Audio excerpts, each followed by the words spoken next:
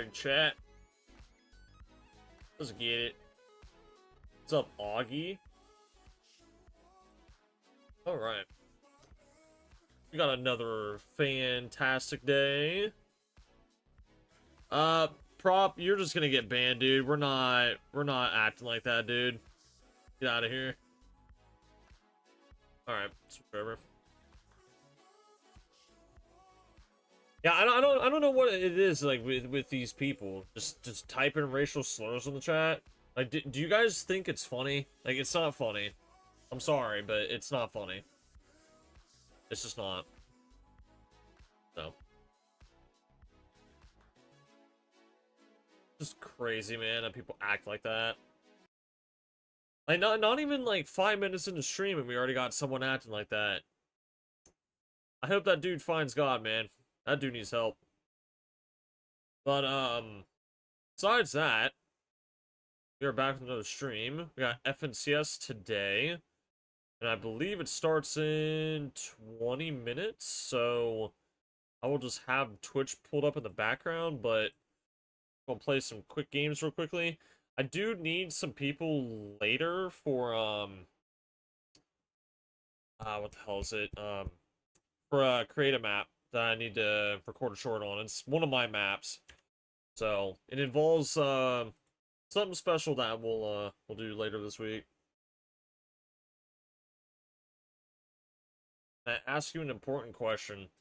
If it involves anything racist, homophobic, or anything on the lines of just not acceptable, don't even try to ask me a question. I'm not even going to answer it. I will just ban you right on the spot.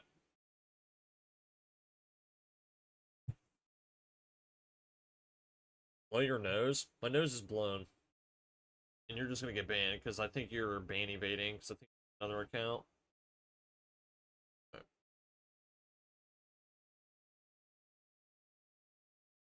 That dude can get banned. You're out of here. I can tell that dude's on an alt account. It's not hard. Pretty easy.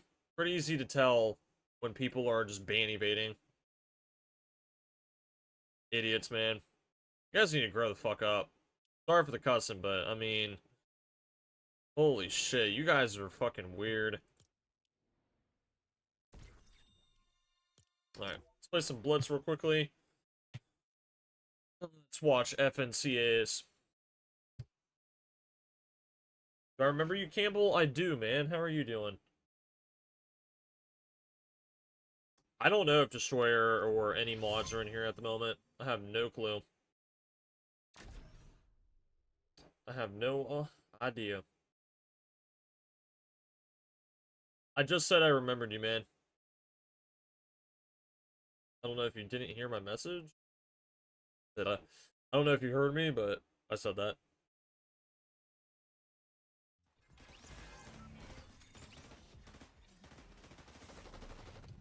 Alright.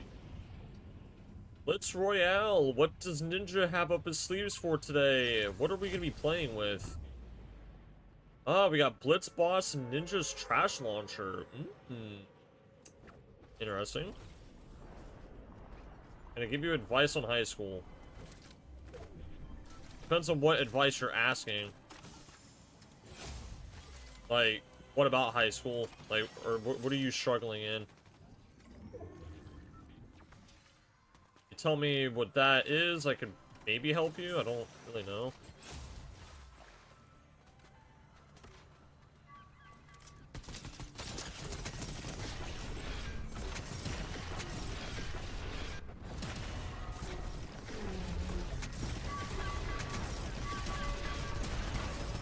Damn, son.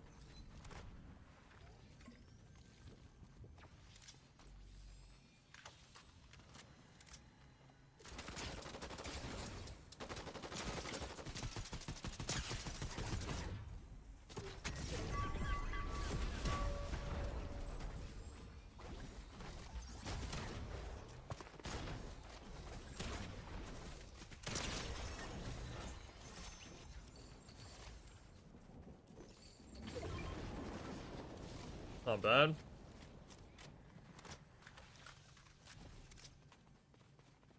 Don't know what grade you're in, but I'll just tell you this, man. Just be yourself. Don't try and, you know, overestimate things. You know, just enjoy life. Just have fun. Enjoy what you're doing. You'll be fine. Make friends. Meet new people. Don't stress over things you can't control. I mean, might not seem, you know, like an easy thing to do, but trust me. If you just let things happen and try not to worry about things, you'll be fine.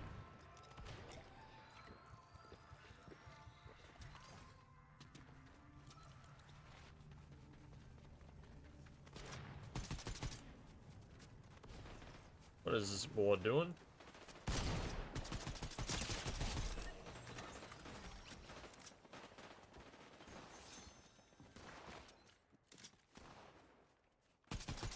Boy, what the hell are you doing over here? I'm about to pop your butt.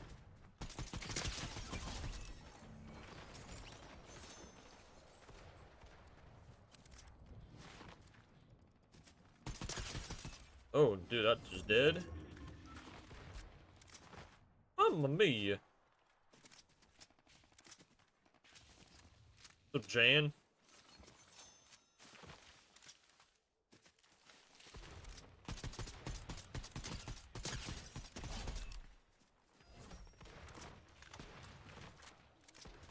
Dude, everyone's got this launcher.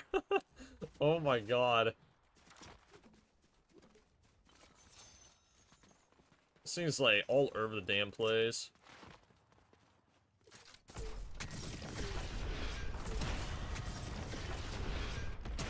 Oh! Ninja! Oh my god.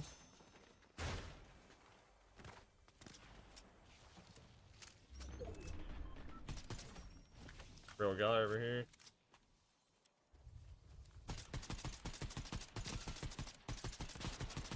Oh crap.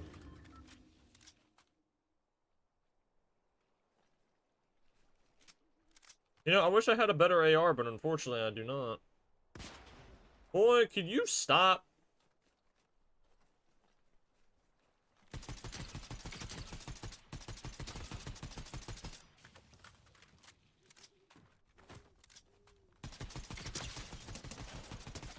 GG's! W's. Not bad. Not bad, not bad, not bad. Jeez. You guys do enjoy the stream today, make sure you guys hit that like and sub button. We also hit 6,000 subs yesterday, so thank you guys for that. I appreciate it. Really do appreciate it. Now, what I will tell you today is I'm gonna try and not let any trolls that do come into stream and try and stir up any shit today. I'm gonna try not to get mad about it. Because the thing is, they want me to get mad about it. But what I'm gonna do is not get mad and just get rid of them. Simple as that. Thing is, it's just, you know, I don't know what it is lately, but there are so many people that have just, like, come in and have just been just, I don't know, just racist as hell. I don't know why people just feel the need to be acting like that, but I'll tell you right now, it's not gonna be tolerated in here. Like, just some of you guys need to just bring it from here down to here and just chill. And I guarantee you some of you guys are saying that shit too. I don't even know if any of them are in here, but I guarantee that some of you guys are young kids and you're not even like 15, 16 years old yet and you're already acting like that. Like, come on, man. Pitiful. Like, you won't catch me saying that shit, but you won't ever let me tolerate that to begin with, because it's just, it's disgusting. Don't know why people feel the need to just, you know, act like that. Weird. Very, very strange. Alright. But besides that, find some music here. Where is my Alright, here we go. I don't know if I'm gonna play another Blitz game. I think we'll just call it there for right now for games. We'll play more Fortnite later tonight, but speaking of my Kratom map, I need to get some people on this map right here later tonight. So after FNCS is over with, if I can get at least 10 people to help me record something, it'll literally take like less than a minute. It might even take like 30 seconds. I just need to get some gameplay on the map with some people because I'm promoting my map for a short, so I'm not gifting anyone anything. Not right now. You'll know more tomorrow. You all will know what is going on tomorrow. I will say, Marin may or may not be giving away some battle passes. It may be 1, it may be 2, but it's not going to be any more than that. I'm not Mr. Beast level of money. But I was thinking about doing it because I was given the opportunity to do it. So if we can do it and if people are interested, then we will do it. So, but that will not kick off until tomorrow because I'll be making a short and then announcing it, stuff like that. What's up, Jack? Did I give it to you? No. You gotta enter tomorrow when I launch it. How you gotta enter. It does involve my creative map. And the thing is, before anyone asks, how are you allowed to do that on a creative map? I did the research. I was able to find out that you are allowed to do giveaways or anything on the lines of that, but you cannot promote it in your map. You're allowed to externally promote it, but you're not allowed to do it through your map. So I can't put anything on the map saying, oh, there's a giveaway going on. Go do this. Go click on this or whatever. Can't do that. So. But that'll start tomorrow. Can I add you? I'm not adding anyone right now. I will be playing with people tomorrow. Matter of fact, so if you want to play with me tomorrow on stream, then I would tune in tomorrow, but I'm not playing it with anyone tonight.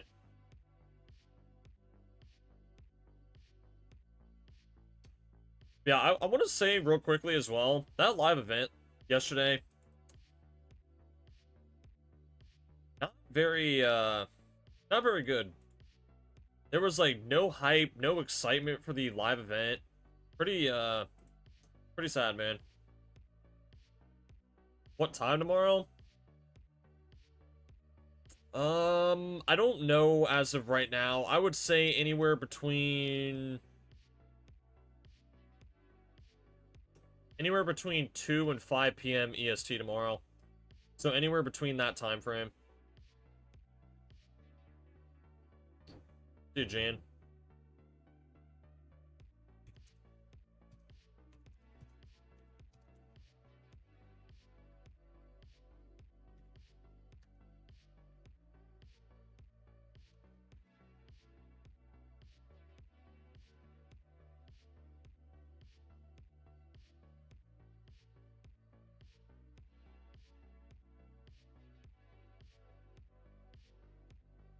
You know what's funny? I want to say this real quickly. I don't know why people get mad when they don't get gifted like V-Bucks or like I don't add them.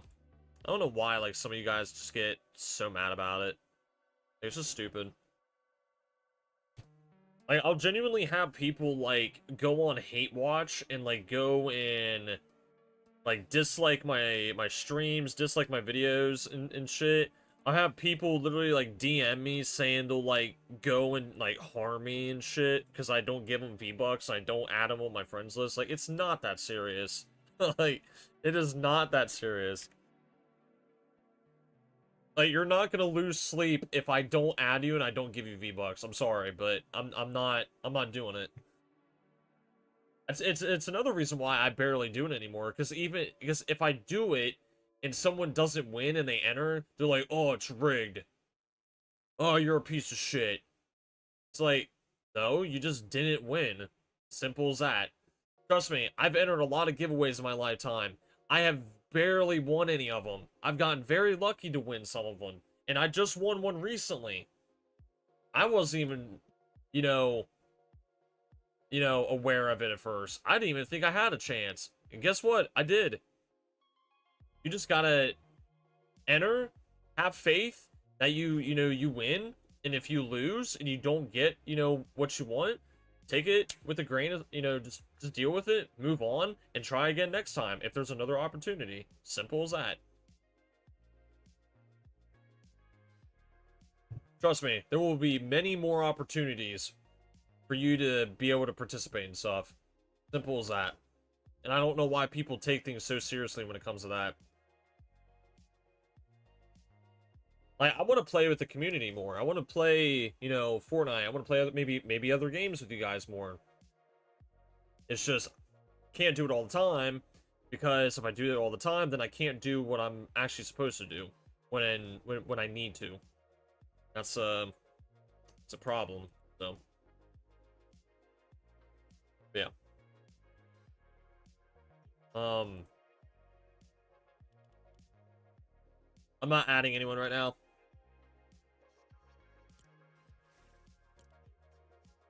Oh yeah, let me put this. I need to pin this in the chat.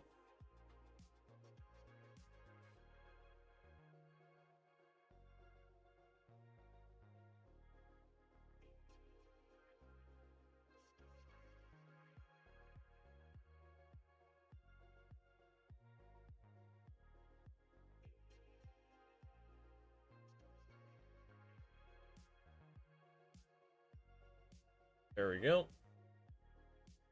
Alright. Let's get it.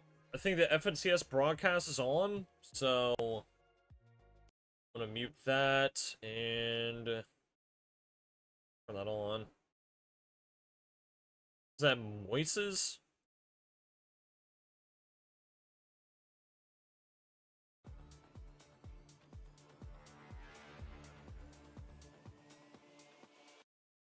I'm gonna close out of the stream. Twitch is like lagging for some reason. I saw your message, man. You don't need to spam it 4 times in a row.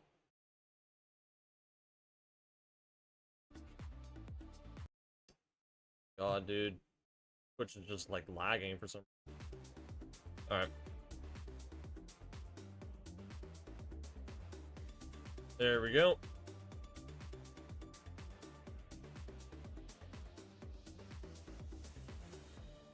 Oh, it's Moses? Oh. Well, you have an I in it, so I didn't know how to pronounce it. FNCS Day 2. Let's hope to God that PETERBOT does not win. I am so tired of seeing that man win. I don't hate him. I just don't want him to win. I want someone else to win for a change. So. But I'm gonna go grab some chili real quick, because I'm kind of hungry. And I'll be right back. So.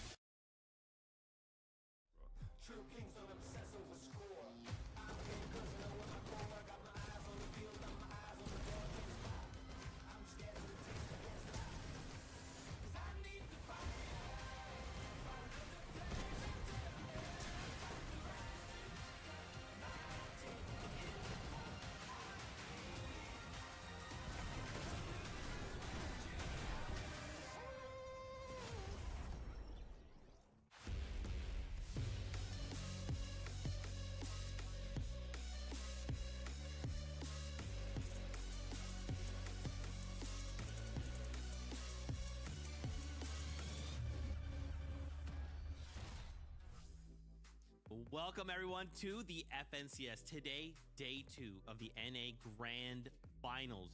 After today, 6 games here that were already set up after yesterday. We will know not only who holds the Blade of Champions high, but also who qualifies and represents NAC in the FNCS Global Championships. Oh my gosh, all that to play for and so much more. Analysts, get in here. Oh my gosh, day number 2 Grand Finals. Kelly, we got here so fast.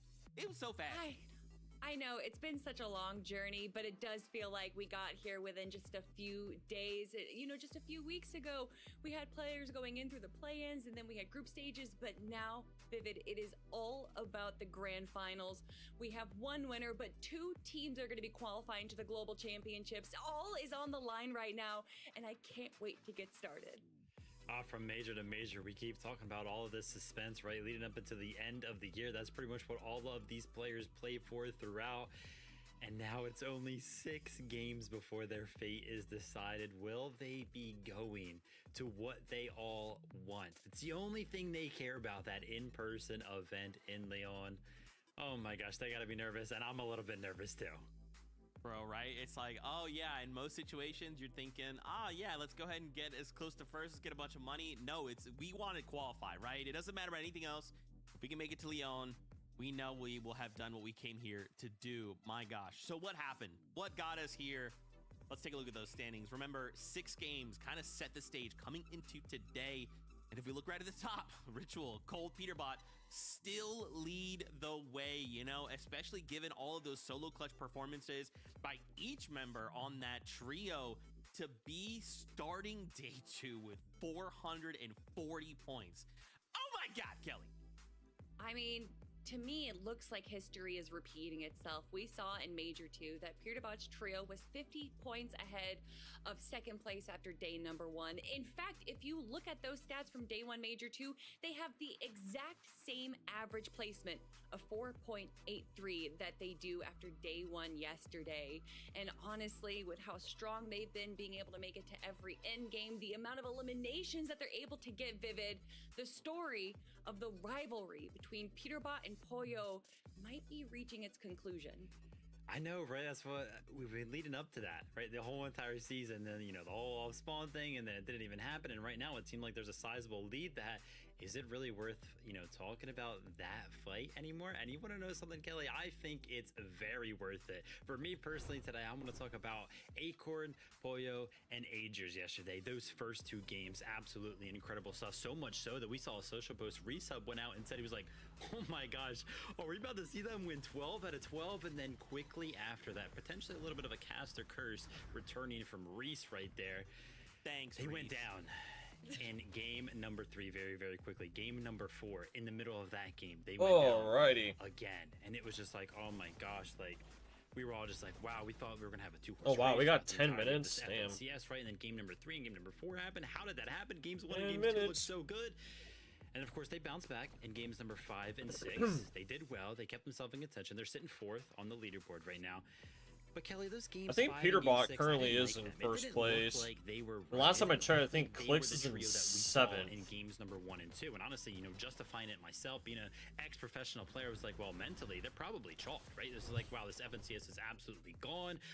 We gotta fight PETERBOT in these little like rat spots. He's hiding around corners and everything like that. Like the FNCS has done it, and so much so.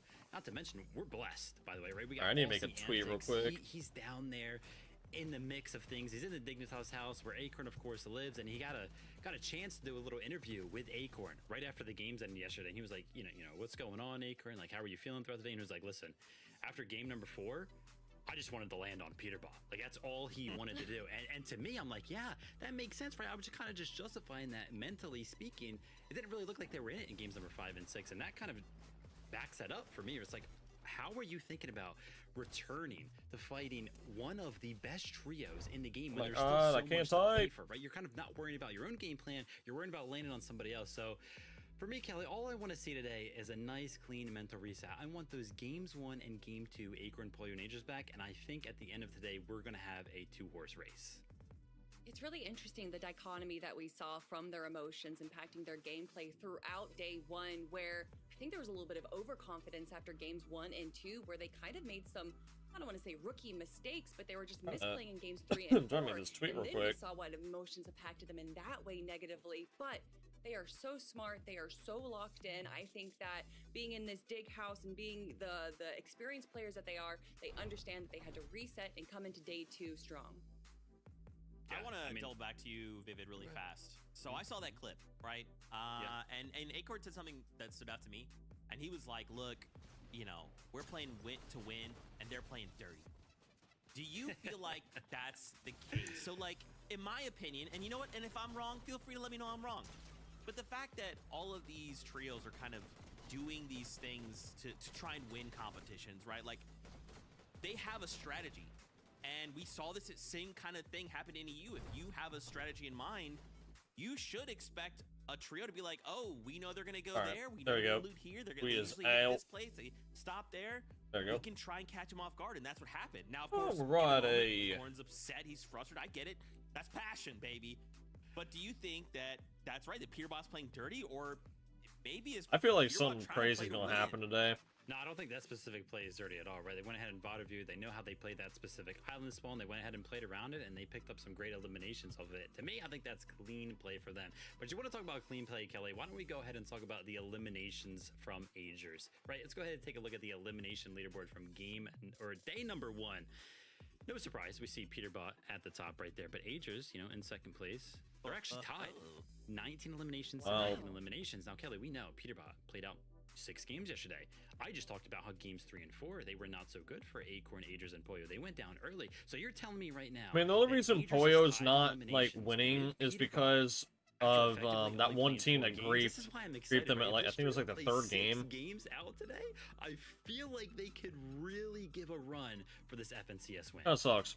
I will say, I think part of the answer is actually on the screen right now, where we can see Cold, PETERBOT's teammate, is with 17 eliminations in 4th place right now. So I think when we look at a trio as a whole, PETERBOT's trio with Cold and even Ritual are able to all provide eliminations, whereas Agers was kind of carrying the team a little bit yesterday. But so many incredible teams that we have to talk about, Zeke. There is just so much that we have to go over in so little time before we get into game number 1 of the day. I know, there's just so many things to discuss. First, though, why don't we go hang out with our casters? You know them, you love them. It's Monster D-Face and Jacob PR. Oh yeah, by the way, there is Twitch drops on my Twitch stream right now. If you guys do want to go over there and watch. You don't have to, but if you want to get a free backlink, then I would go on over. I think you have to watch the stream for an hour on Twitch, I believe, so. And I think the drops go until tomorrow, if I'm correct, so. One mistake, Monster, one bad game could cost you it all. Or one good ambush from someone like PETERBOT, who clearly has showed he's willing to take tournaments into his own hands to win and take home the trophy. I really just want to see. I'm gonna reset my YouTube stream here on my. Have they decided, hey, you know what? Why not give him some of his own medicine? Because to me, some Jacob, reason. that's the real question. No, it definitely is. YouTube chat's not showing up. When the start of the day, Don't it know was why. Agers, Pollo, and Acorn that did have that lead. Other teams kind of making their name known. Kanada's in the mix, Rise, G-Money, and Aviv. But at the end of the day, first place Global Championships up for grab. Let's go back to Zeke, Kelly, and Vivid to see what else they have for Alright, us. there we go.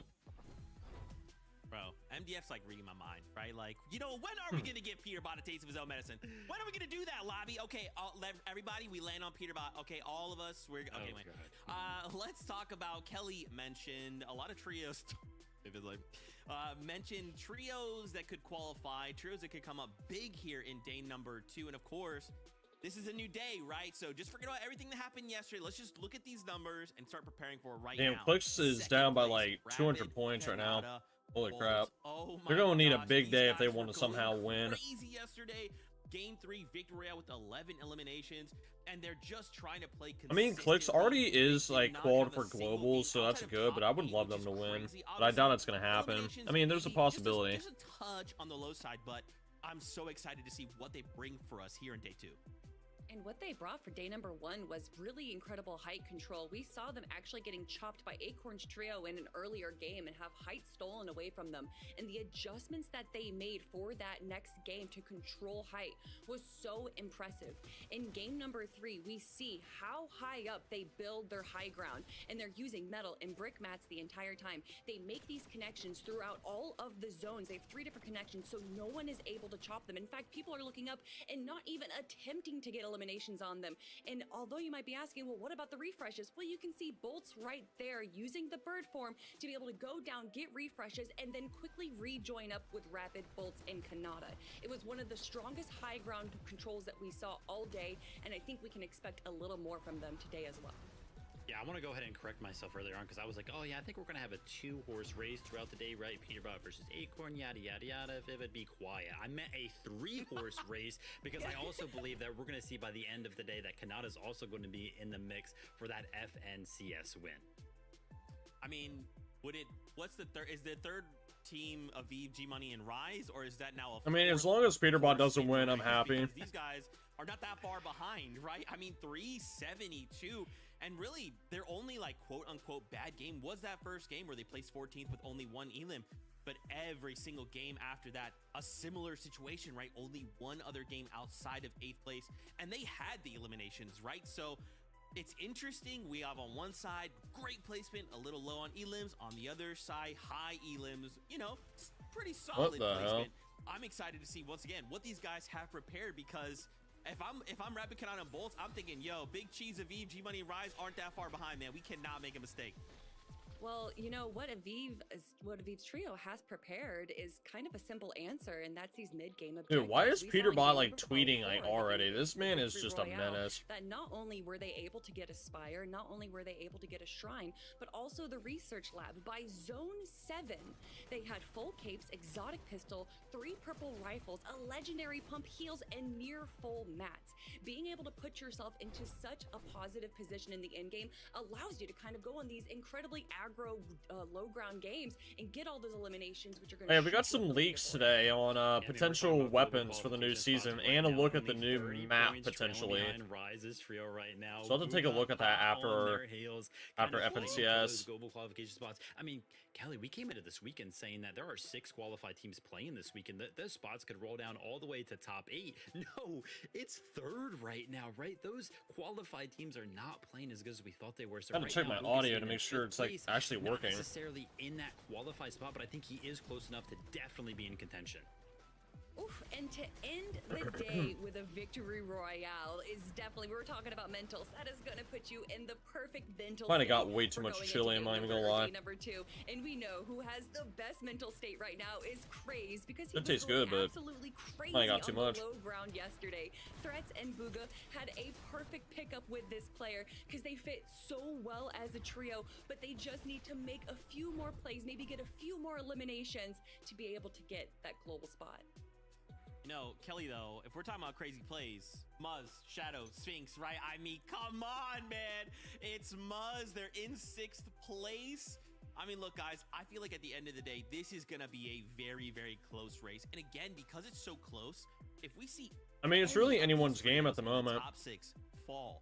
That's just going to give that much more room, right? Someone else is going to try and step closer, really shrink up that leaderboard. I'm pretty concerned for a lot of these players. I mean, if we all decide, hey, you know what, Peterbot's our target today, let's just go ahead and land on him and slow him down. You know, we could see even Peterbot fall at that number 1 spot. I don't know. Listen, Zeke, if you're concerned for players, you need to be concerned for Skittles Trio because they are getting absolutely walked on in resistance space. Muzz, Sphinx, and Shadow say, you want our POI, you have to take it away from us. And they're just showing how well they do in the early and mid-game fights, just beaming Reed from so far away. This is I mean, the Reed's Muzz team's we know and not love. doing as good as I thought they were gonna do. Contested trio. We're like, oh yeah, they'll make it to the end game about 50% of the time. Muzz was like, nah, what about 100% of the time? Did not falter a single game yesterday. Made it to the end game, 1 on spawn every single game. I want to see more of that from that trio today. Okay, guys, day 2 teams, day 2 grand finals. Oh What do crap, we it's expect? starting. Is it Peterbot? Is he gonna walk away the win? No. Is someone else gonna look to take away that spot? Zeke, you know what I want to see? I want to see the best Fortnite these players have to offer. I think at the end of the day, we're going to have that 3-horse race that I mentioned. Acorn, Peterbot, Kanata. Who's going to win it? I don't know. All right, guys, it's time. Get ready for some peak Fortnite here in NAC. Casters, let's find our seats on the bus because game number 1 is about to kick off.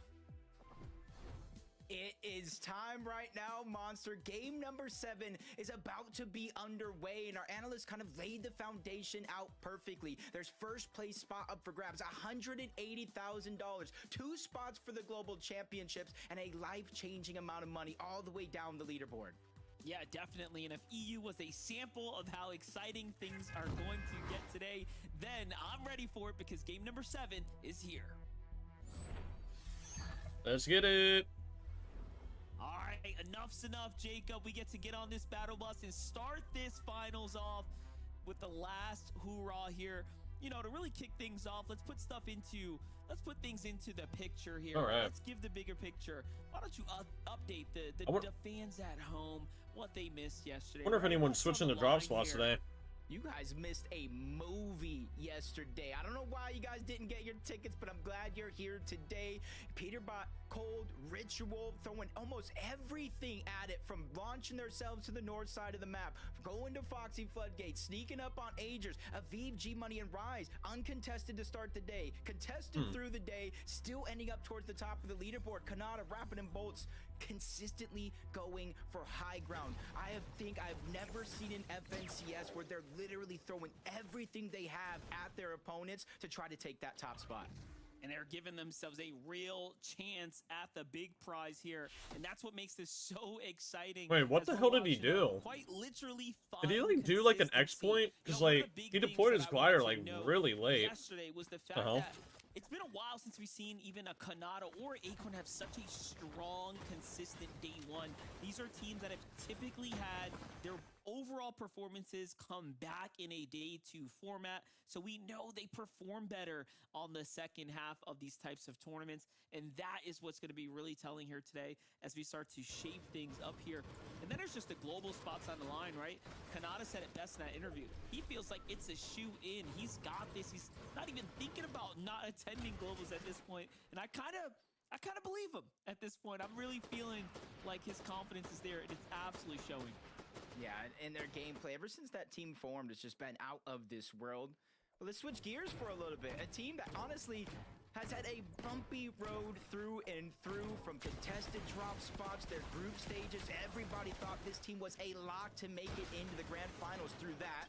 Unfortunately, they did not make it in. They had to play through the LCQ, but they were first when LCQ opens were over. They won the first game of game number 1, but since they had to go through LCQ, another team through the group stages claimed this drop spot, but not anymore. No Skittles, no Bryce, no Dash over on that side of the map. So Mud, Shadow, and Sphinx, they're going to get a true chance to play these games out.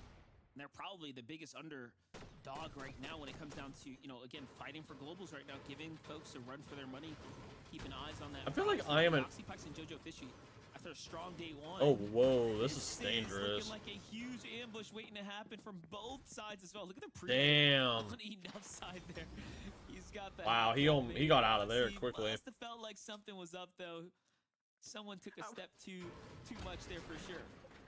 I almost feel like maybe, just maybe, he saw the eraser at the tip of the pencil around the corner. It's like, nah, he I'm saw not getting something. erased today. You're not rewriting my story. That's up to me. JoJo Fishy, Pikes, Eoxy. Don't get it twisted, because this was a team at the beginning of yesterday. They were actually putting up a little bit of a fight. 3rd place, 11 eliminations, but they have to go through fights like this. A contested mountain, a little bit of a 50-50, and it's kind of hard to come out on top. Consistency when you're in that type of a scenario. Oh, most definitely. Talking about those consistent trios. I'm not gonna lie, this whole Again, surge-based shit is so into the weird. day, our second place currently standing Kanata, Rapid, and Bolts here at the Crime City. Like, I understand Set it, up, but nice little triangular hold on It's this just weird at the overall same time. section here, and just doing what they do best. But it's the end games. It's the end games that are really getting these teams and really showing the difference maker on the standings here. Quick stat giving us the Kanata Rapid Bolts are the only team to place in top 8 every game. So clearly placing points is their formula to success. Yeah, and kind of looking at the leaderboard, the only reason why they are in second place is the eliminations that PETERBOT, Cold, and Ritual are able to put up, 30 to 47. So there's 17 eliminations worth of points that PETERBOT and Co. have over them. Still looting up Demon's Domain, though, uncontested this time around. No surprises thrown at them early. Acorn, Agers, and Poyo.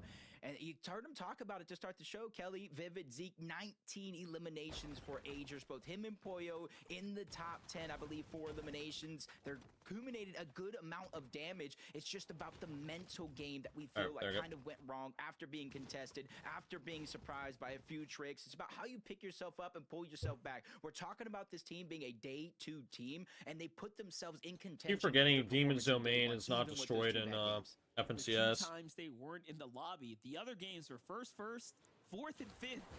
Absolutely incredible, you know, streaks as far as they make it out of the drop, and seems like that's what's happening here, so long as they don't get ambushed from the mid game.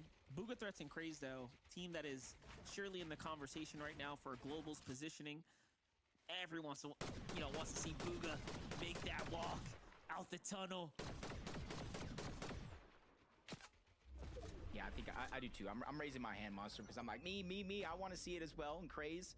You know, I heard Kelly talk about him, kind of the young gun, the new kid on the block for a team like this. He has been in positions before, but playing with Bugha Threats, that's like another bit of pressure that gets put on you. I know in Game 5, I was looking at the community saying, Craze, man, he had a bad Game 5, but what a way to redeem themselves, to win out in the final game of the day, and keeping the Bugha Threat streak alive. I think it's like the last 4 majors, they've won at least 1 game on day 1, keeping that consistency intact. To Skittles, Bryce Dash, we saw them move He's playing very sneaky right now. Distance space, but Monster, quite frankly, they're not too far off from that current spot. I want to see what are they waiting for to open up on Monty here, as they're just tracking him, waiting for that. I mean, if I was them, I would have just shot when he was right there. Even if, so long as these teams kind of split up here, they'll be able to jump on one. And Monty would be the one, exactly. Rose. Teammates already in the There we tower. go. They're getting their Storm Surge, kind of the typical setup you see for a lot of these bases. Monty's down below, though. Monty's job right here is to find heals, farm up any mats they use to make this base, and just make sure when they finally rotate out of this location, they're max mats, full health, all the resources they need. But he's also the one that's in a risky scenario. Curve, Josh, and Top. I think this team right here was Cypher PK's like team for like FNCS at one point. It seems like they found a new spot to land at today. Shogun Solitude, and it looks like it's working. He was like their mentor or something.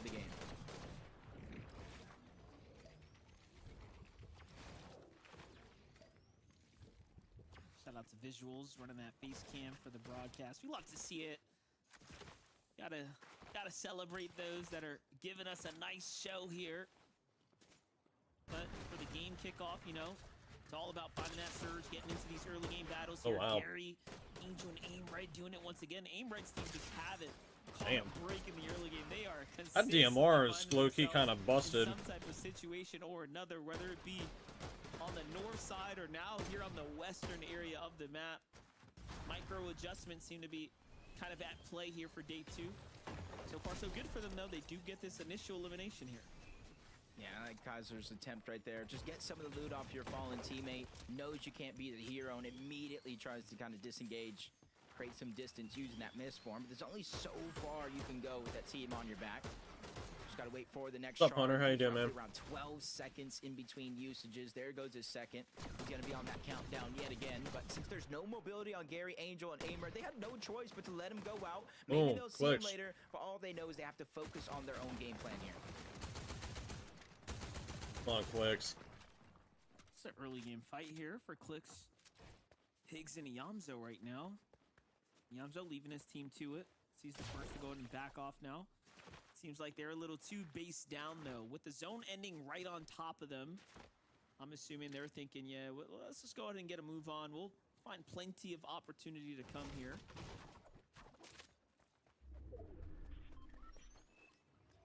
Yeah, another one of those north zones, like you're saying, and it's kind of seen the switch up of the strategy throughout the day yesterday, depending on if the zone was towards the north or if it pulled towards the south.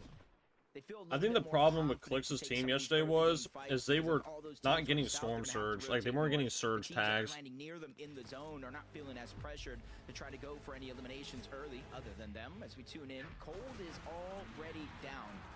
Don't know exactly what happened in this situation, but they're going to waste no time trying to get this Spire first, eventually trying to go back for that reboot onto Cold. But they need to make sure to get as much of this XP as possible, much of this loot as possible, because the chances of more and more teams trying to rotate in, especially if they saw that Cold go down, are high. Yeah, they're already picking up that B rank, and I'm not gonna lie, I didn't see anything in the feed, so I definitely missed it. Like I'm not playing with anyone today, man. Problems picking up Cold here and kind of getting their strategy back in motion. Uncontested though, consistently when it comes down to like securing these spires, right? That's a huge opportunity for them to just continue to have that consistent game plan of a perfect loadout essentially to do as they please, push the next item, right? And just make big plays. Yeah, and you can kind of see it. Like you were talking about the XP, I'm not 1v1 and I'm not even playing the game right now. Eliminations, you see the superhero rank going up little by little. Basically got a full rank and some off of that. And now you're seeing the pile of loot. They can pick and choose. What do you want? All right, I'll take this. What do you want? All right, I'll take that. I'll trade you this. Ritual just making sure PETERBOT has a comfortable loadout for the most part. That's also how they're getting their mobility throughout most of these games, as long as that Spire does land there. Let's tune into Blake. Diego plays Oliver OG. We saw them early on in this game, firing shots, trading back and forth with Kanata. Guys, I'm just gonna ban you, dude. You're not even gonna listen. So day for Blake, Diego, and Oliver, kind of stay in the zone, take advantage of some of these teams man. that are overstaying their welcome this far back. And since they have an abundance of heals, since they have that early game surge, they have a little bit more flexibility versus every other team that's roaming around right here. I can set up right here where they are in between so many teams right now. A few that are in front of them, some to the side, others lurking just to the west here. Oh, look at that. Bryce's trio is going to be one of the few that are going to be early to the next. yes, I will tomorrow. It's a good update for us, though, Jacob. Catching G-Money, Rise, in a Vive situation, as we all know. Oh, they Muzz are went down. Surprisingly, in a race to the top. Yeah, I believe they didn't have too many bad games yesterday, just one. And it was the one that kind of started it all, their run, 14th place, one elimination. Since then, every single game they had was inside of the top 8. There's including one CLIX. of the wins that they did break down to start the show. But as we tune in, Muzz is down. Sphinx with one elimination. It looks like Cooper is over there. Not sure if Curly is the one getting rebooted, but it is. It's Reet making sure they get that one off, but his time is limited. They build straight up. They're making sure they collect that elimination. Oh, but a shit. third team, the third party from CLIX, Iamzo and Higgs. Oh, they get a damn. good amount of damage onto Shadow, knowing they're only a Ooh. duo. A mistake has been That made. was- Higgs goes down. That's a huge wrench in their plan. Not gonna lie, love the Superman laser here. That's perfect. Damn, to go ahead and man. pull that pressure off of Higgs, who was almost fully eliminated there. But how quickly did Wow. that just all unfold here? We have seen this fight almost break out multiple CLIX times. missed now, his, where it's jump and not almost one died team, it's because of it. another lurking on the kind of opposing trio, just looking for opportunities. And I think yesterday was kind of very, very telling. We saw good portions throughout the game where there was a wide open space from the bottom of Flooded Frogs almost all the way to Lone Wolf Flare, an equal distance to the east and west. So teams at the north side of the map, Muzz's team, Reed's team, CLIX's team, they're not having the same type of luck they had going into this event. So they had to change up their strategy a little bit, and you're seeing it play out with a little bit more aggression in certain areas.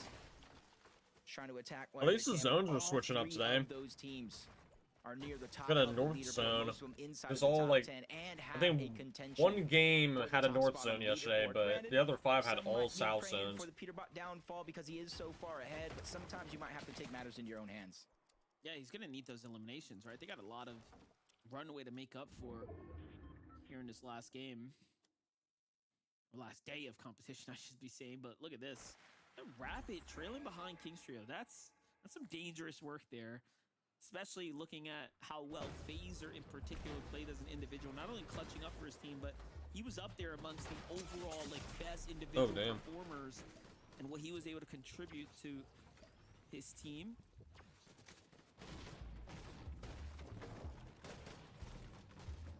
499 96 damage. Most of this, honestly, coming off the back of Braids. We were talking about the damage numbers over towards Foxy. Is the #1 damage leader after day #1, putting them in a good position. And they don't have the same pressure versus some of these teams because they already have their global championship spot locked in.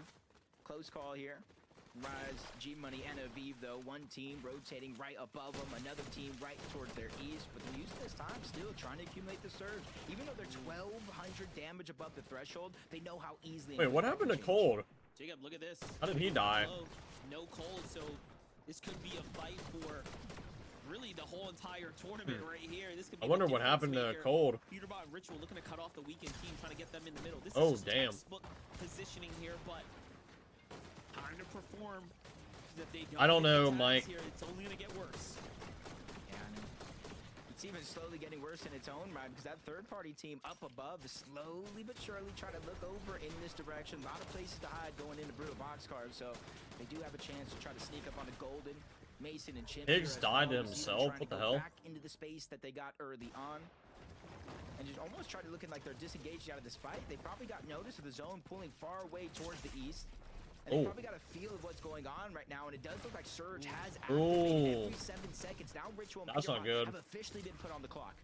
And you know they're hearing that shield break from the Storm Surge, so that's going to be the telltale sign for the bottom trio. And the bottom trio has to know it's Ritual and PETERBOT pushing them as they're in, you mentioned it yesterday, but their signature skin. This is usually how they start the tournament off, so you know for certain this is PETERBOT and Ritual here. But very rarely are they below the surge, so there must be just so many questions being asked and thrown about with these trios. Yeah, and luckily for this moment, it does deactivate. It got below the number of teams for that zone, but you can see instantly pops on yet again, and they're further below that damage threshold than I feel like they have ever been in an FNCS finals, or at least in recent memory. They're really going to have to figure it out, but they do have time. You see, as we tune into Kanata, Rapid, and Bolts, where the zone is actually going, it's not too far away from Brutal Boxcars. So in that 1-tick damage zone, it is going to continue to stay that way for at least one more. Like the positioning here from Kanata Rapid Bolts. They're just going to base down, kind of chill out for a second. Yamzado playing deep in the storm right now. No CLIX and Higgs. Things just devolving for this team here. Not looking good by any means, but hey, Yamzo's still got a chance to go ahead and recover and remain in the game. It's a nice little rotate here from Laporta. Going to give him some distance, but there's just so much happening in this. Oh, he crashed out of game 1. That's what happened to Cold. That sucks. Like, if anybody can do it as a solo and get his team back up, it is Yamzo. 37 solo clutch points What's up, yesterday. Keeping them, I believe, over that 200-point mark. But it's just got exponentially harder with the time that passes. He still has to worry about Storm Surge. He has the surf cube, but he's literally just surfing up and over. It could be a good opportunity with now 2 teams distracted for him to try to make that attempt to go for the reboot card back.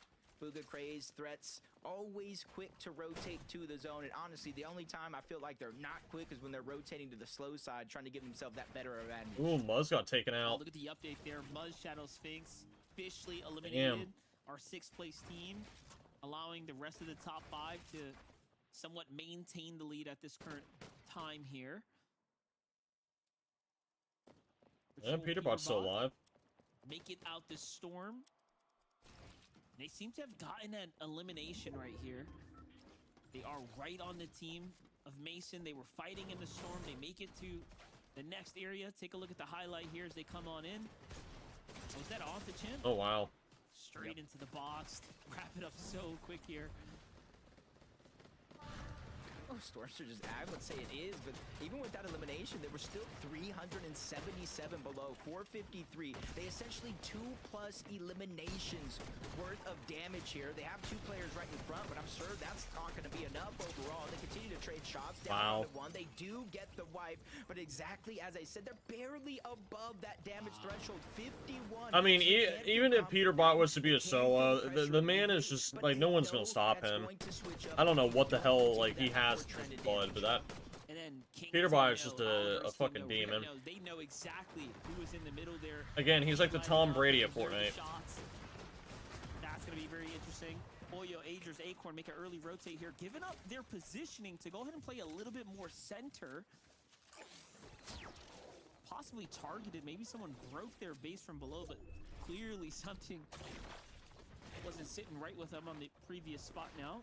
And look at that, off they go, straight early rotate to the new zone, utilizing those dashes almost perfectly. PETERBOT Ritual back into the mix. They don't have the luxury, the time really to kind of wait around. They have to fight here and now. And on the flip side, though, with Cold being down as early as he has, a monster, there's no team in this lobby that's going to get this type of situation ever again with them going down. I don't even know when he kind of disappeared out of it overall, but they're a duo. They got to take them out. They got to cut down that 53-point lead. And I don't think anybody has been in a position to start to feel confident. They've been through 2 different teams so far, Chimp, Golden, and Mason. I mean, I did hear that people were trying to hit Cold offline for the tournament so he couldn't play, but I don't know how valid that actually is. I mean, I wouldn't even be surprised. I'm not sure anything's going to be able to stop him in this game.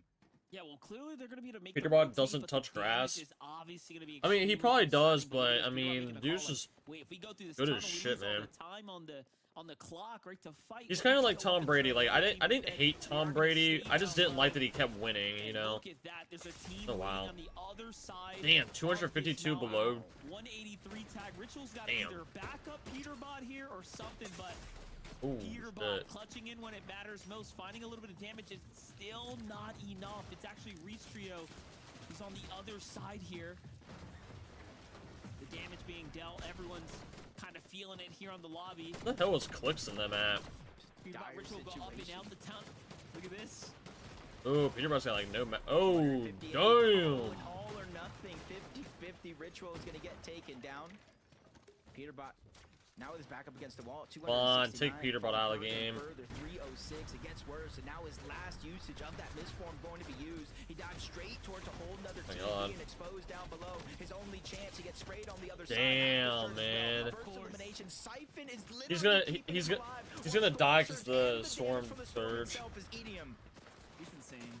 Even though he's holding on here, you can see he's got that warrior spirit. He does not give up at all. Fighting through and through to the very end. It's Curly's Cheerios below him now. He's trying to think back. Did he miss any loot? But it's too risky to go for. Damn, he did not get hit with the storm surge. Wow. King's Trio makes a move here. Might be time to rotate, but he needs some type of mobility. It's only going to get tougher and tougher from here.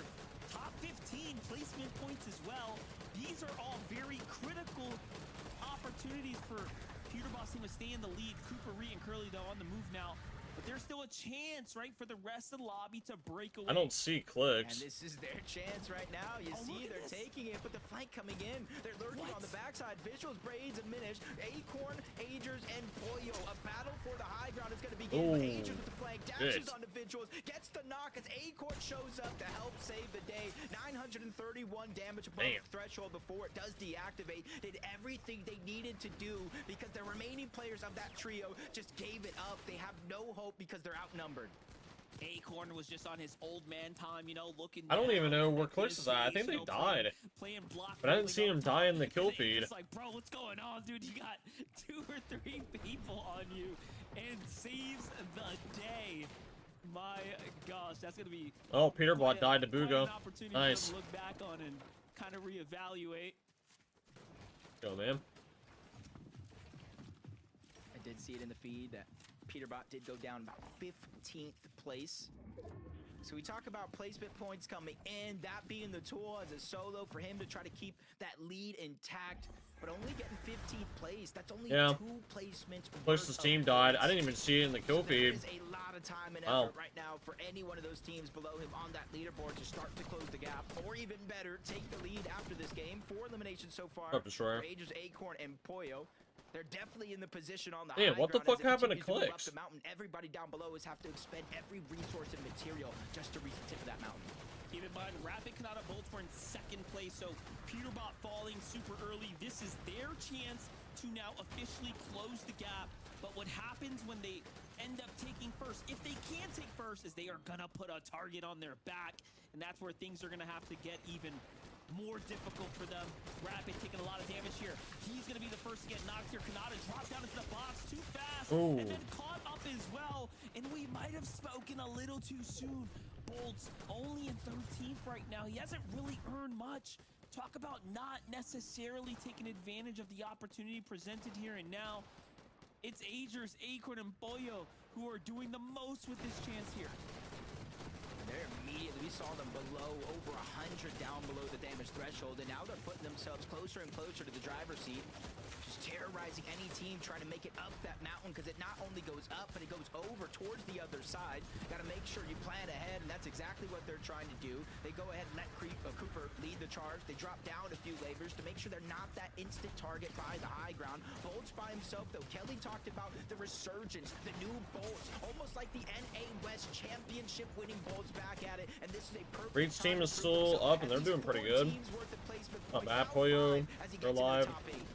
Took a couple seasons off, but clearly couldn't count him out. He has been back in prime form here. I like the little play here to dip back into the storm as the zone bounces back, trusting that things will go in his favor, and he does have that miss for him to go ahead and escape out. And I this really is want a to know what clutch happened to CLIX, man. coming out of I didn't him see him right die in the now kill from feed. 13th when his team fell down, now into 7th, and he's still pushing through. Can he find an impact elimination? Looking at things from the background, no.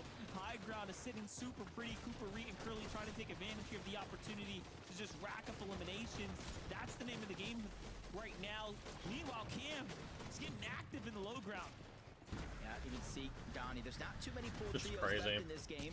But Seek's wandering around. He has 180 on the Chug. Minis as well. He just needs to find a way to let the dust settle. I mean, I'll say this right now. Pollo With the wins this players entire probably tournament if they don't players get down Greep below, again. whether it being a full trio, But I or guarantee you, RBI, PETERBOT's they're gonna put a hit out on opportunity him. to continue to contested as they're dominating the low ground. You see them creating more spaces. Agers and Pollo have dropped down low. Now they're playing Disruptor. They're making sure nobody has a chance to heal off. Agers caught boats right there and shut him down. Sent them back to the lobby. Top 5 now for Curly Cooper. Damn. Back into the mountain this endgame goes. This is quite a zone. This is a ending bad here if zone. we've ever seen one. Meanwhile, Mistform plays, or Med Miss plays way deep Oh, into the shit. storm. Donnie with the jumping shot there onto Cooper's going to go and find himself elimination. Cam swinging around the outside. He's just Oh, a huge damn. upset kind of being thrown into the mix here. Low ground now, trying to kind of gather his bearings. Damn. Downloads what he needs to. Puts down Reed. That's the siphon to keep him in the game. And he's just fighting for second here. And there it is. Curly, the last alive. But Agers is on the hunt as he Yep. closes things out. Damn, Pollo, holy shit, their team is doing good. Elimination victory Wow. royale. 11 for Agers by himself. Monster, that Damn, he had brings his 11 total kills eliminations in alone. FNCS to 30 as an individual. And let's talk about Yeah, they being might more win. Golden Ritual by himself, going down early. That is the biggest thing, because that is the opportunity they needed to close the gap. They were almost 100 points down from that first place spot. And guess what? This game, they scored over 100 points to close that gap.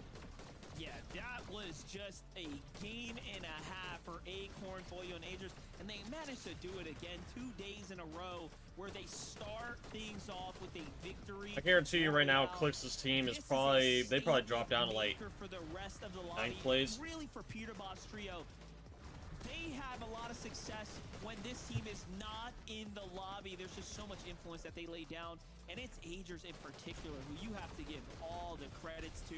Recently signed to the Elites team. Just really That's crazy, showing having he is a 11 kills by world-class yourself pickup. in a Look at him go. The performance in a- is there, in the a victory competitive almost game there, like that. and congratulations, Game 7 goes to Agers, Acorn, and Pollo. Zeke, what a way to start this tournament. Guys, was it not enough to win game 1 yesterday? oh, what the hell? Day 2 in such a just crazy fashion, right? They had everything that they possibly needed. They had height in 9th. They had so many heals ready. They left Pollo up top to go for that heal off if necessary. I mean, everyone had little things like, I don't know if you guys saw at one point, Acorn had like 2 med mist in his possession. If things got really crazy, he could look to make some plays. Oh my gosh. A statement has been made, friends. A statement has been made. The start of that statement definitely had to have been when they ramped up for height, and we see Visuals trio ramping up just behind them. And for a moment, they weren't even turning around. It looked like Acorn, Pollo, and Agers were going to lose height as soon as they took it, but they immediately turned around. Oh, Agers CLIX and them responded only got so 8 well, points in and that they, round. were able to just kind of control That high ground game. from the rest of the Shit. game. Yeah, I mean, when you look at the statistics, when you look at the eliminations, everybody's gonna be like, wow, Aegis is the MVP of that game, right? Picking up solo 11 eliminations, and yeah, absolutely. But that play that Kelly's good. talking about when Aegis was actually able to take the 1v1, the visuals, to kind of ford off that 3v3 that was about to happen on the high ground, that for me is why he was the MVP of that game. He defended the high ground, he defended his trio as a whole, and oh my gosh, I mean, I called for it. We called for it. Kelly, we were like, listen, there needs to be a mental reset coming into the day. We know how good they were in games number 1 and 2 yesterday. We got to find that trio again. And let me tell you something, nothing like a good night's sleep to go ahead and bring them right back to where they're used to, straight up to the high ground. Oh, that was a great game. Oh man, Viv, thank you for bringing that to our attention, because you're right, that mental reset, it was enough. Now, how does this impact the standings? We knew coming in, PETERBOT was in first place. Oh my Is he God, still what the there? hell? We'll find out after this short break. I know. We'll see you real soon.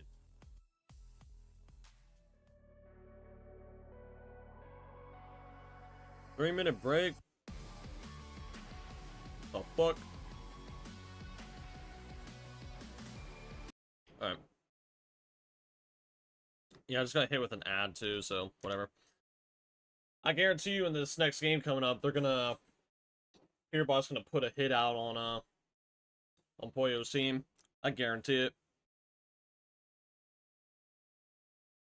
God of the Underworld. It's a very interesting name, but what's up, man?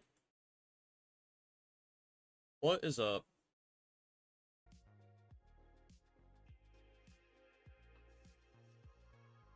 Oh yeah, by the way, I think the item shop tonight is, I think Moon Knight is making a return after, I believe, 300 days. So if you don't have that skin, you, want to support me in the Fortnite item shop, you can use this code that's at the bottom of your screen.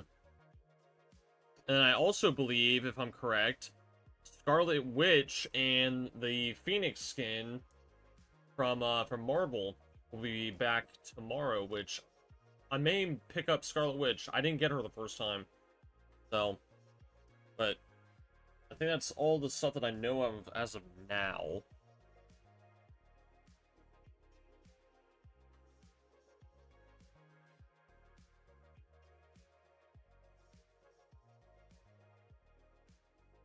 Why does it keep saying, like, I'm getting calibration updates from my maps?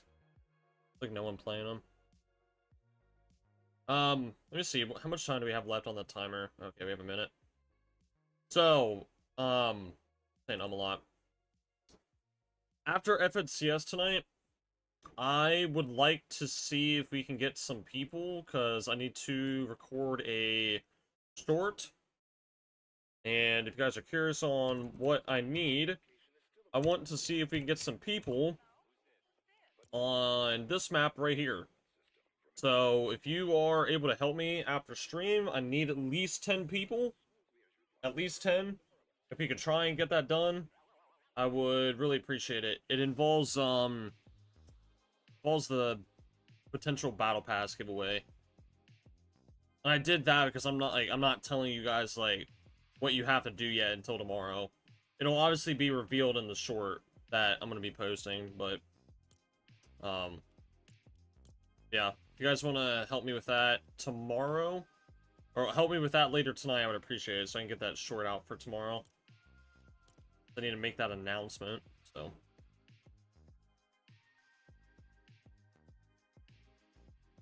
Alright, let's go back to this. Go. Day 2 of the FNCS. We knew that day 2 would provide some entertainment.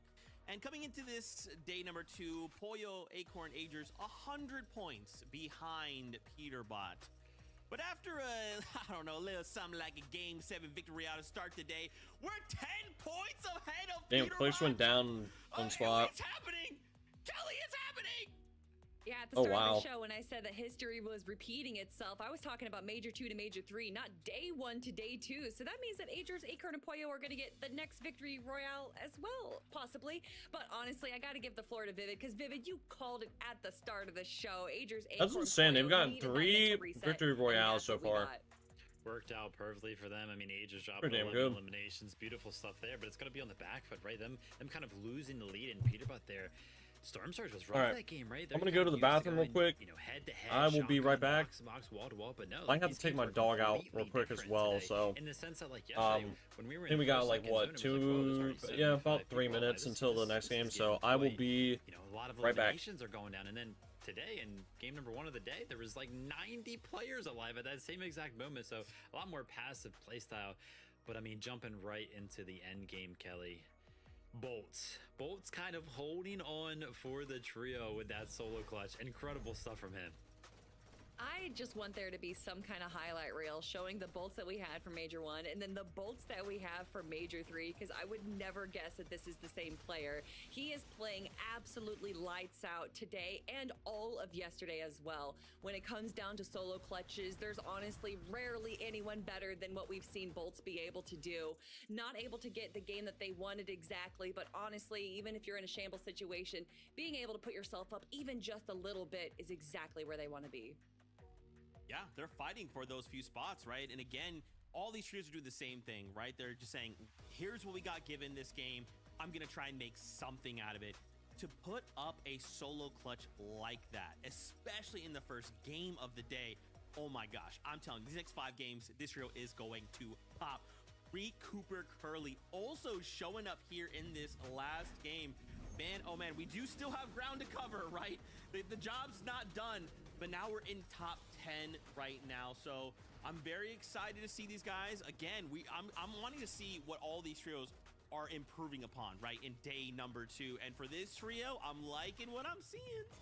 It's better late than never, and if you look at the first 5 games that they had yesterday, it was not looking too good for them, although they still were able to get a few eliminations. But it was that final game of the day where they got second place with 8 eliminations. All where right, they we are finally back. started to turn The dog things does not around, want to and go I love outside. that we Throwing a finally fit. get to see them up in our top 10 leaderboard, because being able to convert that minor success in day 1 into another success for day 2 is so pivotal. At the end of the day, all I can do is learn, and be better tomorrow will be a different story, quote unquote Cooper on socials. And I can tell you right now, he definitely learned a lot yesterday and was definitely better already today. We also got Booga, Threats, and Craze still kind of maintaining towards the top of the leaderboard right now. Although, you know, they did close the gap to that qualification spot, right? We kind of entered today. They were 30 points behind. Now they are only 12. I saw them jumping around in the late game as well, but they became victims to the old Agers up on the higher ground. He was providing a little bit too much damage with the rifle up there. Can't blame him. Yeah, as far as loadouts go, this is definitely one of the rougher ones we see. He does have the exotic pistol, but as far as Craze, who's usually the double key fragger of the trio, he was a little bit left with a weak loadout. And unfortunately, they weren't able to get those eliminations that we know that they are able to do. But still, we talk about consistency for this trio, and they are still consistently making it to the end game, although this definitely being one of their weaker games that we've seen. But still, 5 games, we have so much. Wait, more Miro's to see. playing in Yeah, oh, this he's is playing just on the feeling game, West. right? Wait, Just why the is first game Miro of the day, playing on we're all West? warmed up. Now it's serious time. Everyone. I did not know he's on West. All in on PETERBOT. Anyway, let's go back to our casters. Wonder why he Number moved 8, over to West. yes. Interesting. Already after 1 game, Monster, this entire Thought he was tournament competing continues to on heat Central, up. but I guess not. wanted a close one, and we got it. 10-point lead for first and second place, and Booga, Threats, and Craze have even closed that gap for a global championship spot by 12. Yeah, and I'm just looking at Acorn. 3 Oh, victory man. royales, and then second place PETERBOT trio. No wins at all. The best they've gotten is a second and a lot of thirds. So just really showing the different caliber, the different play styles, and different journeys they're going through to make their statement here on the standings. So with game number 8, let's see it all go down. One more time, let's get on the bus here and see if whether or not Acorn and team will be faced with resistance. It almost feels like Alright, a let's see coin what flip happens every single here. game. We Does just don't know Poyo's team what get we're grief? going to get. Clearly, we know Or do there is they that target on their back. not get griefed? They seem to be the most consistent trio on the NA region and probably even the globe. Or maybe someone Eyes are grieves really PETERBOT. Glued to that drop map right out of the gates. I'm trying to see who's contested, who's going where, what type of spin on that wheel are we going to see, where a surprise contest will happen. But business as usual, G-Money, Aviv, Rise, they get it one more time to themselves. Potential Spire spawning near them as well, so they're going to get themselves a chance at a good game. They also have the research lab Oh, at wow. their access, the Rift to go ahead and rotate around, but this is the 50-50 I have my eyes on from Damn. top to bottom. You just go ahead and dive your way down, but Cyrus is going to get the first down on Deoxy, and his two teammates have no choice but to just leave and hope for the best. Yeah, this is the first time they actually fall this early. I don't even know why you would In a contest a way that- drop like that. They kind of didn't even get to put up a fight. But this is the way it goes down at times. They've seemed to have made, yeah, I was going to say, a little clean break, though. Off to the outskirts they go. Look to go ahead and get their loot together, possibly whoa, what the hell? re-engage. Jumping into this here. Man, just no break for Bryce Dash and Skittles. Unfortunately getting slept here. Once again,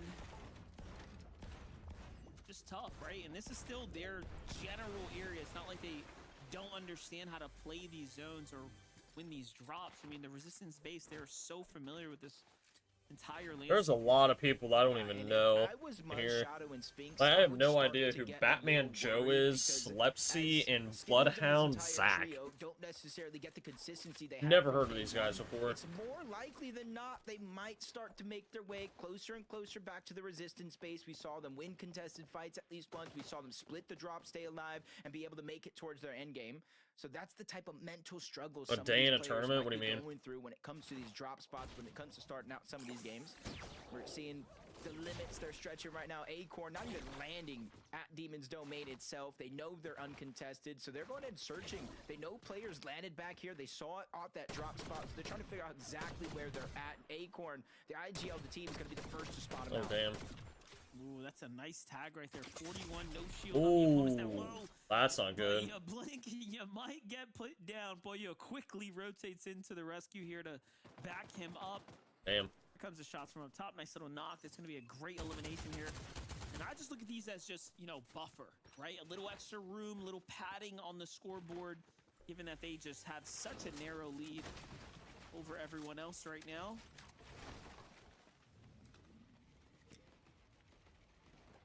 Yeah, if Acorn went down there, that would have been really bad. Kind of just closed the distance quickly there just to make sure that he didn't run away because his teammate was there. They might not necessarily know it, but we see he did have some backup on the way. Canyons Crossing, though, this is one of those fights, Monster. When I look at it, you almost have to finish it quick. That team that we saw start the game on top of the mountain, Shogun Solitude, and everybody that lands around Crime City, Outlaws Oasis, and the split drops towards the outside tend to rotate in this direction. And because Canyons Crossing has a little bit of a divot with mountain ranges on both sides, it's easy for players to lurk on over, figure out what's going on, assess the situation, decide. I mean, guys, we got a south zone this game. Yeah, definitely. You see teams get farmed for tags all about this area when they're rotating. Oh, it's PETERBOT PETERBOT. already making a move up. This is very reminiscent of the last majors. That early rotate up towards the Lone Wolf. They know how to play this out. They know there's good opportunity. Ben's to find going it. in Sort by of an himself. ambush set up here.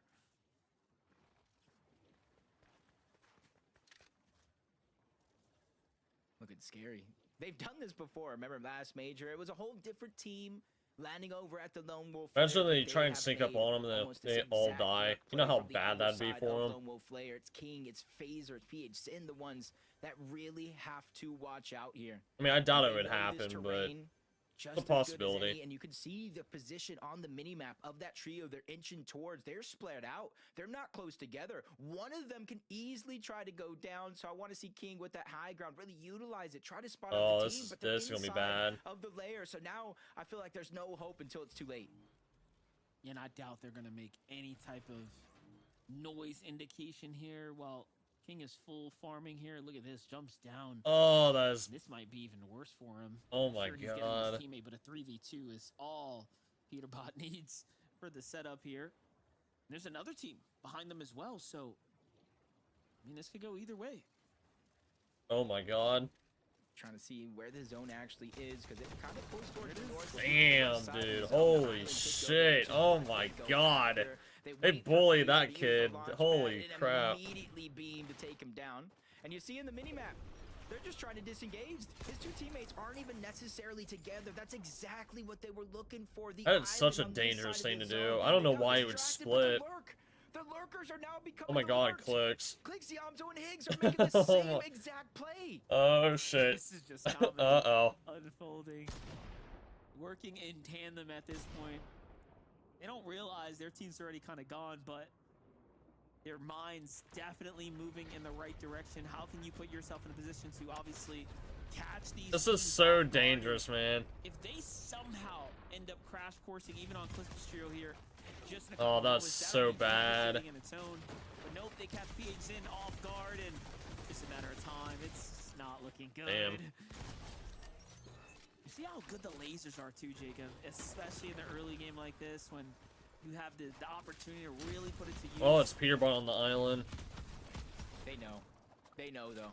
They know exactly. They probably saw that first elimination in the feed. PETERBOT picked that up. They lurked over to Lone Wolf to try to get him. They ran into King Phaser PH teams yet Wow. again. And as soon as they heard that rift, they knew they already have high ground. They're already towards the island.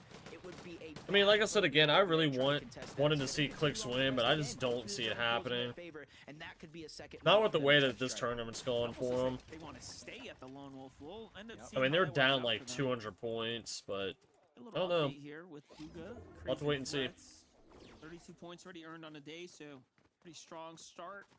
But it's all about staying consistent for them. They want that global championship spot that we know is prestigious and up for grabs right now. One thing's for sure, Yep. though, Kanata wants it too. They are definitely leagues ahead right now on the scoreboard here. About a game's worth in the distance. And then you have G-Money's team. They're trailing right behind. So who all is going to take those last couple spots here is definitely one of the bigger questions. oh shit, damn. Not sure they know, but that was some great shots. Across the map from CLIX, Yamzo, and Higgs. They're getting Lone Wolf Player is in the zone. So contrary from how we saw CLIX, Yamzo, and Higgs play towards in that last game and a couple of the games yesterday, getting aggressive, trying to play for a Storm Surge, they're kind of switching it up. They realized, hey, we went down a little earlier than we hoped in that last game. It wasn't a part of our game plan. We didn't expect it. So now they're trying to slow things down, put a pause on everything, recollect themselves, and play exactly like we're watching Cold Ritual and PETERBOT play here for Surge. Let it other teams make those mistakes that you can then capitalize on. I'm not gonna lie, I'm so ready for this season to be over with.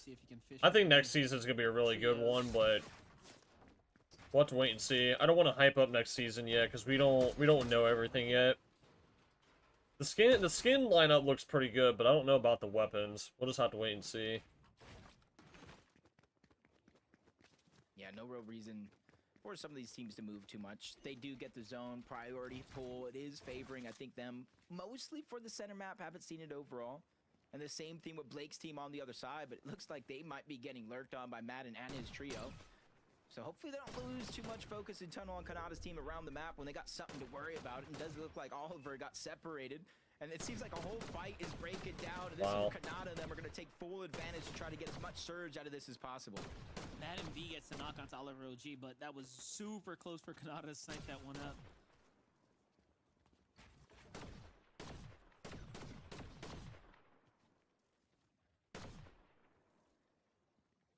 I like that coming out of Bolts. 18 points, solo points in that last game, making them the #1 player in terms of solo clutch points for the game. And you got to think Rapid and Kanata got to start be feeling a little bit more confident with each and every game that passes, saying, hey, we might have to do less. Bolts is doing the most, especially when it comes to those solo opportunities. But we saw Oliver G go down in the feed across the map early on. 3v2 here. Blake trying to fight back. You see he's burning through his materials, changing Not good. gears, trying to stay alive. Inadvertently separating a little bit too much from Diego plays. He's trying to find his way back. Diego looking to back him up, though, trying to find an angle. It's still a 3v2, though. This is not easy by any means, but Blake flexing Oh, damn. his capabilities right now, but That's still, not good. It's not going to be enough as Liam just a little too aggressive for his liking here. Gets the better of him. Jeez. And then you know that Kanata Strio's just watching this, Oh, shit. chipping away shots here at the builds and whatnot. I feel bad for Diego plays. He's in such a rough spot here. There's so much ammo in those Spire rifle clips. You can literally spray for days. You chain him with your teammate. There's no chance for Diego to heal. Now they're playing for piece control on the walls. Liam bites off just a little bit more than he could chew. He gets taken down to 65 HP. You see Diego trying to take advantage, get aggressive, but the numbers game, there's just too much sometimes. 3v1. They're eventually able to take him down. And not only claim all the loot, but claim that position. I feel like Blake's a really good player, but like I feel like the problem is They were ready. I don't know if his chemistry is good with Oliver and Diego. To the north, so this is going to be even more favorable for them as far as like holding this mountain is concerned, especially if those elims right there pushing them up and over into like a comfortable area for overall damage. I can't really say much because like I'm not at this level of competitive in Fortnite, but I'll tell you one thing. I think Oliver tries to do too much. Still sticking true to the resistance base, so he tries to do more than what he should be doing, and I feel like it costs him a lot. This long, I have to assume that their damage is probably not the best, so they'll likely need to get into a fight here soon. Yeah, especially more so. They already pushed that one team off. Kind of imagining the feed, watching them kind of play it all out. It's King, Phaser, Peach, and all three of them back up. Not necessarily the best shape, but at least they've given themselves a chance. And they know there's footsteps here. That's Sinetto, Cam, and Osid on the other side. A team that could be a little scary to fight. We saw them qualify through the group stages, consistency through and through until they got that win. So they know they can play both sides of that coin. They know how to turn on when they need to. And rightfully so, it looks like they're pushing out King, Phaser, and PH Sin's team, even probably forcing them to take that railing all the way to Brutal. Oh, he was able to get his teammates back up. Wow. It's practice you get for King, Phaser, and PH Sin. This is what they signed up for as they jumped into this NA region. They're in 13th right now, the team clashing with them in 14th, so somewhat meeting their match here and now. Like the move to the Brutal, pick up this vending, and get them right back in the game right now. And this is one of the few teams that might actually know this. Monster is PETERBOT's team took them down, rushed for the island, didn't worry about his Brutal Boxcar Spire. So now fresh off the reboot, they know PETERBOT is nowhere in sight towards Brutal Boxcars, giving them a chance. This, my friend, is one of the best chances you're going to get off spawn, getting access to one of those spires. They're instantly starting to upgrade that superhero rank. They're going to get a whole lot of loot, mobility, in which they didn't have.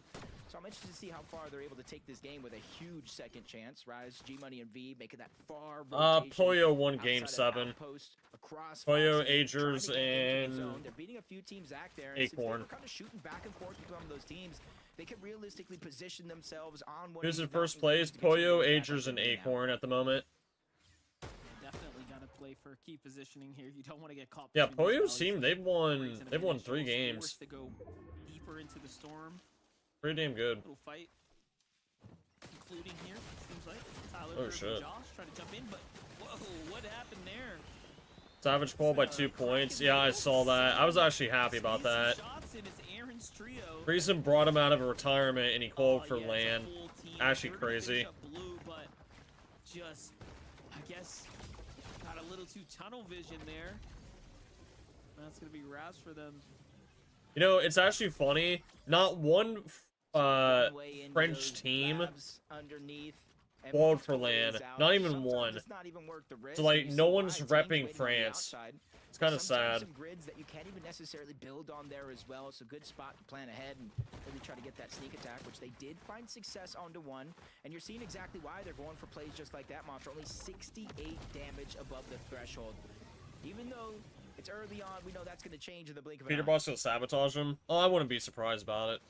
It's PETERBOT. I mean, this dude will do anything to win.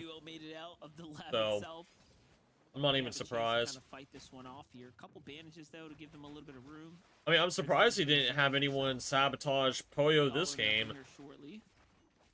They got Uncon again, so I don't know. If not next game, I guarantee you in the next 2 games something's gonna happen with Poyo. A lot of heals at least.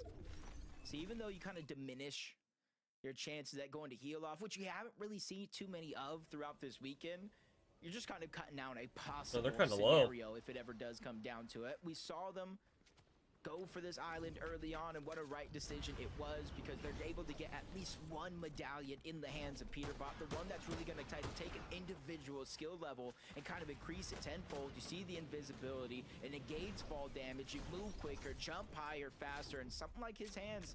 We've seen some clutch plays before, kind of looking for him to really make those clutch plays here again.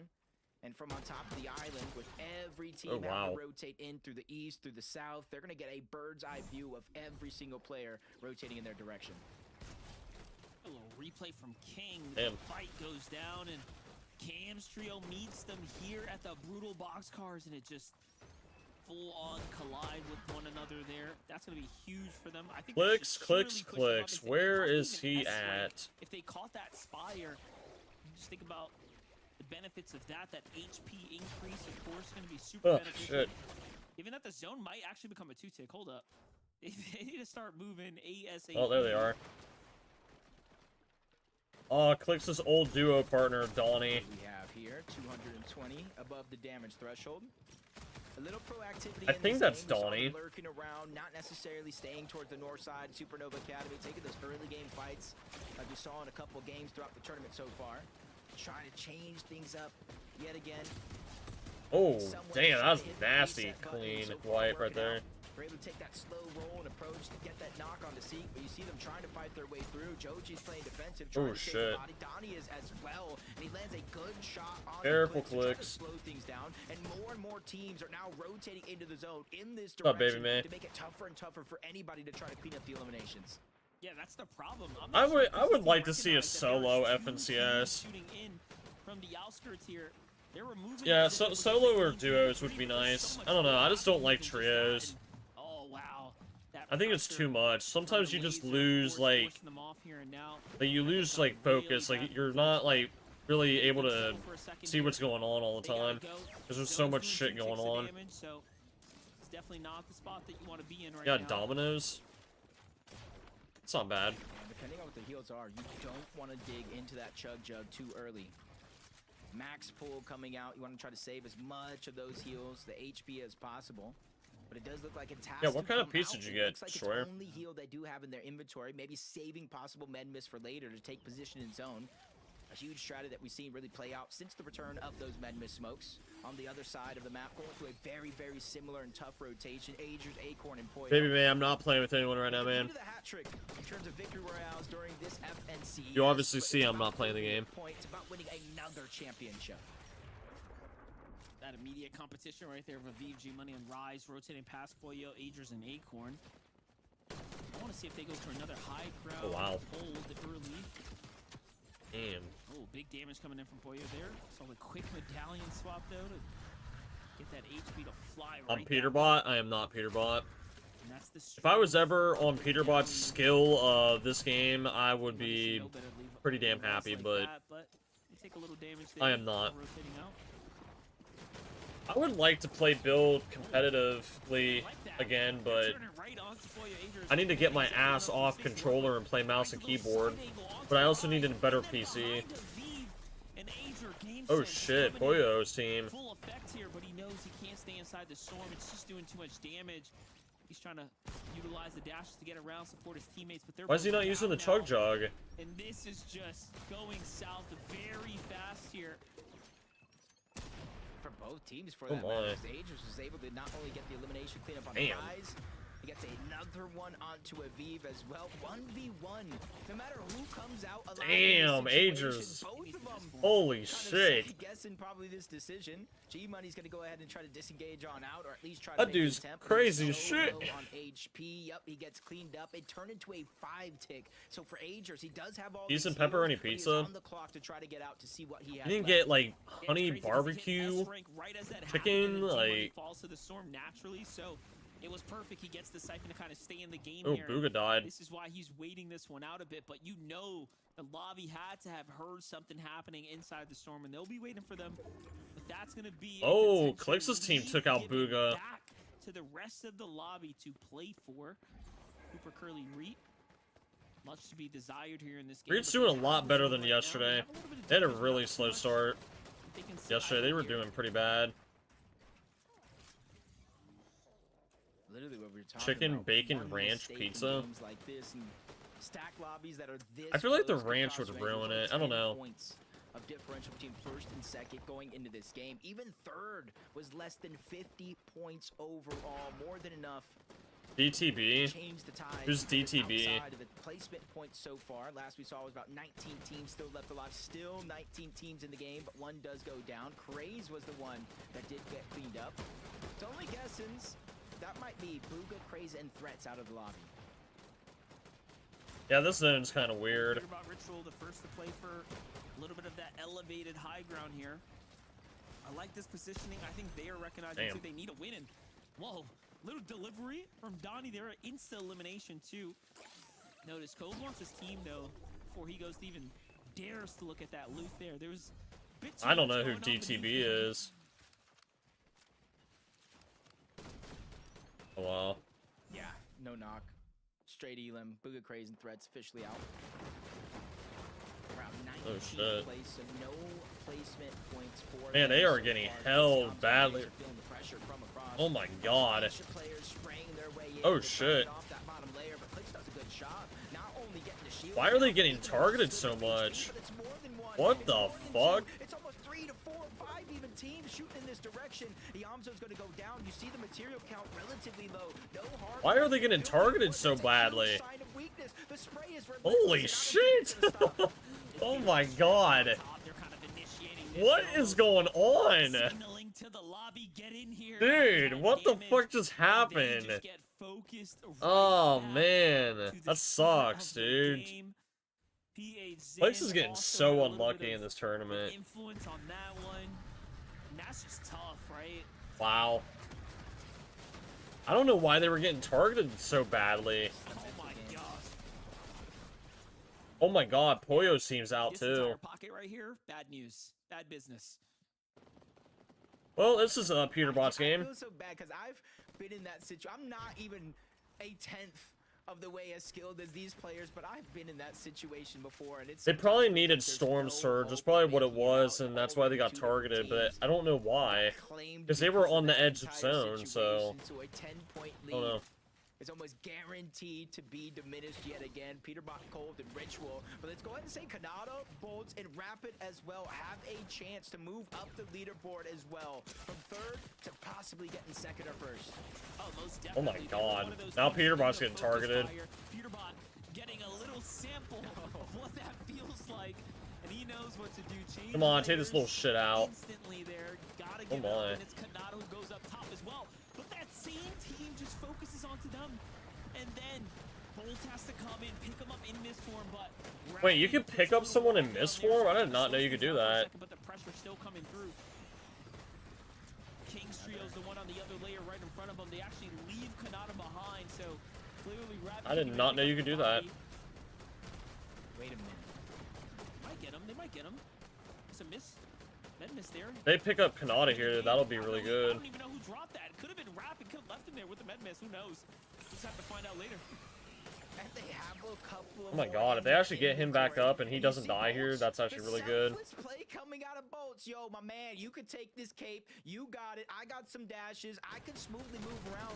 Maybe just a little bit better with my health, shields, and everything that I have. But the high ground goes on over to Josh, Tyler, and Curve. They've been through the ringer so far during this FNCS. Isn't but this it's the kid that got opportunity gifted a to start to PC feel by that CLIX? confidence and have an avalanche of momentum start to go in your stride. You know what? You got to give them all the credit. The way they managed to really bully high ground right there. It was their doing of focusing in on. It's because anyone people who are wanted to scared of contest them PETERBOT, and that's see why. eye to They don't want to eye. 1v1 him. And just like that, it manages to give them a little bit of a lead here in the lobby here. And they're determining the pace of this endgame. That is not something you see a newer trio PETERBOT's like a this storm. do, a team that hasn't had as much experience in endgame, but they are playing like professionals right now. I mean, look at that. You got Peter's team in shambles. You got Kanata's trio clearly in shambles. And look at this. The pressure coming from the top down is Oh, shit. exactly how you're supposed to do this. Now the Somebody looked up. Somebody looked up. Cold went down. One of them is going to fall overall. Cold's going to go down as well, so it's not going to be for free. Bolt's trying to break his way into those cover. The zone is doing so much damage. He has to try to find a way out. He doesn't have the miss form. He cannot cake to the other side, but Cole goes down. That's the siphon he was looking for. And 90 left on the chug. I will be honest, the Spire rifle should not have had 55 bullets in that damn AR. That's way too much. PETERBOT went down. PETERBOT's team's dead. Nice. Shadow though back in the mix here. Shut down the momentum. Josh was building up with Curve's trio there, and now leaving Curve by himself. Ah, And damn. that was a 12 elimination, 5th place for him, but Bolts is the one who's gonna go ahead and put the stamp on it. Buzz wins He this is game? still going in this ending. Interesting. And Bolts, I saw Rapid for a little bit. Kanata's even still alive. Do I know how to play Both of the Fortnite? I do. shadows, I've been playing this the game for 8 emergence, but years. The whole trio still down below. Reed, Cooley, and Curly, they're on the other side, but they have to go left. They're just dictating as much of the flow, and even Curly does it again, cutting off their path. Bolts got Oh, they're dead. 3 HP, forced to use that miss form to try to go to the other side, lands in the zone. He has 40 on the chug. He can't get to full health, but at least he has an opportunity to fight back. He loses his teammate along Yeah, I the way. think Muzz He's the wins this only game. solo left in the lobby, but it's not for long. He's gonna get taken down. 3v2 opportunity for Muzz. Shadow and Sphinx to close this one out. This is big Oh, here. right. Muzz jumping around. He's got that visual, trying to just stay low key here, but cutting them off. Shadow comes down as well. Shadow's just one pump away from getting sent back, though. He's got to be careful. Misform, though.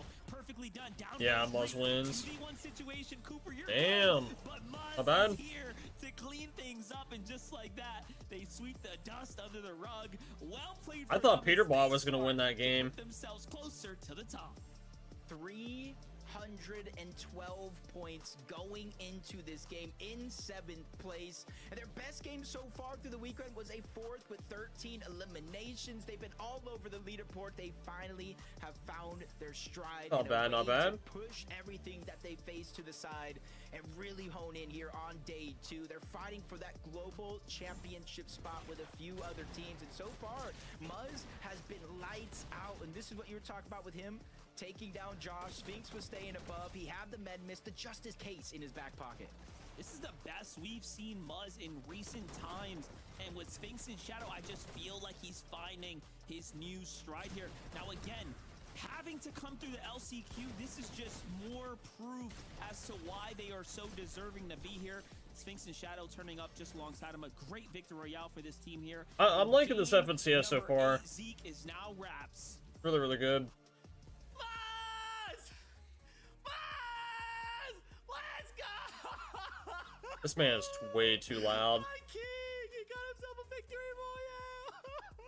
Let's go! Kelly, you didn't believe in Muzz. I did. You know what, Muzz? She specifically said, I don't believe in Muzz. There's no way. And I said, no, everyone believes in Muzz. Kelly, that she didn't actually say that. I'm just making that up.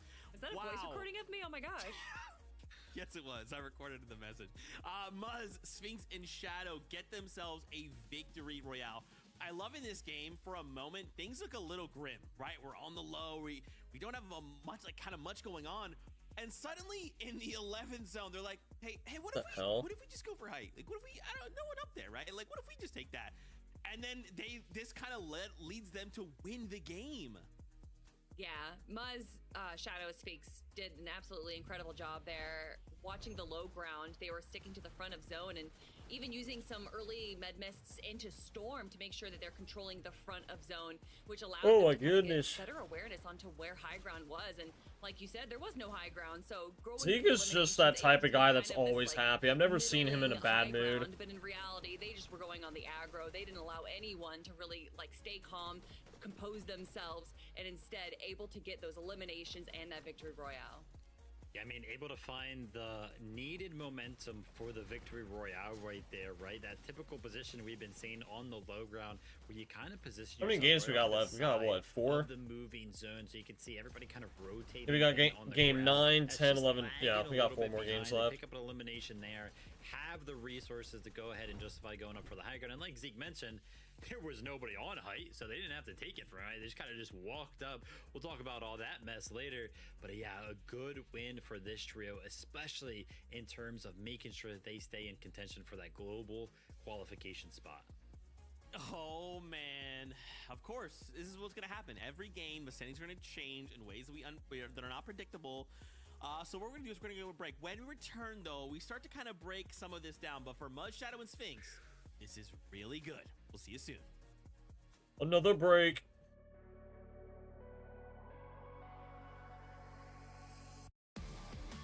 Alright, I'm gonna go see if my dog needs to go outside now, and I will be right back. Ruby.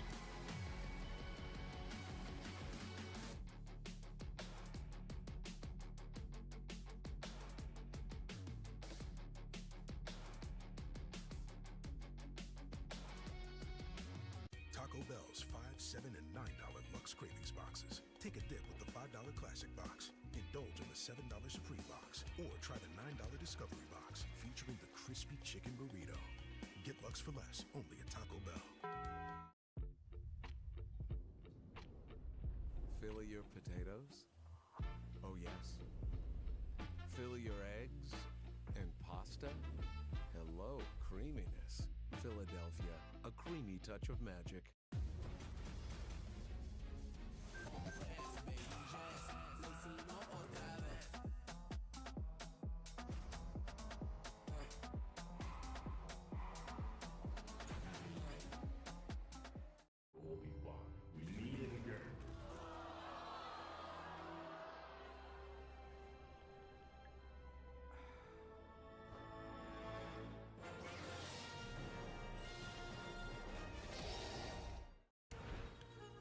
All new adventures of LEGO Ninjago, now exclusive in audiobook form. Quest for the Lost Powers, now available wherever you get your audiobooks. Hey, you two wish you could hang out, right? Pero vivo en España. Okay, hang out side by side in here. Love is in the air, and so is that car. With MetaQuest, you can be together no matter where you are.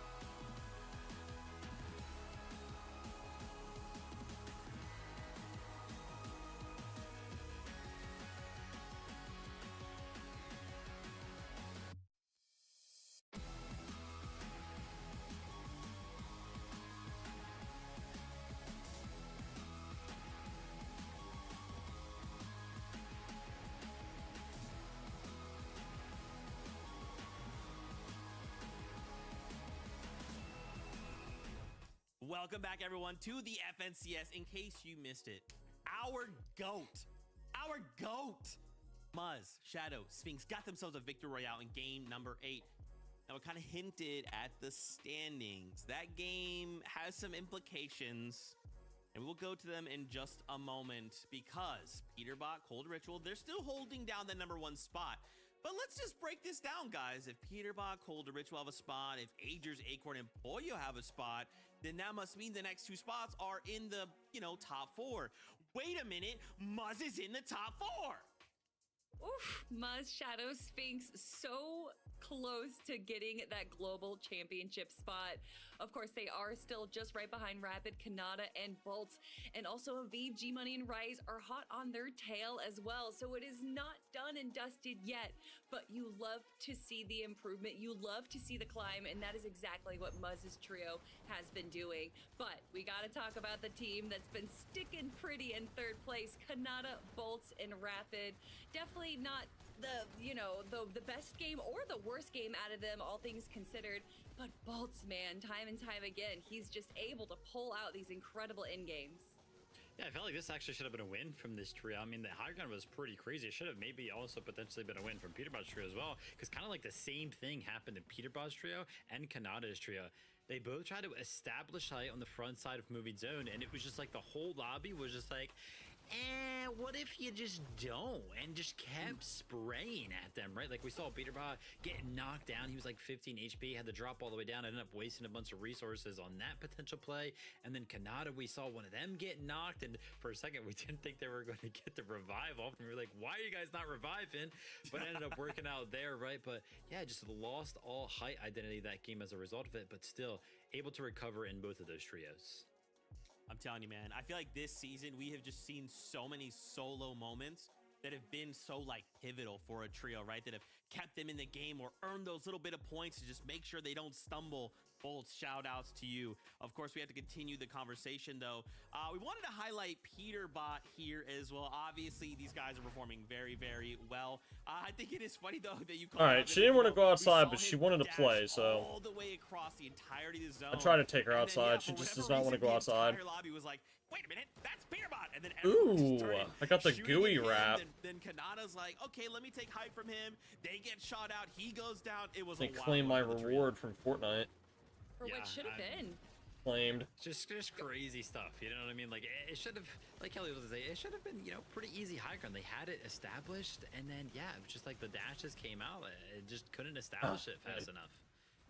Yeah, for what should have been their game to win, especially after getting Rift Island pretty handily and having high ground for a few zones as well. It's shit, I'm out of just the made water. some interesting plays. He dropped down. Oh, and it I'll looked be like right back. I need to go grab some water real going for quick. High ground, but what should have been an easy disengage just looked so rough, especially for PETERBOT. It just seemed like you said everyone turned and focused on them, and when you see them in first place with 519 points, you can understand why. And then Agers, Acorn, and Pollo just 12 points behind them. I thought the storyline between these two was done, but we still have the Pollo versus PETERBOT. Who's gonna be better? Zeke, we need to find out. I know. Really quick, before we go to game, I just wanted to highlight that sneaky moment from PETERBOT and from CLIX. We're just sneaking in over here, trying to attack King PH Zin and Phaser. And it's funny because we got this angle and it's like, oh, PETERBOT's sneaking up. Oh, shoot. And then like moments later, CLIX is also here at Lone Wolf. What is going on today? I think that as far as in regards to getting storm tags and to be able to go on the aggression outside of the storm bases, this is one of the best moves to make. And CLIX, Yamzo, and Higgs, I don't know if they were planning on going onto Phaser's trio after PETERBOT. It seems like, great minds think alike.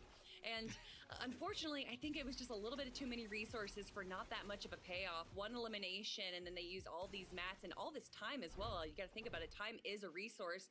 It definitely was a fun play to watch, but I don't know if it was the correct play to make. That's okay. It's fine. It's all good. We don't have to worry about it because we have more games to entertain us here in NA. So, Casters, take us back in.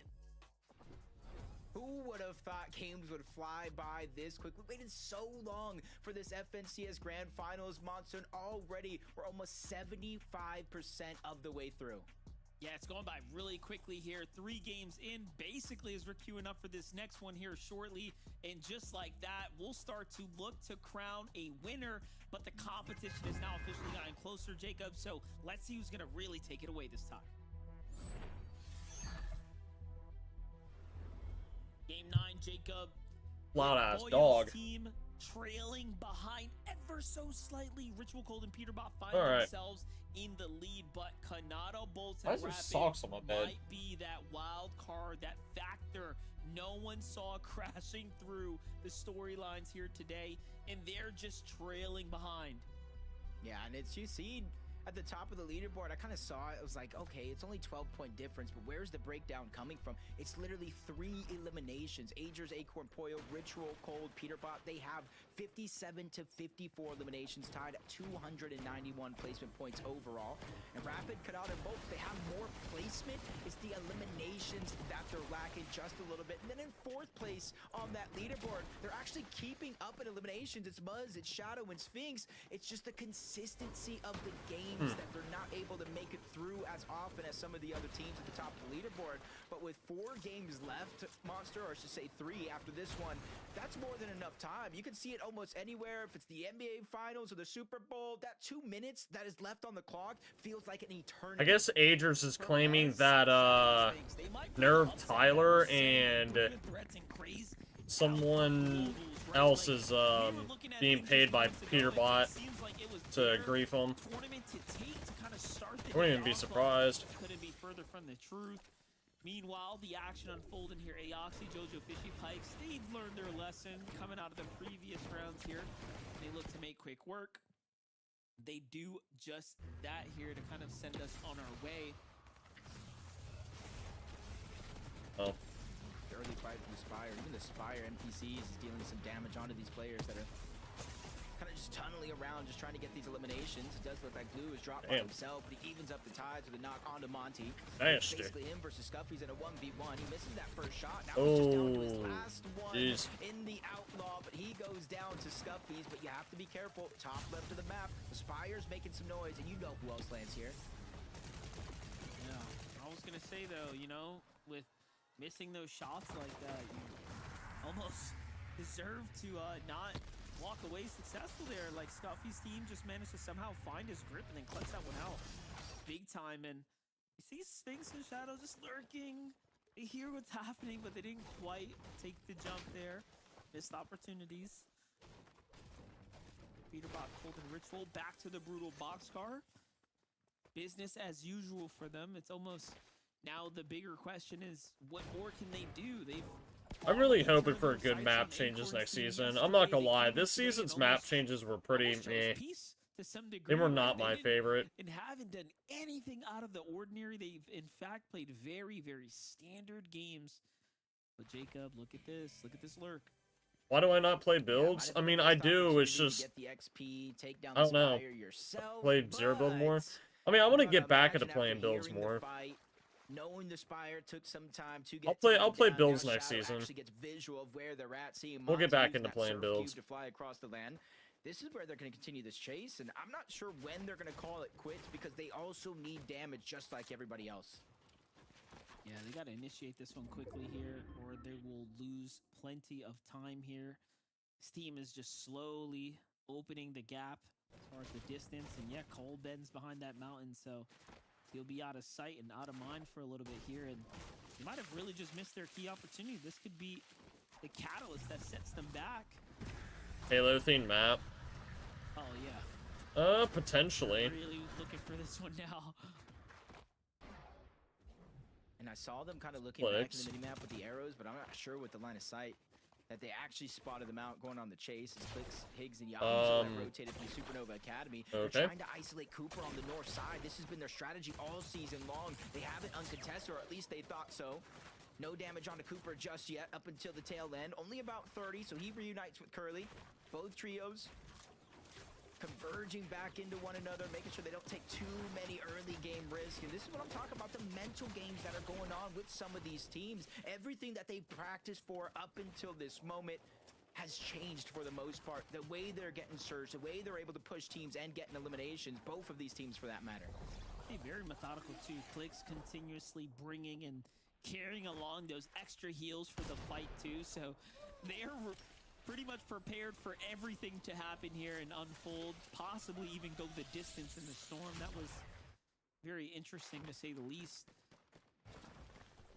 Bryce Skittles Dash haven't quite caught a break here in the last two tournament days. I mean, even this one here, pretty tough. Only 4 points earned on the day. Some of which... Oh my goodness!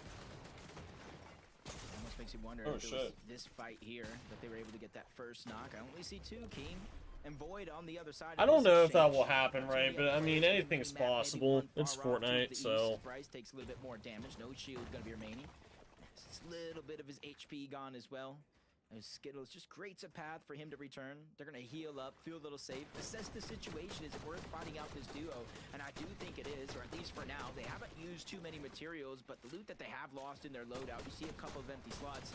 That's what they hope to gain out of this transaction. Nice little shield crack right there. I was going to say, almost caught some toes there to King, but the builds come out. And honestly, 3v2, huge HP lead, should be wrapped up pretty quickly. Things are not going in Muzz and Shadow's favor, and this is what happens when you start to force the engagement, right? Almost a little too overextended, given that they were trailing behind that other team. Yes, he is. Smiley Chimp and Salt here seem to come out ahead. This is bad though. They were already off to, one might say, a really slow start, but then losing a teammate, right? So losing a damage there that they would have otherwise gained as well is just, this is just, yeah, bad for Muzz and Shadow's trio here. Let's look at the other side of that coin, though. CLIX, Yamzo, Higgs. Oh, damn. They actually stole that Spire away from Reek, Cooper, and Curly, rotated back over Supernova Academy to catch one of them off guard. Gray is still there in the distance. They think somebody is going to be on high ground. You see the Superman sprite being used to laser out the builds, and I do think they might have gotten enough. Yes, they do. On to Preston. 2 of 3 members down. Higgs goes to clean it up. He takes an immense amount of damage. Yamzo as well, but CLIX is able to save dangerous. that elimination. That's the 3rd player of that trio. They're wiped and sent back to the lobby. Couldn't have asked for a better time Siphon either. Right there to really just keep him alive for a moment. I know CLIX is a good player, man. It's just the problem is I don't know what they've been doing with Surge and like these tournaments in the tournament so far. The win might be out of the question, but at the end of the day, those standings, like the second half of yesterday's games, I don't know what the hell they were doing. They were just always below on Storm Surge. You know, a tournament win. It pretty much cost them. There's gonna be a time to kind of, you know, drop the ball and have a bad one. It's now, right? It's not. Yeah, I don't know. So. Save the good stuff for globals. The season just sucks in general. I'm gonna be honest. I kind of agree with that, especially since they have less pressure than most of the teams, especially coming into day 2. The Spire rifle has too much ammo in it. Leaderboard, so they can kind of just 50 bullets in a clip. Calm, cool, collected, way too much. To what they practiced. As Kanata Bolt's Rapid doing the same thing. And on top of it, it's like 33 damage every shot. So if you have a 55 clip gun with 30 damage every second, yeah, that's just insane. But Diego, Oliver, and Blake, they're the ones out of these 2 teams that kind of run into struggles just like this, with more and more teams from the south, from the western parts of the map that usually traverse over in their direction and end up third-partying or at least threatening their position. Not a hint of metal in Oliver OG's loadout right now. Ooh, Azers went down. They don't have much heavy mats to work with. Not sure what all's happening here in this early game, but they seem to be off the pace for end game. Jigs trio not moving a cent here. They're like, nah, you guys can get going. We're gonna chill here for a second.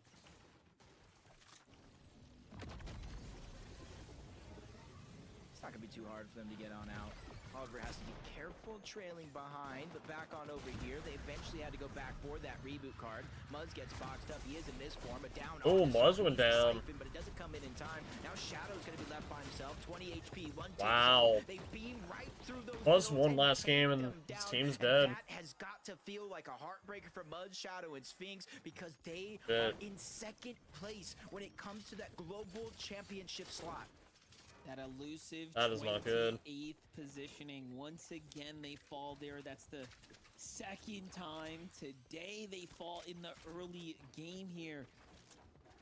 And they're coming off the win. That win put them right back into the conversation. But you know what? If you're a VG Money Rise, if you're Booga Threats and Craze, you're clapping your hands, you're stomping your feet, you're sitting up straight, you know, you're feeling good about this right now. That's that immediate competition off the track now.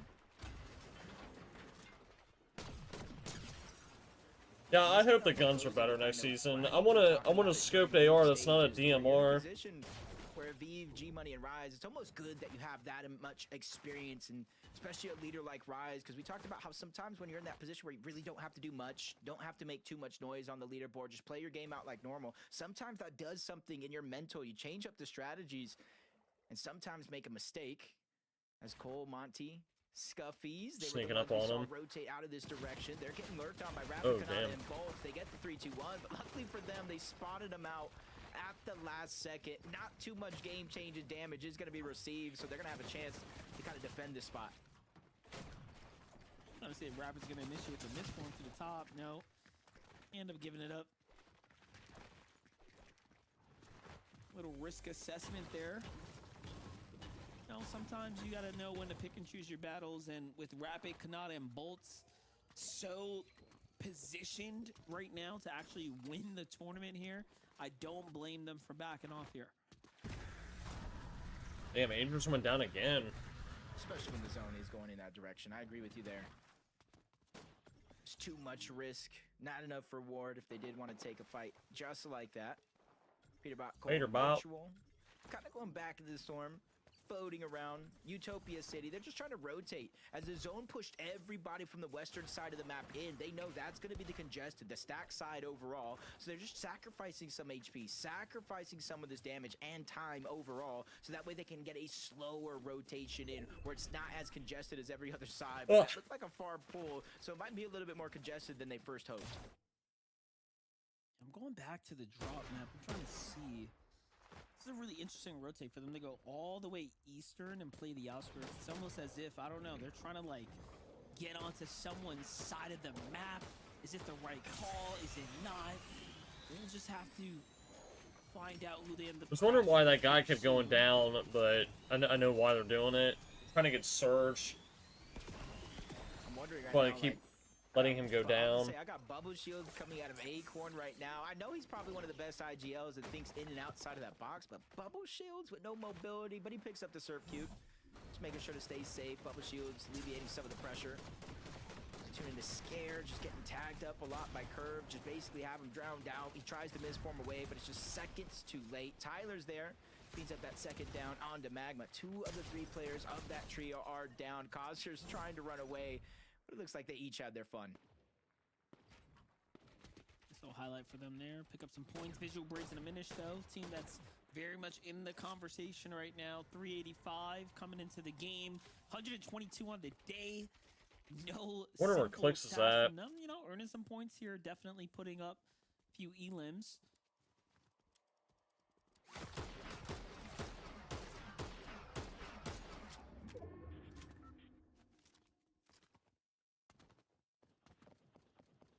Kind of get that priority Oh, there position. they are. They haven't had to move too much all game long. They kind of concede that island to Agers, Acorn, and Poyo. It's not worth the risk fighting against one of the best teams in the lobby, especially when they can get Mountain Rain. Yes, I do, Mike. Buka Crazen threats pretty quick to rotate out of Utopia City, kind of realizing the zone was pulling further and further away. They can't necessarily hold that same triangular formation that they do in most of the games when the zone pulls towards the center of the map.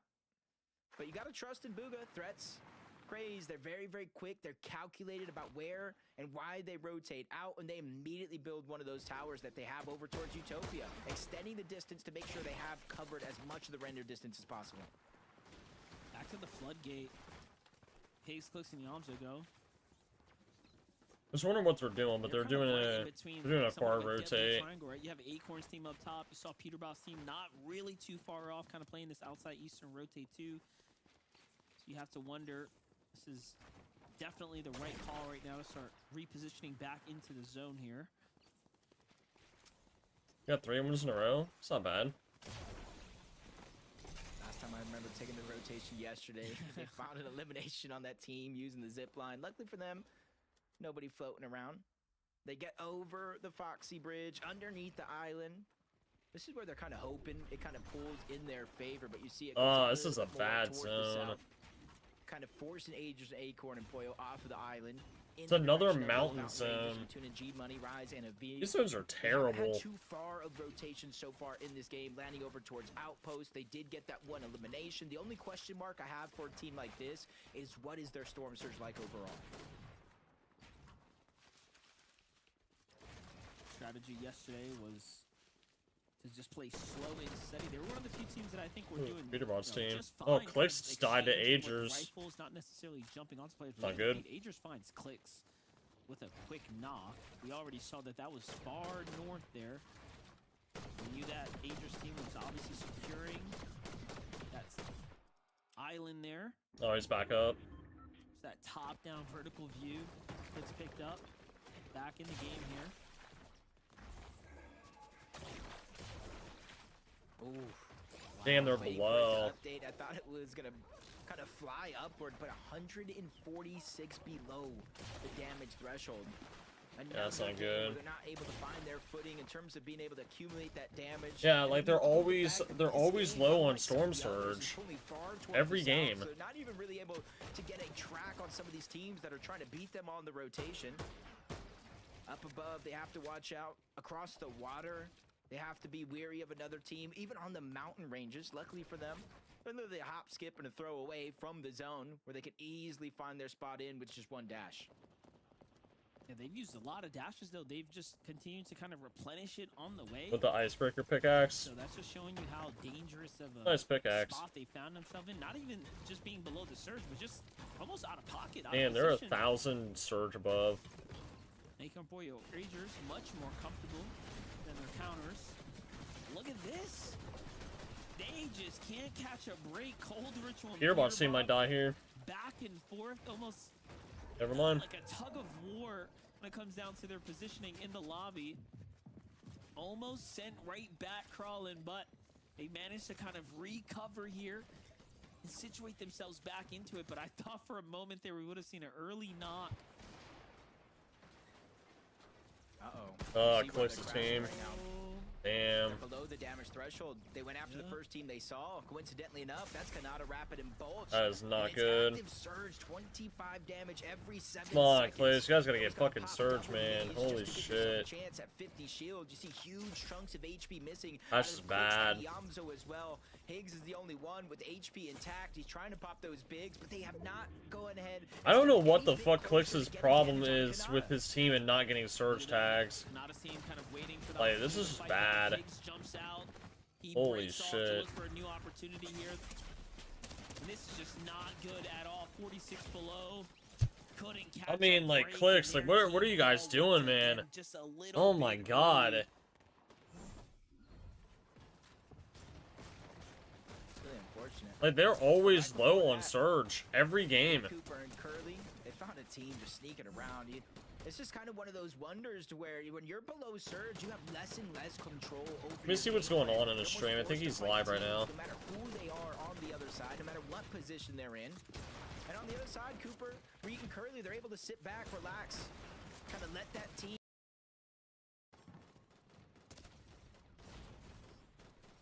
I mean, we just got a team.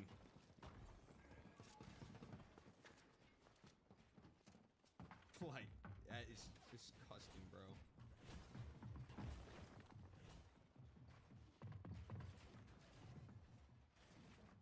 Doesn't it sound like cope?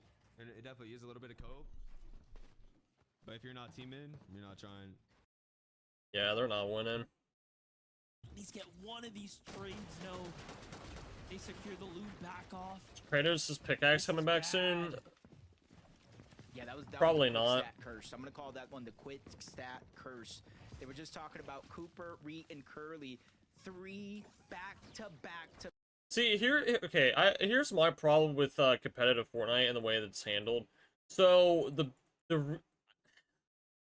I understand the whole thing with Surge and, like, making sure we're, like, it's not a lot of people in endgame, but here's the problem. So, people are, like, literally teaming with each other. If you guys notice the reason why, like, people are building, like, this giant-ass, like, sky bases and shit, it's basically 2 teams at a distance are coming together and they're basically teaming and they're getting surge tags.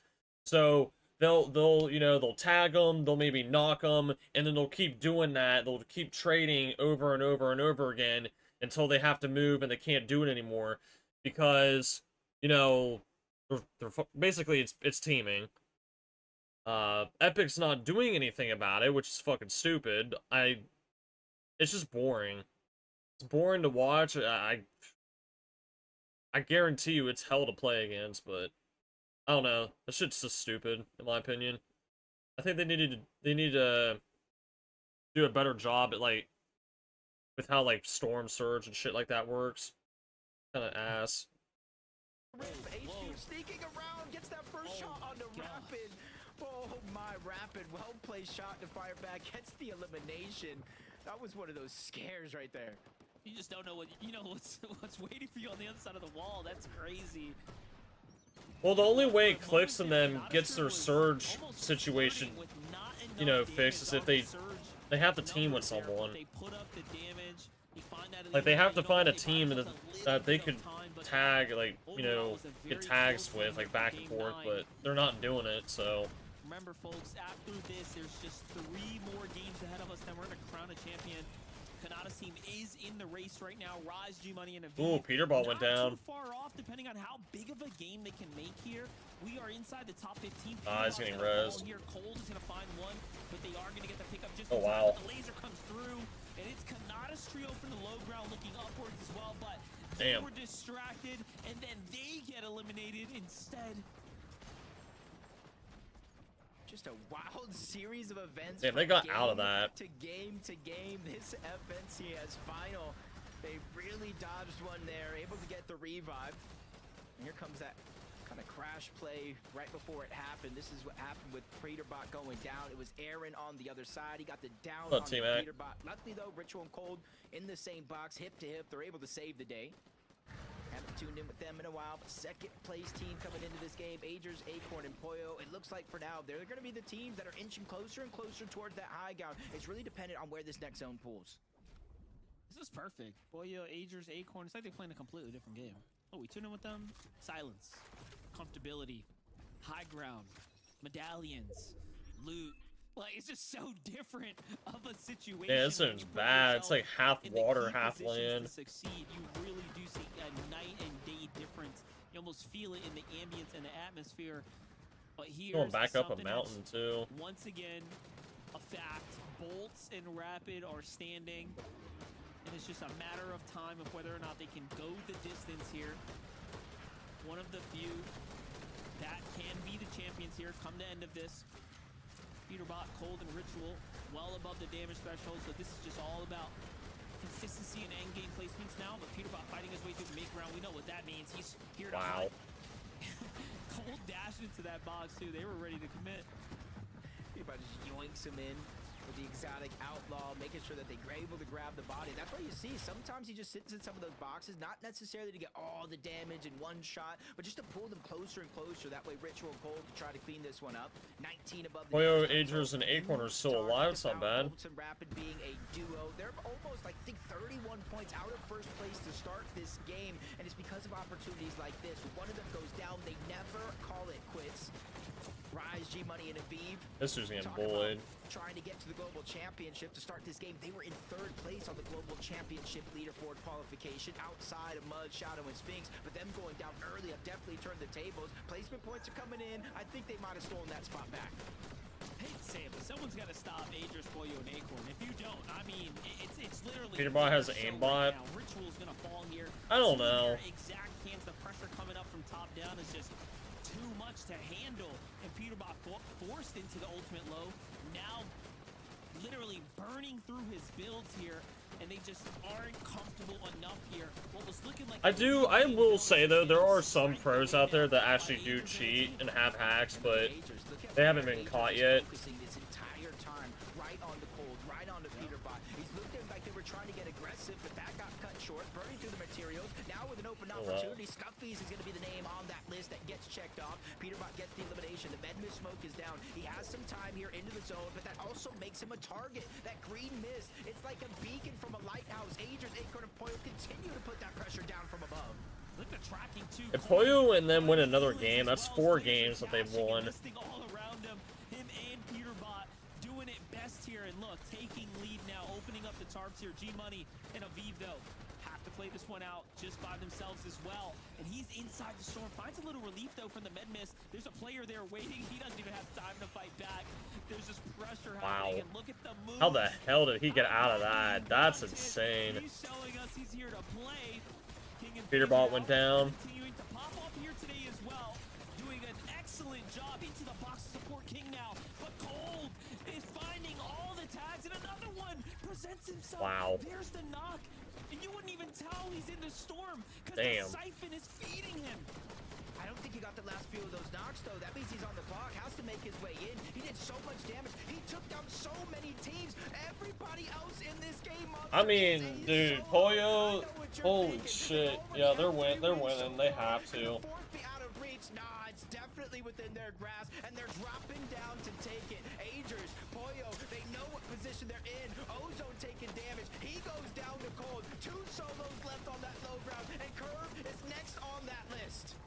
Cold is just going. At this point, he's like, yeah, you guys might win the game, but I'm here to win the war.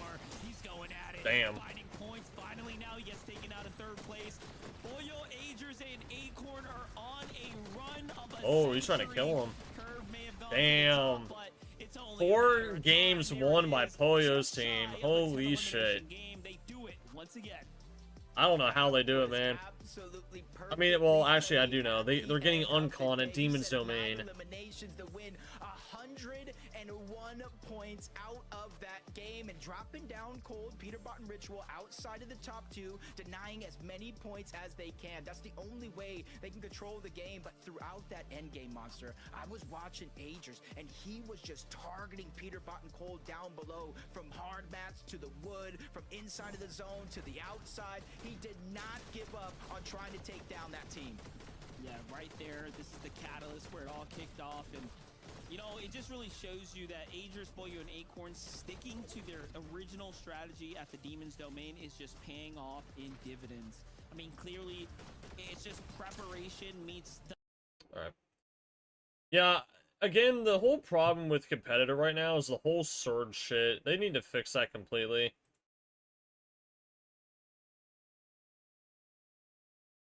It's like the only way that you're gonna make it to endgame and you're not gonna be worrying about Storm Surge is like teaming with other people and getting surge tags. That's the only way you're gonna be making it into these endgames. Because if you're not doing that, you're just screwing yourself. It's just sad that like competitive is like this. Pretty bad. I think CLIX is talking right now.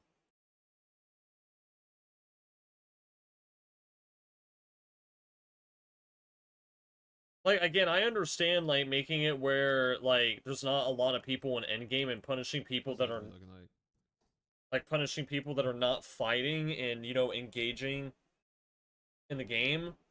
But, like, at the same time, you shouldn't be allowing people to just straight up team with each other and get Storm Surge tags.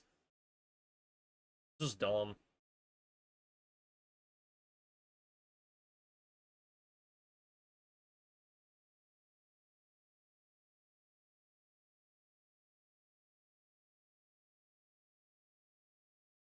Have I played any games? I played one game before we hopped on and started FNCS.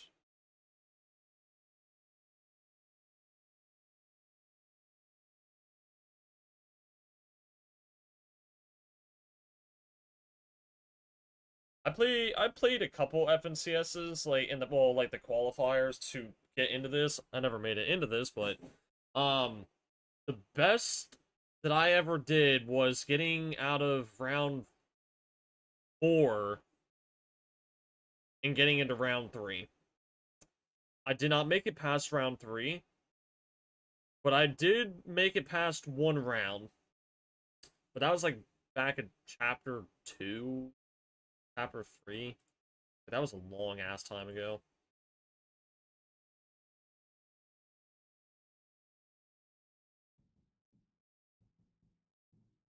I know he has ideas in his brain what to do. I just feel bad for CLIX, man. I don't know, Mike. No, We'll see. I'm being actually like dead ass though. If I okay, like I could trade you could trade Preston and see how it goes. Wow. Damn. 1 point Pollo's team leads by. That's insane. 1 point? I mean, yeah.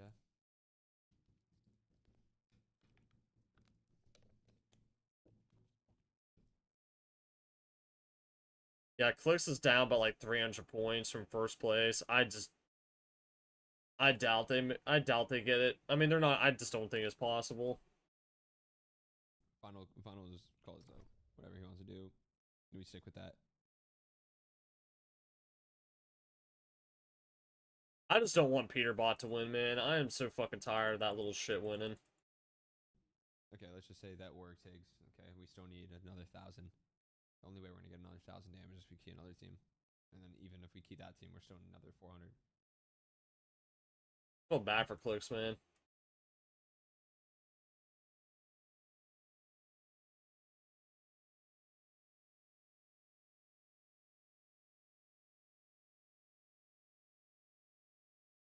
Kind of dumb. It is a pretty stupid, not going to lie. Pretty dumb.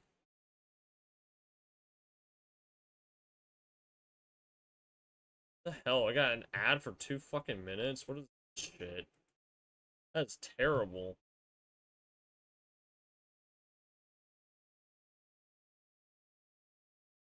What's going on with Fortnite right now? What's in the shop again?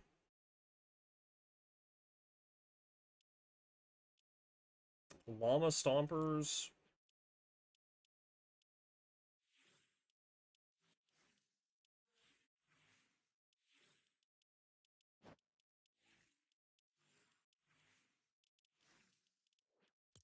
Look at the compete tab again. We'll check the in-game.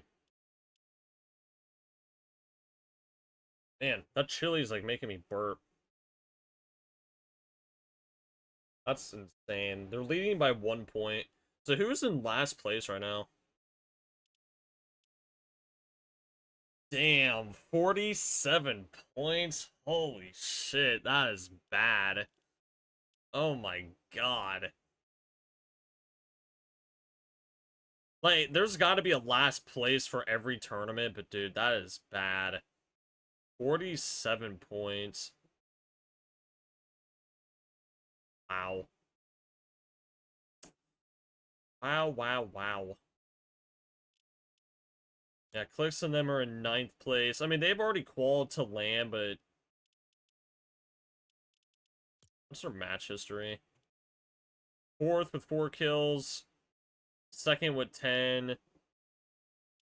Oh, this was, like, starting with yesterday. 17th with 3. 12th with 6. 2nd with 1. 14th with 2. 24th with 2. 15th with 4. 24th with 3. Like, they're just dying really early in a lot of these games. That's because of not having surge tags. I mean, if you look at fucking PETERBOT, for example, I mean, look at his match history. 5th, 4th, 12th, 2nd, 3rd, 3rd, 15th, 8th, 3rd, like... 2 bad games, but, I mean, other than that... I mean, they're doing really good.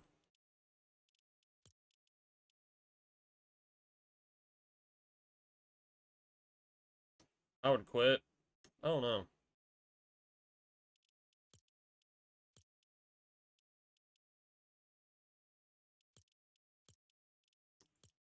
Just a sad way that, like, competitive is handled right now. Really bad. It is sad.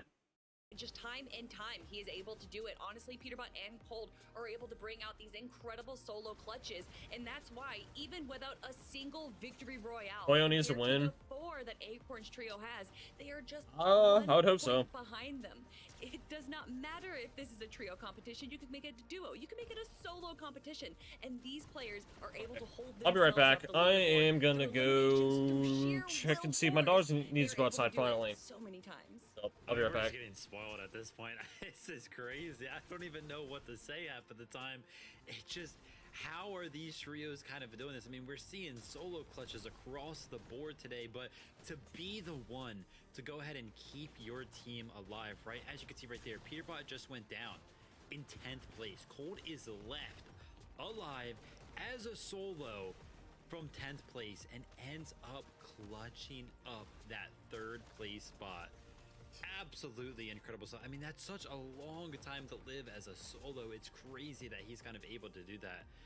I don't even know what's going on anymore. I mean, it kind of feels like we should just be wrapping up today right now, but we still got 3 more games. Like, how is that possible?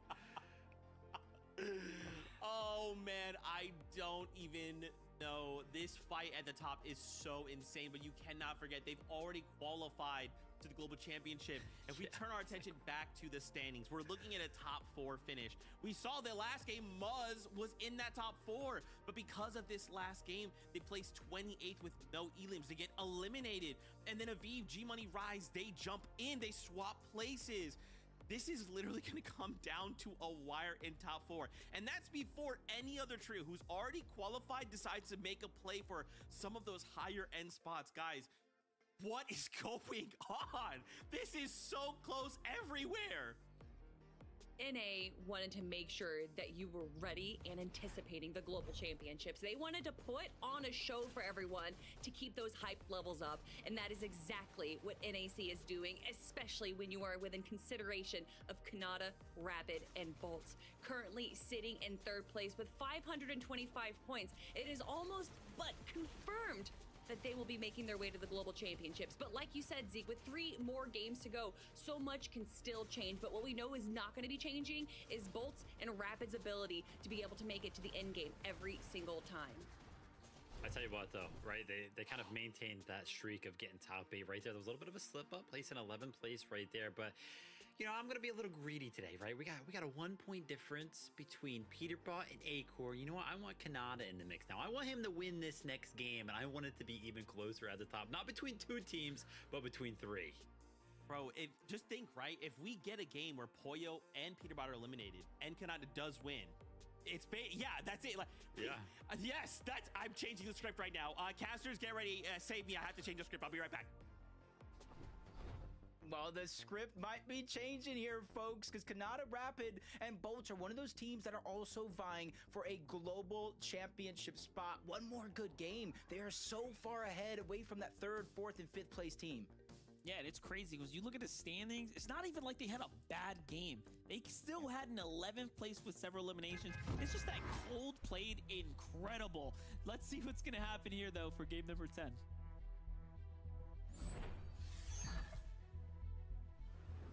Major 3 finals, game 10 is here. This is the back half of the end of the tournament, Jacob. And, you know, I just want to once again highlight how exceptional that clutch by Cold was, because we couldn't have a 1-point competition if it wasn't for how well he managed to play in the end there. And, you know, it's just the story's writing itself, right? Yeah, and I feel like everybody that's in contention has had their solo moments. Agers on the first place All team. right. We just saw Cold. We were talking about Rapid. There's so much on the line here because even the prize pool first to second. Mike, you join my party, I will unadd you, man. Difference. So I tell there's people just not so to much add on the me, line. or, well, I'll tell people not to Those invite global me. championship spots, which kind of leads me to kind of start the conversation just- of you always talk about first place landing on second Nope. place or vice versa. Now imagine the lead is so far ahead from Booga and the next best team underneath. Maybe they start to control their own destiny. That's exactly what I was thinking. When are these other teams gonna just go out there and take note of what the best of the best are doing? Hey, I mean, very clearly, Ray, the reason why the last place team is probably not quitting is probably because they're gonna grief one of the top teams. Like that. Not only is it interesting for us to spectate, It happens every but it time. is best Someone that's in like the for you, very the last player, place too. always finds So, a yeah, way to Booga grief testing one of the crazy top really hard. teams. I mean, it might just make sense. Hey, Aviv, G Money. Happens you gotta every go. time. Rapid, Kanata, Bolts, you know what? You gotta go, right? Like, someone's gotta stop these other teams too if you want to make it to globals. That's the most prestigious thing that's on the line here, besides, of course, the trophy. It's 3 more games to get that job done, Monster. It sounds like a lot, but it truly, really isn't. Just 3 different opportunities. You can't make too many mistakes. Eliminations are a must, as Neko. Liam and Zavi over at the first order. They do have 2 eliminations so far, so they're not able to take down the full trio. Somebody around here might be floating around trying to get those reboot cards, but at least for them, they were not only able to get the 8 points for the eliminations, push that team out, and give themselves a chance here to start to loot up and play out the full game and not waste any time. Acorn spent a lot of time fighting his team the last game, just kind of lurking about. Seems like he might be looking to set things up very similarly, but Power Blues onto this time, not playing that water's edge, sticking hip to hip a little bit more closely, given how quickly they were sent back to the lobby last game. I see him though. Yep, I would say I see him there. I saw the 3 different arrows. Acorn, your green does not blend in well enough. Luckily for them though, he disengages on out. Tries to go ahead and play with the rest of the team. He probably just doesn't see them out there, doesn't like what he has, but CLIX, Yamzo, and Higgs, again, back-to-back games, looking to get aggressive, but it's PETERBOT! Oh. It's CLIX, Higgs, and Yamzo versus Whoa. PETERBOT, Golden Ritual. They took the fight on over to Brutal Boxcars, and they reached that quickly because of the rating. Shit. I'm trying to figure out why. What's going on here? What are they Where's doing, the man? personal vendetta in this one? To probably take Secretly, away Pollo one of the paid two CLIX finals thing that grief happened. Let's go PETERBOT. talk about that. Come meet me at the boxcars. And they're just here to mess around, putting some tags down. Nothing really turned out from it just Yeah, yet. Pollo I is still doubt they first by stick 1 around much point. longer. I want to say that, but at the same time, My this favorite skin, FNCS skin has called me Night in a Witch. loop, trying to predict what's going to happen, what are on some of these teams' mind, and another one right there. CLIX is just dropping down, close the distance, but this is where it gets a little dicey and even a little risky for CLIX, Yamzo, and Higgs if they want to continue to push this. Inside of those buildings, there's so many twists, turns, places that you can hide that it is a little bit of a They're risk to actually continue to going find after in, but it does look PETERBOT. like that's the only thing on their mind Holy right now. shit. Yeah, they're like, you know what? That whole Oh no. PETERBOT's gonna fight everyone who wants the Spire. Well, guess what? We want the Spire. We're not good with just top 10. CLIX and team want to fight for more. You gotta respect them for trying to do so. Here it is. Ah, CLIX, you just got shit on, man. Come on. Oh, bro. This was a huge part of CLIX, Yamzo, and Higgs' game plan up until PETERBOT That is decided to such a land bad open. They decision, fought man. for the Spire. They pushed teams out. And now the tables have turned coming into this major, and they're trying to stick back to what works. And that's just fighting for the brutal Like, why would they not go after another team? Trying to make this play happen, but you said yourself, the tables have been turned. That's just bad, yeah. That's just fucking terrible, man. Yamzo from one side to the next, keeping everybody on their toes, and he continues to deal a huge Wow. amount of damage. Yamzo is going to be the next one hurt. CLIX is now by himself as a solo. What a bonehead fucking play, CLIX. Like, that is such a bonehead fucking play. Dude, CLIX, what the fuck are you doing, man? That is a dumbass decision, man. Wow. What a bonehead fucking decision. Why would they do that? What does CLIX say here?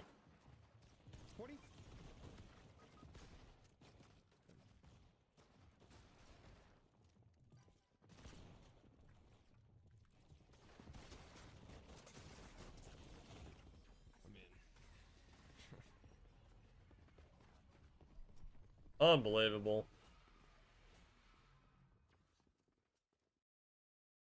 I mean, like, that's just like, yeah, and now PETERBOT just got fucking fed points, and now they're up ahead on Pollo now because fucking CLIX did that shit.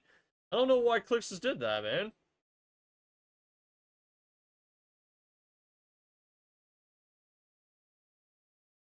Like, why are they not? You know what's funny? So I guess I was reading into it. CLIX was supposedly going to be trading with Reet, like trading surge tags and shit. But CLIX told Reet no, and they're not doing that. Even though Reet was trying to tell him, you know, that and trying to help him out so CLIX would not have, you know, issues with, you know, with Storm Surge. CLIX just straight up fucking ignored Reet's help, and then now he's just fucking losing because of it.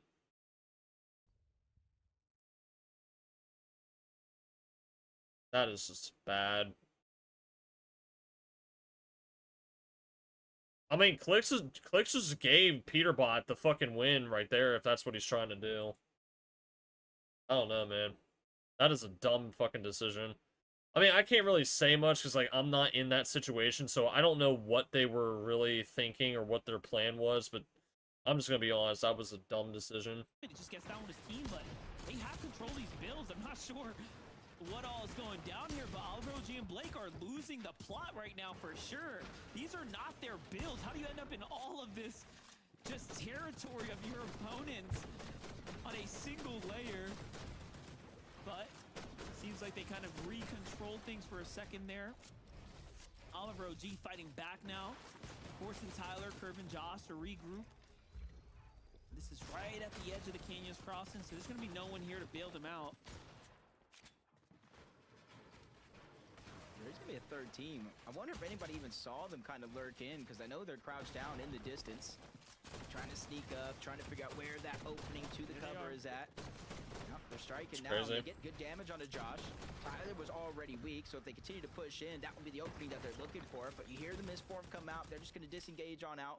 Blake and Diego also creating a little bit of distance so they don't get pushed out of here. But overall, full trios up on top are going to be safe. And Curve and his trio down below are going to create I some mean, distance. again, CLIX and his team is already qualified to land, but I mean, that doesn't really do much because all you're doing is now you're letting PETERBOT fucking win when the whole plan was to not let him win.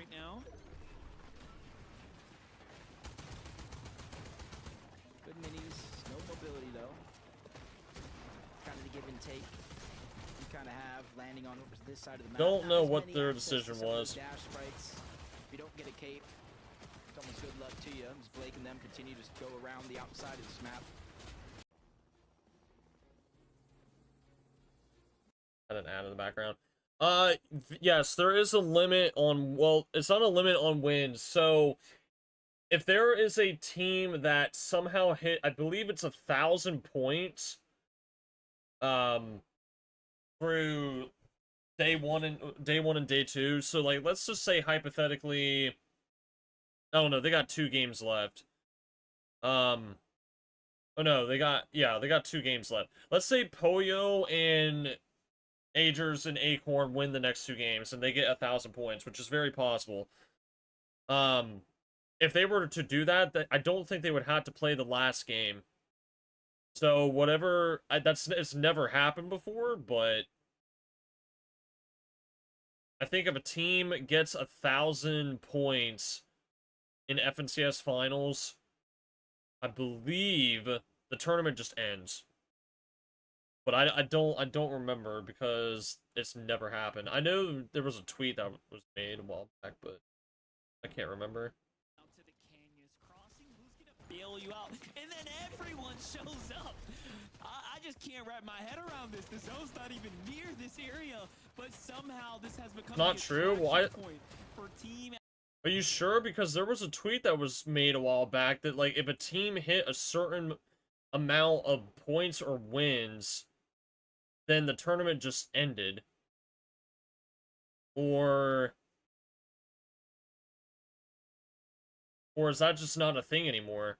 I remember a tweet came out that was made about that. Where like a tournament just ended in FNCS finals if a team hit a certain amount of points or wins. They must have reverted that change.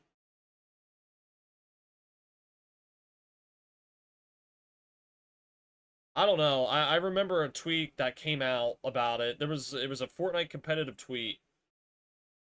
So maybe they reverted that. I don't know. Out with PETERBOT sneaking on over to Lone Wolf, CLIX lurking on over to Lone Wolf. They kind of are just having that double take. Maybe in the back of their mind, they're just worried about teams just hiding anywhere at all. Yeah, just kind of living in the memory of the game before. You get caught off like that, definitely will do something to you. Booga's not see visuals right there? Oh, I was gonna say, okay, he's behind the mountain. But of course, that visual nameplate, I'm like, wait, was he at the tree and just glanced at him?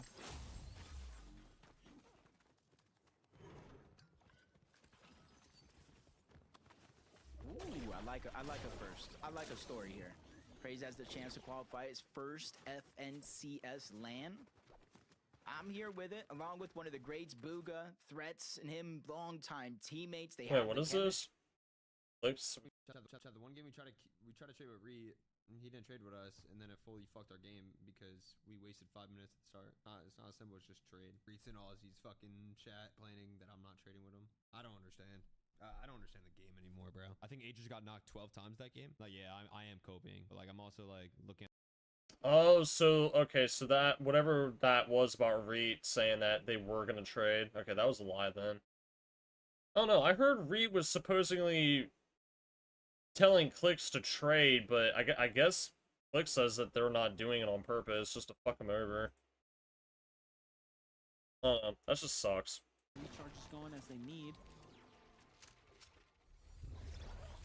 I'm actually surprised that Shrine is even still accessible.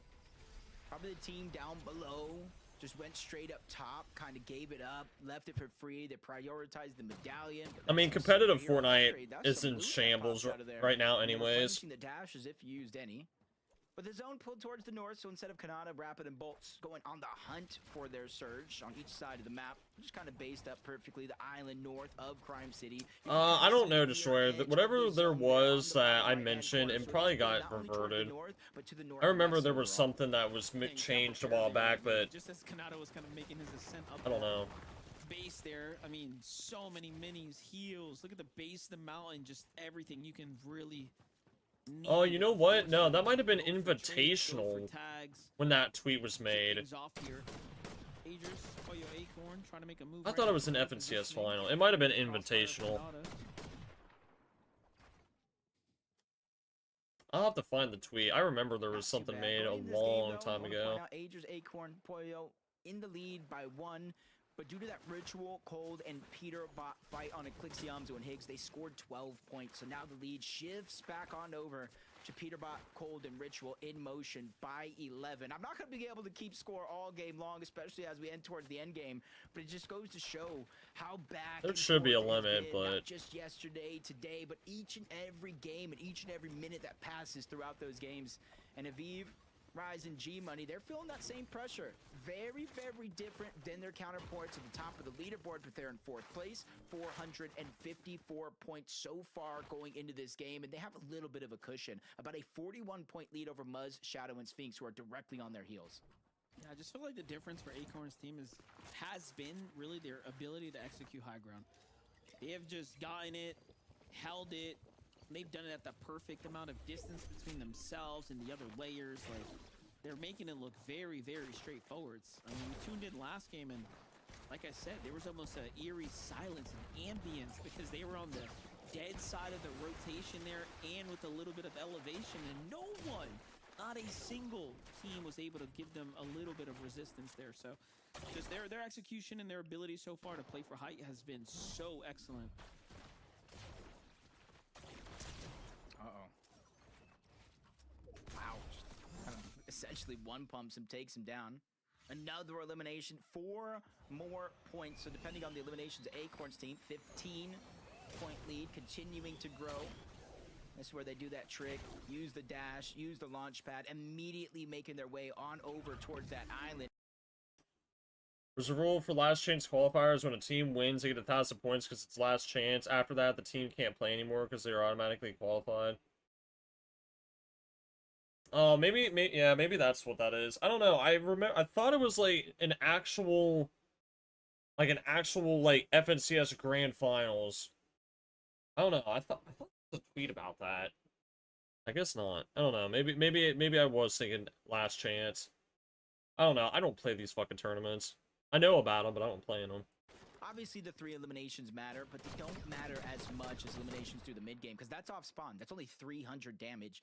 It gives you enough flexibility to rotate. I gotta go take my dog out. Zones, but when we get towards let me know what happens. Zone and on, you can see I'll be right back. The inability to be proactive to get surge kind of hinders your game plan, takes a little bit less control away from the teams. 152 below, and it's falling further and further because now they have to continue to rotate in towards the northwestern side of the map to where, yes, they're going to get closer to some of these teams, but they're going to be on the heel of these teams where they have a little bit of advantage being able to look back, just like Visual Braids and Diminish are doing.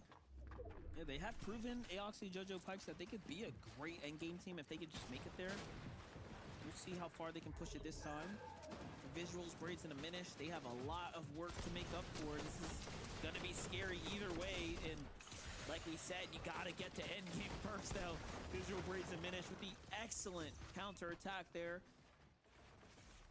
And they win not only a boatload of damage, but look at the material refresh for them. This is really good, too, thinking about these mountains that might come into play right now, so kind of perfect, actually. Yeah, that's a good point. I think the lobby is hoping it continues to pull west for entertainment purposes. Maybe we go north towards this mountain. Maybe we go towards the east, change the elevation, but active surge. I was thinking I heard something there with the shields being cracked. When I saw Storm Surge active, I was right to think Aoxy is kind of suffering below the damage threshold, trying to make his way in. It instantly gets deleted. Just a tough situation to be in, but for Visuals, Braids, and Diminish, they get another couple of points for that elimination to keep themselves in stride. This little shit does not want to go outside, man. I get told she needs to go outside to go to the bathroom. I go out to try to take her out. She just throws a fucking fit about it. With the rotate, the first to kind of actually follow the half in, half out away from the congested spots. I think this is just what they're doing differently to everyone else. That Did you see the teaser where the female Halo skin held a version of the Hollow Twister AR? I don't think that's a Hollow Twister. I have a feeling that might be a Halo-themed weapon, but I could be wrong. I don't know. I just hope the weapons next season are good, so... Oh, PETERBOT died? Damn, no one told me this. more victory royales. Oh, never mind. in the He's alive. entire lobby.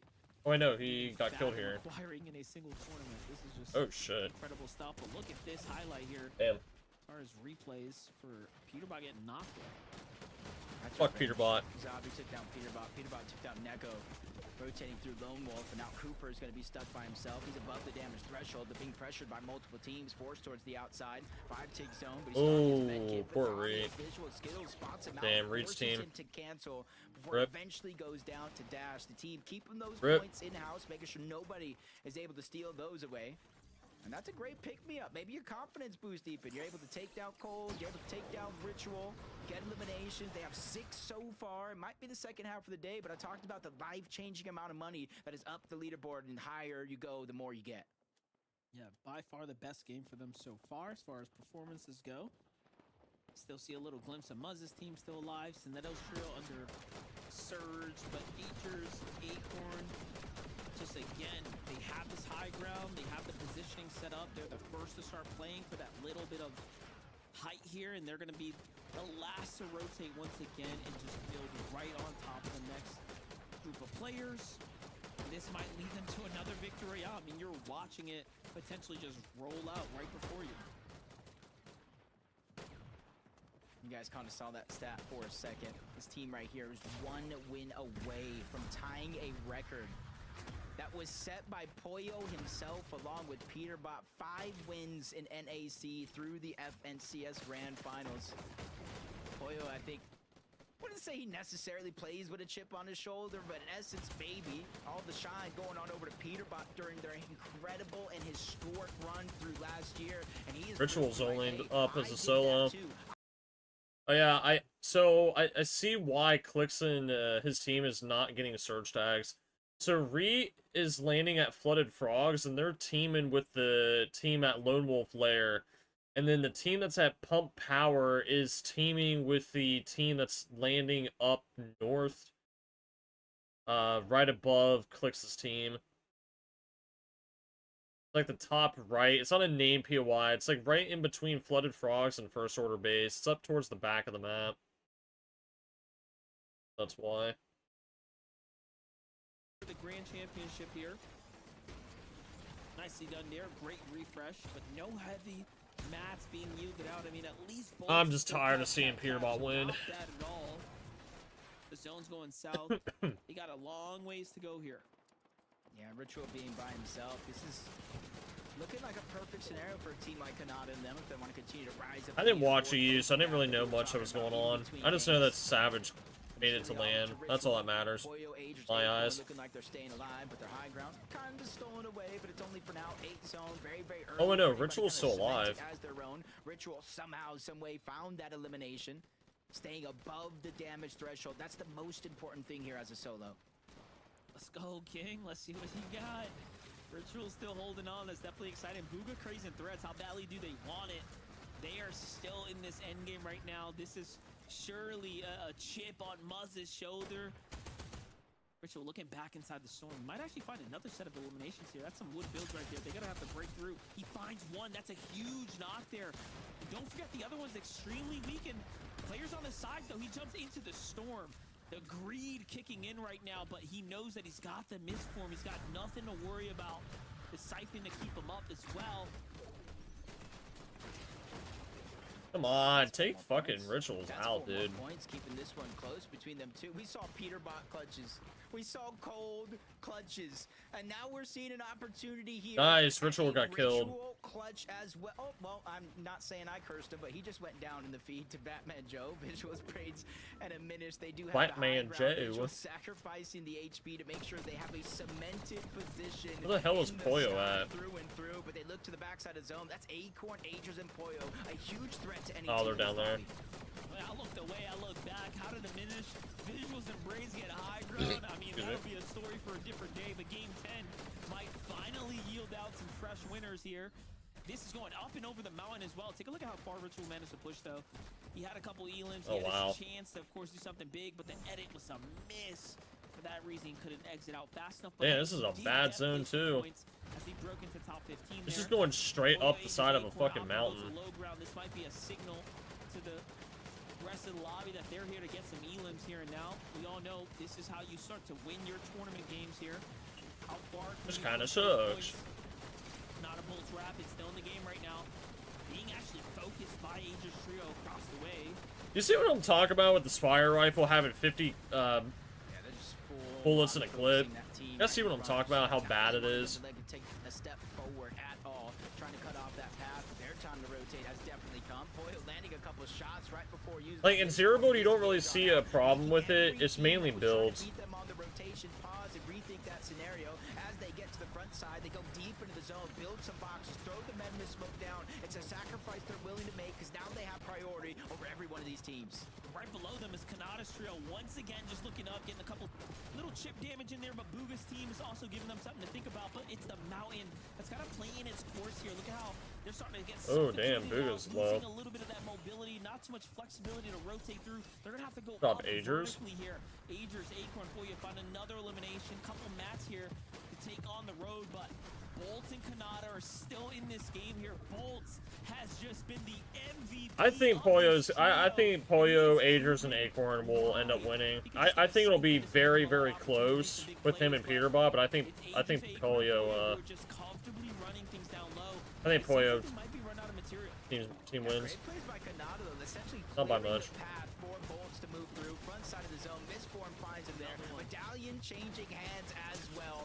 Visual Braids in a Oh minute. my. Haven't been tested. Nobody's able to look up because of all the struggles going on down below. Damn. Bolts with the medallion goes up and over. Lands another crucial Ooh, shot Bolts onto going down. somebody, but he finally goes down. His run comes to an end, but Kanata still trying to keep this clutch intact for their team. PETERBOT will land on Pollo. I mean, I wouldn't even be surprised. Hold the ritual on that leaderboard. You saw what he did there. Misforms to the front side, now putting shots on behind, but the edit Damn, is Pollo got open. down. He does damage, Pollo, and Brett finishes him up. So this is actually evening things out. That's going to unlock him a top 3, a potential second place now. Acorn and Agers healing in the zone.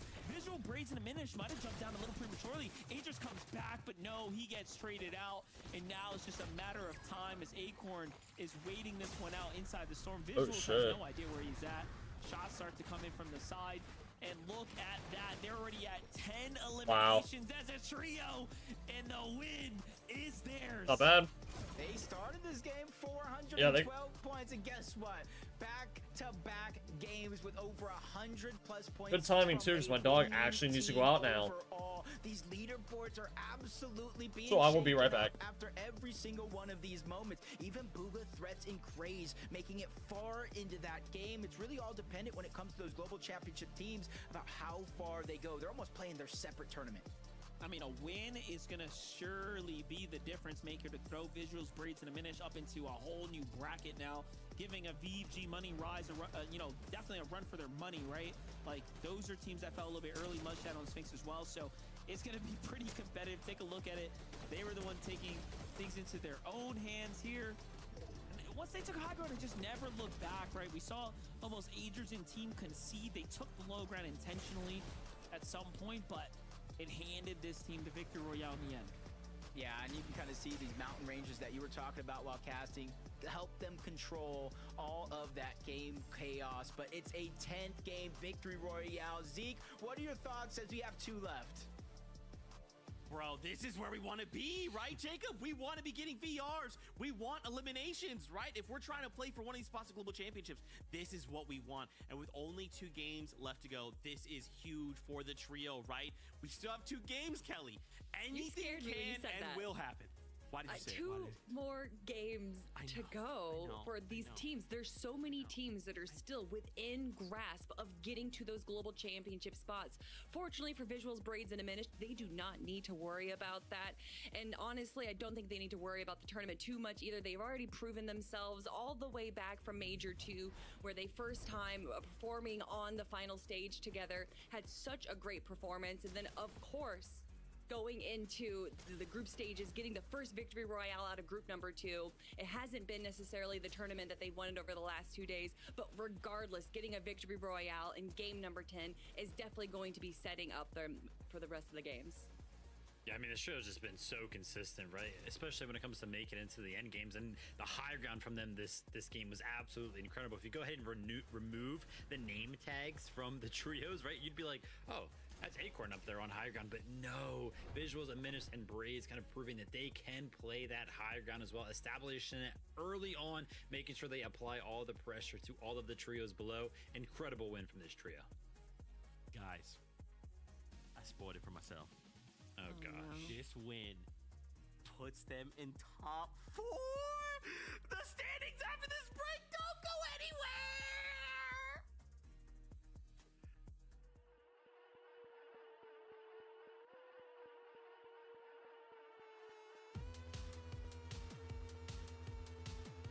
This dog is fucking pissing me off, I'm not even gonna lie. She's right beside my door. I go to take her out, and then she just starts fucking throwing a fit again.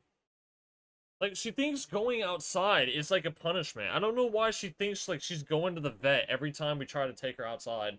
Like, this is actually kind of pissing me off. Like, I literally keep, like, getting up and leaving to try and go take her outside, because she needs to go to the bathroom.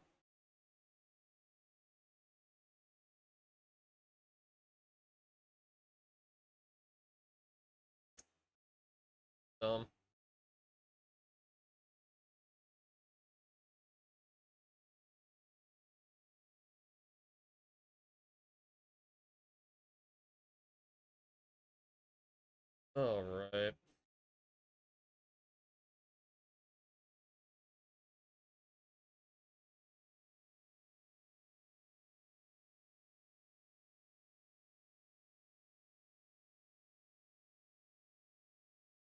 Kanada's team is in 3rd. You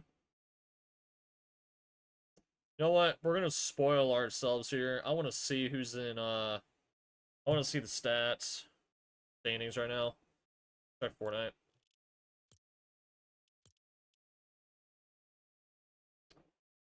Not bad. Poyo, Agers, and Acorn got a 40-point lead. Pretty good. And because of that game and what CLIX did to PETERBOT, they have now went down to 11th place.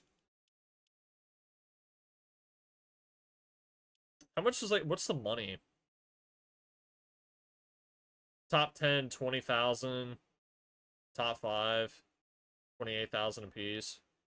Oh, no, that's 28,000 split. Okay. Well. You know what's weird? Fortnite used to give more money out for tournaments. But, like, anymore, like, they're not giving shit out for tournaments. Like, who remembers when they were doing, like millions of dollars, like, every FNCS? Like, I'm talking, like, Chapter 2. Does anyone remember that? Like, how much more tournaments were in Chapter 2? Like, it's actually crazy how much it's changed.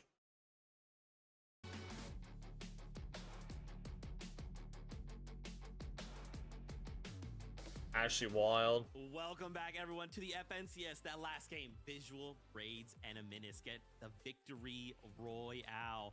Now finding themselves in the top 4. Now, remember, they already have a qualifying spot. That's fine. We're also playing for money here, right? Oh my god. Them finding themselves up. My dog actually has to go to the bathroom now. I will be right back. I'm sorry for leaving. For a potential qualifying spot. Either way, though, to take a look at these standings, guys. With 2 games left to go. Look how insanely close this is. So let's just break this up from 10 to 8th. only a 4-point difference, right? From then 8th up to 7th, now we're looking at like a bigger disparity, but then just kind of keep climbing up these standings. We already know that like a single good game could suddenly change these entire standings. And with only 2 games left to go, guys, I'm sure every trio in this lobby is thinking the exact same thing. If I have not qualified, I need to make plays, and I need to make them right now.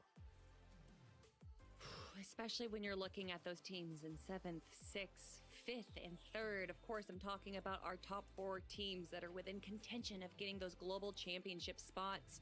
Muzz, unfortunately, dropping down just a little bit. But if we have situations where PETERBOT goes down earlier, some of our other big teams that kind of control the low and high ground in these end games, that does give one of these trios an opportunity to really climb up the leaderboard. And for the first time this weekend, Vivid, if I'm not mistaken, we actually had a little bit of a ritual solo clutch, although maybe not as many points as Cold or PETERBOT has gotten. Ritual still able to hold out strong when he needs to provide points for his team. Yeah, it's great to see him kind of put up that type of performance, right? Because you take a look at the leaderboard, the difference between them and Acorn now, 39 points, right? That gap is kind of ever so slightly creeping up. And I gotta go ahead and put some importance on this game number 11 right here, right? Because if you imagine, what if that happens again, right? PETERBOT, Cold, Ritual, they go down early. Acorn, Aegis, and Polio, they go into the late game again. They get another second place, and that disparity increases even more. And at that point, you only got 1 game left to go ahead and play catch up. That's not enough. So game number 11 is very, very important, not only for the championship of this major, but then also for those qualifying spots, right? When we come back to the leaderboard, paying attention to those, right? Yeah, Aviv, G-Money, and Rise, they're sitting in 5th place right now, 518 points. They're 60 points ahead of Booga, Threats, and Craze, right? Booga, Threats, and Craze, they've got to have a crazy game to go ahead and keep themselves in contention. Game number 11, Zeke, it means a lot. Dude, it's so insane. But just think, and to like, you know, dig maybe a little deeper too. If any of these trios, like we're talking about just PETERBOT falling, right? But if any of these trios between 3rd and 5th place fall, dude, we're gonna see going into that game 12, this be that much closer. That like the pressure is on right now, Kelly. If I'm these trios, they just have to be under such immense pressure. And I've just got to, you know, tip my hat to Kanata in this last game, especially. Once again, finding themselves these placements, right? They're not getting a ton of eliminations, but they're finding themselves these placements. Bolts is just nuts, dude. And then again, Kanata to be in this game, it's a solo clutch. To have to be in a situation where we're going, guys, we need to be getting points. Like, She actually fucking pooped and peed. Oh my god. She actually went to the bathroom.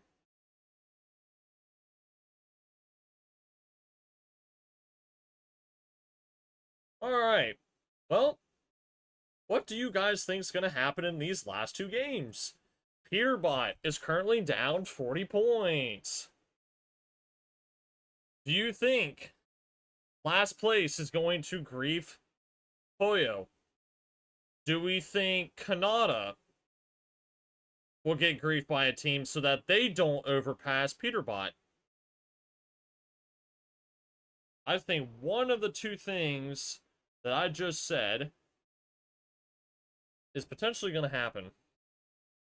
But if I was to guess, I think we got PETERBOT landing on Poyo.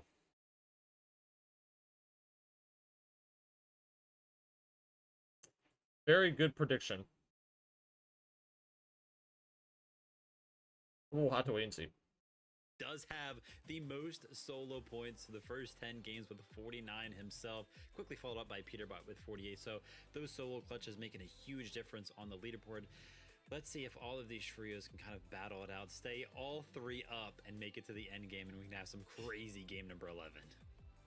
oh man, 2 games left to go before we wrap up grand finals in North America. It's fine. Everything is fine. No one's stressed. We're all happy. Everything's great. Let's get ready for game number 11. Casters, are you guys Not great yet. too? Oh. I don't know, man. I think I'm going as same as you, Monster. You might be on a cool another level, but you have been in these situations before as well. And I want to shift this conversation. If Pollo continues to play how he's playing, I think that NA GOAT debate shifts from PETERBOT to him. Yeah, I mean, I dropped it in the middle of our commentary like 2 games ago. Acorn's team is the best right now, but remember, they also didn't change their strategy. They have been practicing the Demon's Domain all season long, regardless of what the narrative was a couple weeks ago or days ago, really, with the shakeup that we, of course, seen. It's incredible times now, and game number 11 sounds like it's ready. All right, see what's happening. It's a big time right here, Jacob. We got game 11 in front of us. We got what Vivid is looking to as one of the critical points here for the closeout of the tournament. I think he's spot on, not only for, of course, setting up a potential catalyst for your global championship. Damn, no one's landing on Pollo's team. Wow, that's shocking. At Demon's Domain, if they walk away with things, they might just have a gap that's too big to close.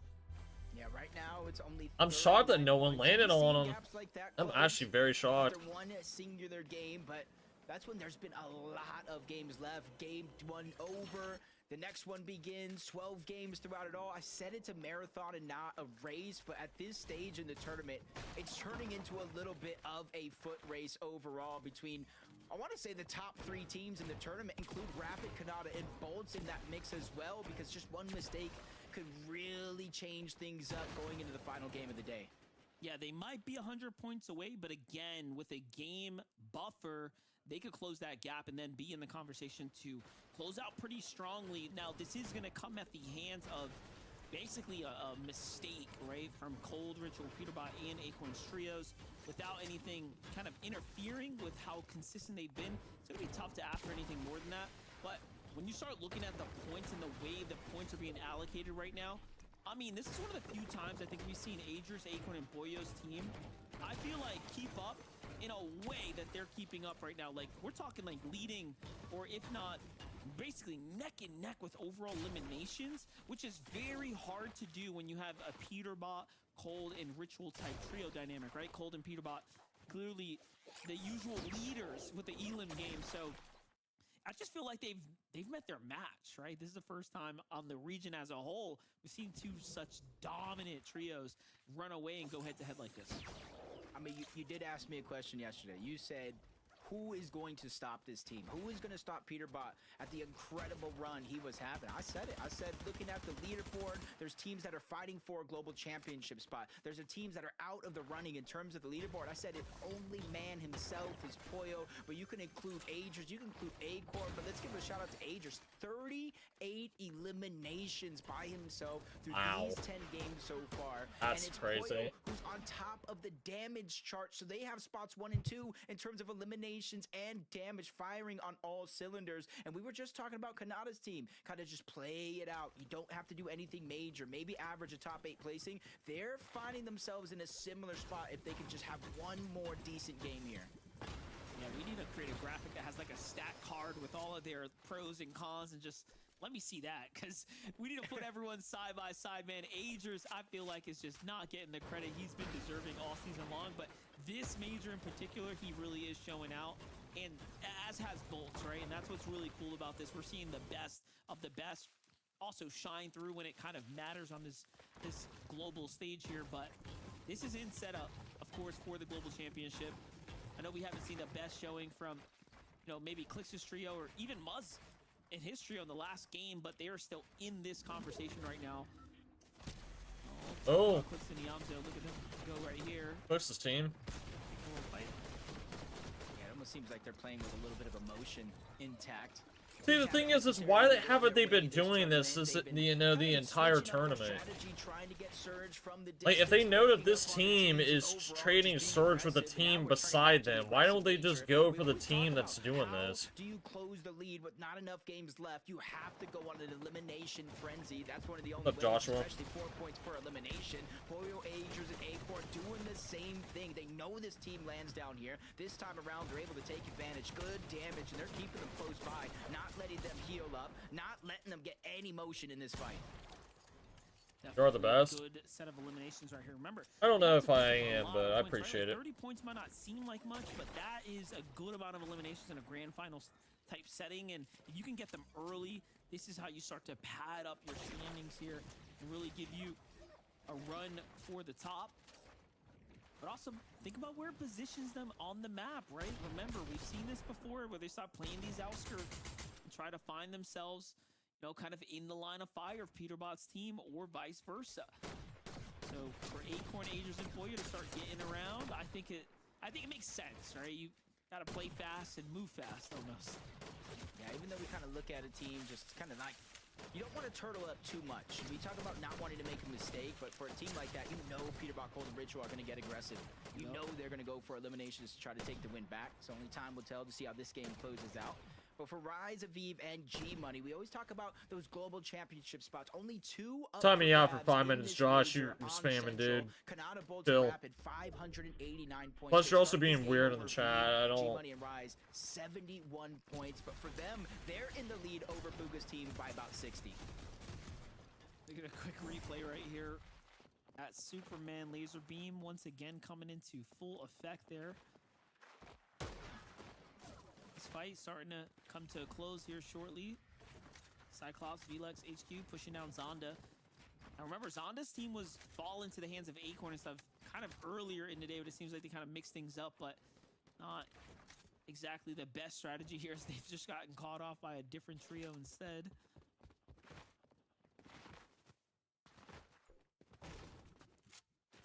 But 4 eliminations so far for a team like this. Good start.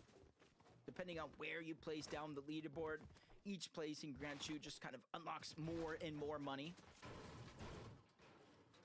Kinda starts to build that chemistry, but Blue is just hiding. They don't know exactly where he was able to disengage from, but he's peeking through that cone.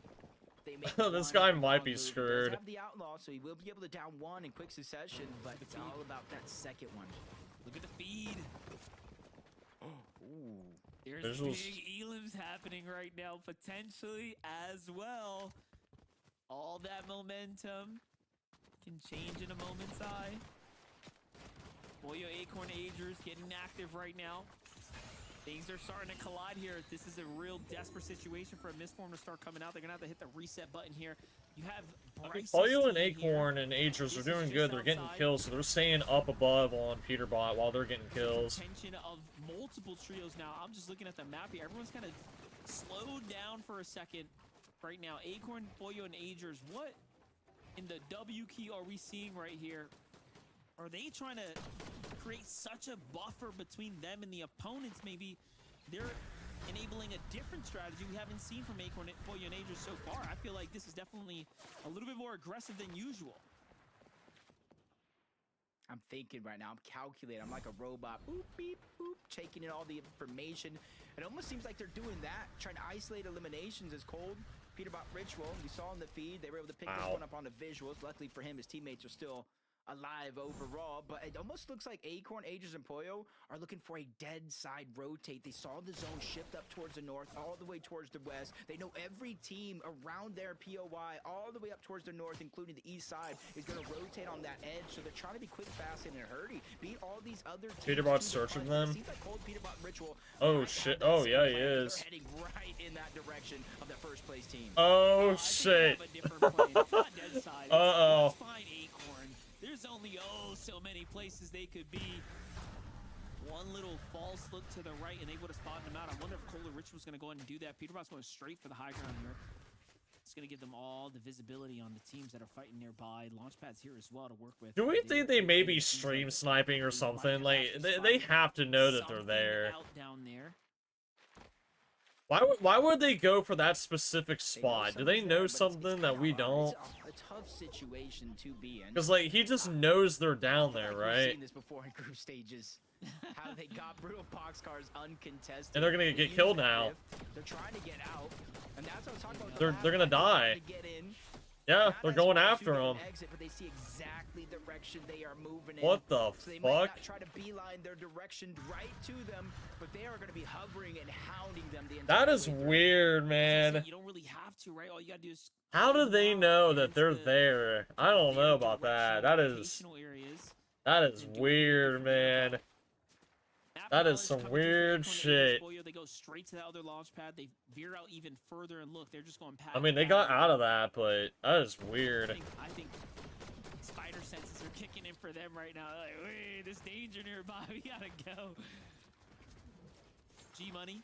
Yeah, I know. That's the thing, Jamie. I don't know. That's just strange. Acorn, Agers, and Pollo just trying to figure out how to live to see another day right now. I'm telling you, man, PETERBOT does everything he can to win a fucking game. I mean, the dude is weird as shit. Ritual got killed. You were exactly right, Monster. The hairs on the back of their neck was sticking up. They got the chills. They said, nah. This just does not feel right. And this could be a bait. I wonder if this could be a bait possible play. Either way, it's the medallion. That's why. I'm hyped.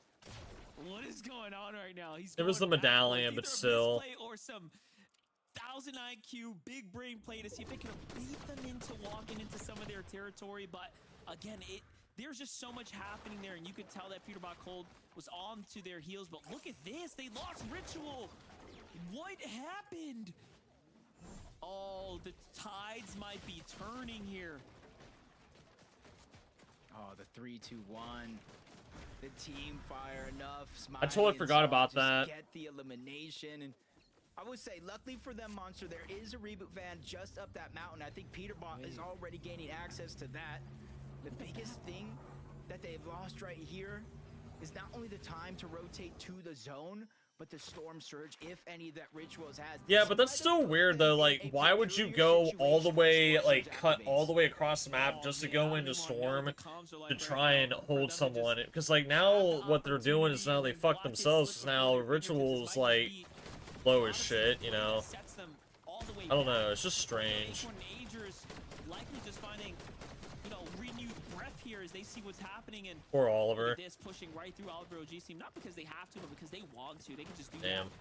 They have the momentum, they have the lead, they have the points right Damn, now. Oliver and Blake and Diego, man, they're getting bullied. PETERBOT got downed.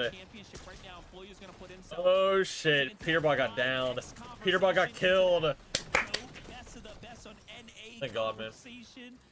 It's just happening here and now. Let's go, PETERBOT zone. Just wait for that montage afterwards of Pollo essentially saying, anything you can do, I can do better. You saw he got down and then killed in the kill feed. His team. They went and picked right back up their medallion as well, making sure to keep the entire loot of Demon's domain intact, finding a couple more eliminations. And as you said, with Ritual, I wonder what happened. Them finding more eliminations, they're putting it in a position to where, yeah, maybe Ritual Cold and PETERBOT can win with an elimination, but how many eliminations? It's almost putting them in a spot where they need a historic game in order to overtake that first place spot. Only way PETERBOT wins is by, landing on Pollo next game. Remember, this is only game 11 for the NA finals here for Major 3. Kanata, Rapid, and Bolts. We did all that conversation. We almost forgot about Rapid, Kanata, and Bolts are in the running here as well. But look, they're much more passive, right? At this pace, how are you going to close that? Oh, wow. 710 points now. 710 to 655. They've kind of put in this round. It's They're up by 60 points. Yeah, you can see them just continuing to trade shots. Cold and Ritual are being held in storm. They're getting pushed. Not been able to get PETERBOT back on up just yet. Cold, even though it is relatively early, one tick zone, only has the one med. Damn, It does look like that team is res following. I'm PETERBOT. wondering if he kind of drew them out away from the intention of PETERBOT and Ritual, because you see them over towards Canyon's Crossing, nowhere in sight. So far, you see him on the bottom of the mini map. Cold's getting pushed by two of them. Pushed by an entire trio. Cold is gonna have to. Oh, they're below storm surge. Oh yeah, this is gonna be a tough spot to be in. Come on, kill Cold. Get him the fuck out of the game. Kind of playing in peak form. Get that entire team out. I do not want PETERBOT winning, man. Playing smart, taking his time here. It only takes one to be well out of place for him to go and initiate something huge there, and that's a bad edit. He's gonna give away a spot. Ooh. He's gonna call for backup, but he Assy. Damn. He pieces up and finishes him off there. And look at that. Aaron's also lit up too, so. Oh no. Did you forget a wall, son? That's a huge problem. And Cold is here to just do what he does. Already working around the outskirts. Just a matter of time. misform, baiting, buying more room. Damn, holy shit, Cold is fucking crazy. Oh my god, no way he just pulled that off. Alright, you know what, Cold? Okay. For him to do cold things. I know Wow. seasons ago I said he has ice in his veins. They call him Cold for a reason, and that reason continues to exist. And that's just insane. amazing right now because Cold, we saw him clutch up in earlier games. I don't have a problem with Cold or Ritual. I just don't like PETERBot. Here again because we know Aegis, Acorn, and Poyo have been going on an elimination frenzy Holy from shit. the south to the That western is part of the crazy. map, picking up these key points, picking up these refreshes as well, keeping themselves healthy. This is just excellence at its finest. Rise. No, VG not Money get the Booga. Down onto Booga. And that's a big down for multiple reasons, not just the points, because that's the global championship qualifying race and the team that's on their heels. Down one goes. Visuals just ticking away. Oh, he's gonna Are you gonna have time die. for the next one to go through? I don't think so. Wait, he had a big kill. No, So damn. close yet so far. Oh, that sucks. He had a You know, med with kit. them falling Wow. out, it's not really like they lose much other than big time prizing and overall Rip. effort, of course, as far as like getting this high quality practice in for setting themselves up for globals. But still, no one wants to fall. When you're inside the 5th place, you're making a run for at least the top 3 there. Damn, that is sad. Less than 50 points now. Even though they've been slowed down just a little bit, I know they're going to be looking for key opportunities to continue to try to pick up the pace in terms of eliminations. Even Shadow is doing the same thing. Him, Muzz, and Sphinx are still in that hunt. They started this game with 435 points. I want to say around 80 or so points out of reach of that second global championship spot. And with Muzz down, Muzz that went puts down. a lot of pressure on Shadow and Sphinx. Not in terms of damage and Storm Surge, but to get their full trio up. They are on the clock right now, 5th zone, 24 seconds until it officially closes. I will say the silver lining out of being in this situation is there are multiple reboats towards the backside of the zone, both on their left and their north side of their original drop spot. So as long as they have some mobility... See, the Outlaw Shotgun is a good shotgun, but you have to be very precise with it. That's the only thing, though. Seems like things have been going downhill since Like, the victory royale. I say it's 20 bad, but plays, it's good if pretty you big end game, but you're missing out on if the you hit your multiple plays, shots. so it's been pretty tough But you have to be fix and really find that close. footing. Like, you have to be right in front of your opponent for it to really do a lot of damage. They gotta make it. I was gonna say make them move fast. Depending on how long they've been in the storm too, though, you gotta think about it, Jacob. They might actually catch sickness because you know once around zone 7 turns in, if you haven't exited, I mean that's it. You're cooked. Yeah, there are That's just 1,300 right damage here. above Storm Surge. I'm not sure if he was able to get the reboot card or not, but Shadow, Sphinx forced to go 2 separate directions. And it's Sphinx who's drawing the attention of Neko, Zabi, and Liam, just hoping and praying that he can Oh, get Muzz great. back PETERBOT on got that. high ground. Eventually, if he goes down, they can move on over That's and get his great. card. But as we tune in, Cole, he did get Who let another PETERBOT get high elimination ground? onto Broken, bringing their team total to 6, and this is exactly how it happened, Monster. Oh, that's how. Hanging out in a surge base. Let's just see what happens when these guys start to target you. And then they initiate the fight. Yeah, they're kind of coming up. Looking for a couple more points here. Why not? Take a stab at it. No healing for PETERBOT just yet. Give it a second though. G Money, Aviv, Rise. Pressure starting to build here. The real question is, will they crack? Aviv ends up falling now. Rise super hurt. Medmiss has to come out here. This is, of course, going to be a tell to the rest of the lobby, but at least it gets a recover. Look at that mini map. My gosh. That's a That was a lot of for everyone people. here at the Shavs. Yeah, there's like 60 people alive in this All the tiny ass teams that were zone. thinking it was going to continue to pull towards the north are now having to try to make their way in, which makes that side of the zone pretty congested. You see it going down all the way towards the western edge, even a little bit towards the north as Rise. G-Money, they're able to get healthy there in that situation, but you can see a huge loss in their resources overall. Blitz is Their team alive. is inside of that global They're being championship held right qualifying now. bubble, and with 2 games left, hoping to keep that intact with or without Aviv by their side. They know they got to get that job done. Acorn, Poyo, Agers, even though they got to rotate, they knew that team was above, and Acorn just peeking through the cone. Vital information for him and his team as they go ahead and extend their position before rotating to zone. This is such a weird zone. It's like pulling. It's pulling out like towards this like tennis court on the edge of the map. Leading the pack with these elims too, just really staying in the conversation right now. It's a very weird zone. With PETERBOT, Cold, and Ritual, who are now positioned up just across from them. They have eyes on what's happening here. It's gonna be all rotates coming soon. Yeah, they're almost like right on that Storm Surge line. We saw him just moments ago, 26, using this elevation before rotation to try to get as much Storm Surge as possible, but with that bird's eye view, they're watching all of these teams start to rotate in, inching further and further away, forcing them to start their rotation. Oh, they're below. Just beelining it in. They're continuing to hold that pressure off the top of the mountain, and that's going to give them a clearer picture of what they're working with on that side of the map. But on this side, you said it yourself, it's just so congested here. Yeah, PETERBOT seems slightly below right there, but what happens? G-Money takes a huge shot. They exit out, and then the finish of the team has to have been right on top of them. It's Gary and Saul here. Now, Rise does turn around, find elimination. Can he get the second one? Oh, damn, that was close. Okay, it's at least going to keep him in the game, but no misform, nothing here to really work with. This is not good. And Rise is going to have to play for another siphon. You might as well heal, do something. Don't sit there and lose time, and Rise might have just given away his Pigs just went down. spot. We'll come back to check on the standings here later, but for now, PETERBOT, Cold, and Ritual getting active. Still at 6 eliminations. Oh my god, they're being held. A little more damage now. Come on, kill PETERBOT, dude. Get him the fuck out of the game. Yes, it's yes! Go, come on! Come on! Wow.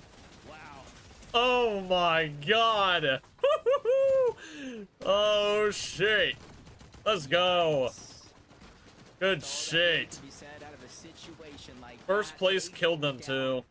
Relatively early, a few placement points though in there for their efforts. Let's go, man. Their global championship spot secured, and what could be a legacy in the making on the line for PETERBOT. That last game, I have a feeling, Monster, is going to be amazing. It's going to be better than cinema. But the teams that are left alive, Rapid, Kanata, and Bolts, they probably saw them go down. And to I'm telling you right now, if Pollo and his team win this game, I think it's over. Obviously, they increased the lead with a few more eliminations, but there are so because that means PETERBOT would need at least like 150 to 200 points. I'm just thinking about the full picture all season long. We were kind of looking forward to grand finals with the Pollo versus PETERBOT clash, and Kanata's team can get second. In that way here for game number 12, if they potentially want to win this major. Now, knowing them, they might just give us the show we're looking for. But for Pollo, Acorn, and Agers, it's just business as usual for them. Because you know what? Deep down inside, Pollo has been the boogeyman. So why sign up for that too is what you have to think about. They're just playing so good right now. Yamzo got killed. He killed someone to Storm. Saying the feed, Yamzo went down, but not before taking down Craze. And Craze was the one that got the eliminations on the G-Money and Rise, trying to close that gap when it comes to qualification spots. But now it's Muzz, Sphinx, and Shadow who are reaping the reward, because with no Aviv that has the spot, no Booga who's in front of them on that leaderboard, this is their chance to start to join that conversation in a serious manner going into our final game of the day. But if you look at high ground, Bolts, Kanata, and Rapid, they're looking to not just be a part of the conversation, they're looking to steal the show. Aviv, G-Money, and Rise had a 60-point stretch over Booga starting his lobby off, and even further for Muzz's trio, so that's going to be huge for Bolts, Rapid, and Kanata. They need a lot more eliminations, so this is a great start for them to start earning some points and at least taking advantage, putting themselves in a conversation for maybe even a second place here. Maybe you know, they could stand to benefit potentially if PETERBOT's team. What the hell am I watching? The last game's going to yield, but one thing's for certain: whoever wins this game, if it's Kanata's trio, that's going to shake things up. If Acorn's team doesn't go the distance, Cooper, Reed, Curly. Playing the low ground on the outskirts right now. Oh shit. Definitely a wild factor here in the lobby. Must go. Damn. Those are key eliminations right there. 4 more points and more because of the placement. I'm not adding anyone. Of the lobby. They see so much chaos going down around. They're just trying to peek and find that perfect opportunity to get more. as Bolt's Kanata and Rapid, because so much is going on in and outside of the different layers on the low ground. Nobody who's really had a chance to feel comfortable enough to look up. The one team that would, Angers, Acorn, Pollo, they're on that ultimate low ground. They're building space and they're trying to claim it. Kanata wins. Still going on the hunt. You talked about I mean, that would be crazy. Heard you loud and clear. Yeah, he definitely has to do something. But look at this, Agers, Acorn, Boyo still standing here, earning placement points ever so slowly. They did everything they needed to do for the elimination, so they have racked up enough. Bolt is still getting active. Oh my god. He has to force his way back to the top of that med miss or misform just to buy him a little bit more time. And oh shit, Agers got cracked. low ground here, forcing Agers up and out, but Fuck. Boyo's hot on the heels here. They're doing an excellent Give him the job chug jug. Bolt sees what's happening. They know you have to target second height. You can't get them or allow them to get comfortable. And here it is, the clash that we've been waiting for might just happen. Yeah, and they know exactly where they're at because of the hot potato with that medallion. And there goes a flame. Oh shit, Pollo's about to go down. Gets that knock and elimination. Pollo, life flash right before your very eyes. The quick thinking, the medallion changing hands. Chug Jug is out. His team's gonna build him a path, using the misform to try to get to the front side of zone, buy him time to heal. Oh but I my. think Bolts might know there's somebody that did not go with him, that is last to enter and might be the first to leave as they continue to target down below. They know if they have. This is crazy, man. This is actually wild. Damn. Oh, he almost got stuck in a box. This is why I absolutely love the misform in the end game as well. It's just Ah, Pollo and Agers, man. Damn, they died. Acorns and Storm still. far ahead you can be as an individual competitor. Kanata might win, man. Still going as well. I know we're focusing in on what Bolt is capable of, but Boyo is standing here strong alongside Acorn. Acorn's gonna fall. He's gonna pick up some material. Wait, now. Pollo's still alive? Reclaim high How the ground. hell did he get out of that? Distracted here for a second. Ah, he's gonna die here. He doesn't have the health. He's just giving, honestly, everyone else time to make a move. Muzz, Sphinx, and Shadow are almost happy this is happening. Pollo's just buying time. He knows What Acorn's the going in. fuck? Trying to be a little Ah, bit Acorn disruptor. died. He goes down with his last med kit in his inventory. He's forced to use the misform to go in. Ah, Pollo died. Damn, he almost pulled it. Rapid, but will that have been too late? Now they end up in a 3v3 situation. Everything to fight for. Each team trading off downs each. Shadow's by himself, but he Oh my. gets taken out. The siphon is going to come into play for Oh, Bolt, buying him just a little bit extra time, maybe even more, as Muzz goes down as well. But Shadow has created such distance away. He goes back up. Knows Kanata's playing the heal off. Smart play by Bolts here. He doesn't want to give away that. Wow, siphon for free, and it holy works out shit. perfectly. Kanata, Bolts, Damn, and alright. Game 11 and take it by force. Talk about a big game to Alright. So, what does that mean? I'm gonna say Kanata they might be in first place right now. Or second place.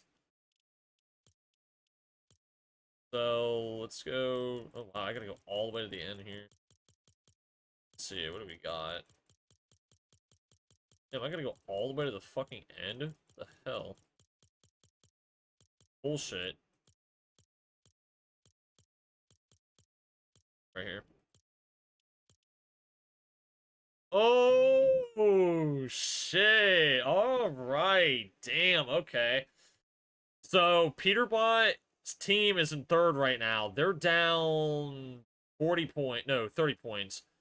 They're down 30 to Kanata. Kanata's down 60 points from first. 20 plus 70. So Ritual Cold and Ritual Cold and PETERBOT, they're down 90 points right now. Yeah, this might be a crazy game. Oh my god, I got the gooey wrap. Nice. Pretty cool. We got to throw it to Zeke, Kelly, and man. David to break down all that actions and lead us to the promised land.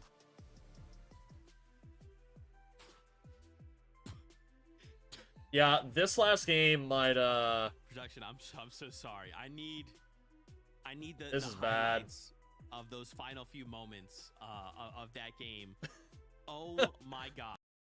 Dude, okay, So I guess that game when CLIX and Iamzo and Higgs went and tried to kill PETERBOT, I guess that fucking griefed them. Oh my god, Cole just made a tweet calling him out for it. You say at CLIX, at Iamzo, and at Batman Booga, you guys fucking suck, by the way. Yeah. Well, I'm sorry, Cole, but the world does not want to see PETERBOT win another fucking game. Win another FNCS. We're tired of it. That little shit does not need to win another FNCS. He's won too much.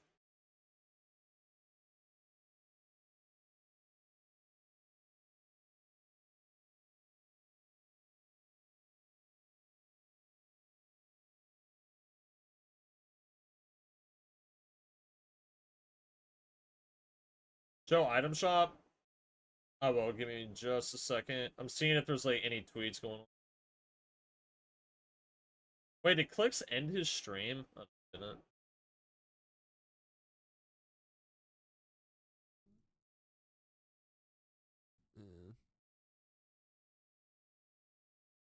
Cold is so mad right now. Dude, I love Fortnite drama, man.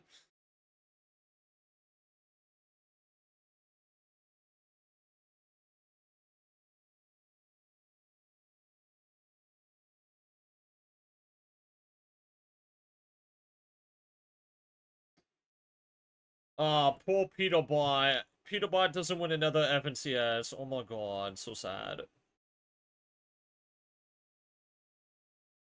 We don't need him to win another FNCS, man.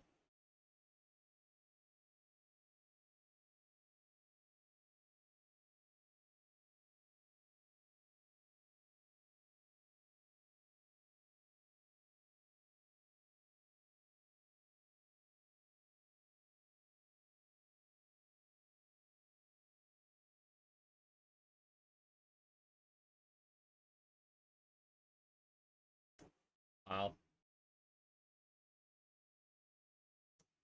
That is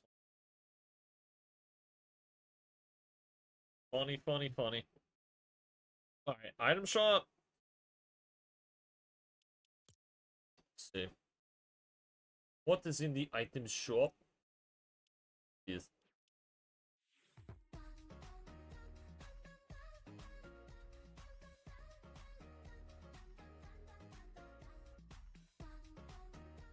Interesting emote. Wait a minute.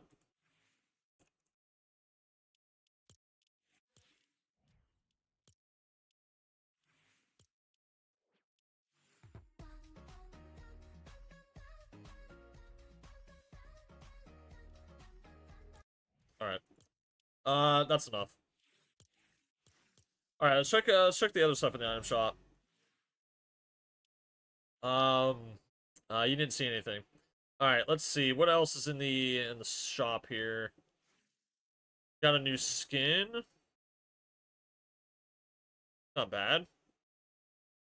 It looks like her shoes are untied a little bit. I don't know, the shoestrings are hanging out a little too far. Stellar wand. Another star wand pickaxe. Two styles of the skin. Interesting. Oh wait, didn't Yeet's emote come back? Wait a minute.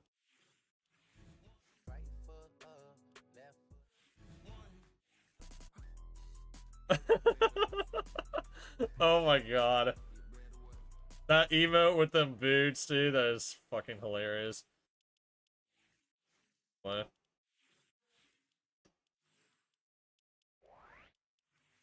That's brain rot. Moon Knight is back. I already have him. Probably one of the best skins they've ever added in Marvel. In my opinion, in Fortnite. Pretty cool. Fantastic Four still here. WWE. Queasy's Locker Bundle. Don't know how to pronounce that name, so I'm not even going to say it. And that is the item shop.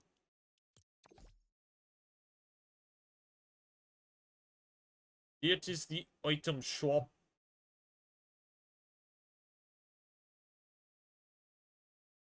See what's going on.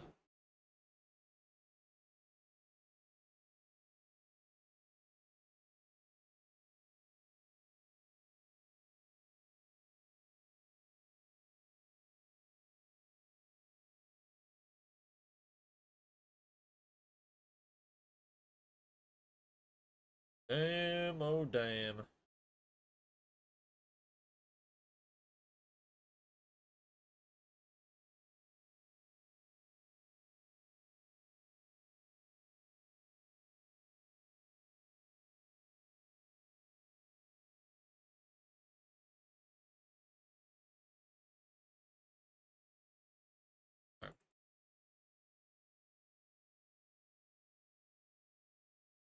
About to it. Hear that. That's what's great. We are one game away from concluding NAC Grand Oh, Finals. man. All right. This last game, Rapid Canada Bolts get themselves a 14 elimination victory royale. Let's take a look at the standings to see how close this is. Now, who's in first place? Of course, it's still Agers, Acorn, and Poyo. But look at the gap. It's only 60 points because of that last game. Okay? Okay, now, obviously, Poyo's going crazy. There's a ton of things. We have a minute and a half. Rapid fire me right now, okay, guys? I'm going to talk through it. You guys are going to pick it up.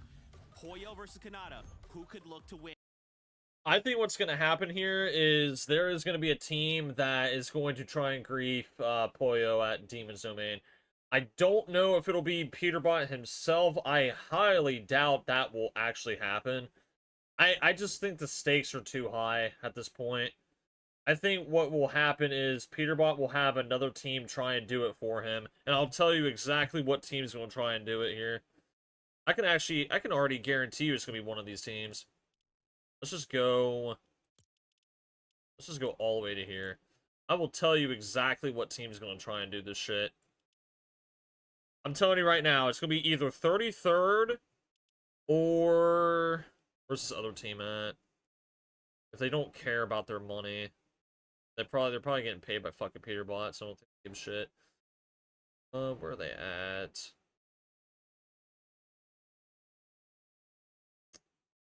Where the fuck are they at? Oh, this team right here, 27th. This team right here was a team that was coached by PETERBOT to qual in LCQ. So it's either going to be this team, 33rd, or it might be PETERBOT himself. But I'll tell you, it's going to be either one of those two teams that I mentioned. So I wouldn't even be surprised. In 10 points that you've gone ahead and put up. The only thing you could be playing for right now in the last game. But is I the think win. what more than Canada likely is wants to actually going win to as happen. well. Maybe Peter will What is it land gonna on have him. to do, Zeke? I've got no idea. I don't know. I don't know. Do you understand? It should all just land Alright, do you there. understand why I'm losing my mind? And that would be Because bad. There's so many things happening here in NA. We are here at the tail end of the competition. This is it. This is the finish line. We are watching all of this unfold before our very eyes. One final game. Fortnite fam, lock in. Okay. These trios, right? Poyo's trio, Kanata, PETERBOT, Aviv, Muzz, Booga, any of these trios could either play for the win or play to qualify for the Global Championships. This is it. The last ride. Casters, take it away. Monster, I feel right now coming into this game 12 that these players are the gladiators in the arena. Oh, come on. As long as PETERBOT doesn't win, that's all that matters. Are you guys not entertained? And that entertainment continues. I've enjoyed this FNCS. It's been pretty good. Now. Game 12 has arrived. I'm just ready to see what's going to happen at Demon's Domain. Race that we were waiting for, and talk about a better time to make it happen here and now, with Rapid, Kanata, and Bolts hoisting themselves straight into the competition. But you know what?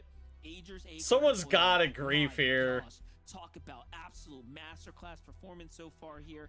Just perfect execution. Yep. There it is. Oh, shit. Oh, fuck. Oh, shit. Oh, fuck. Oh. Oh, my God.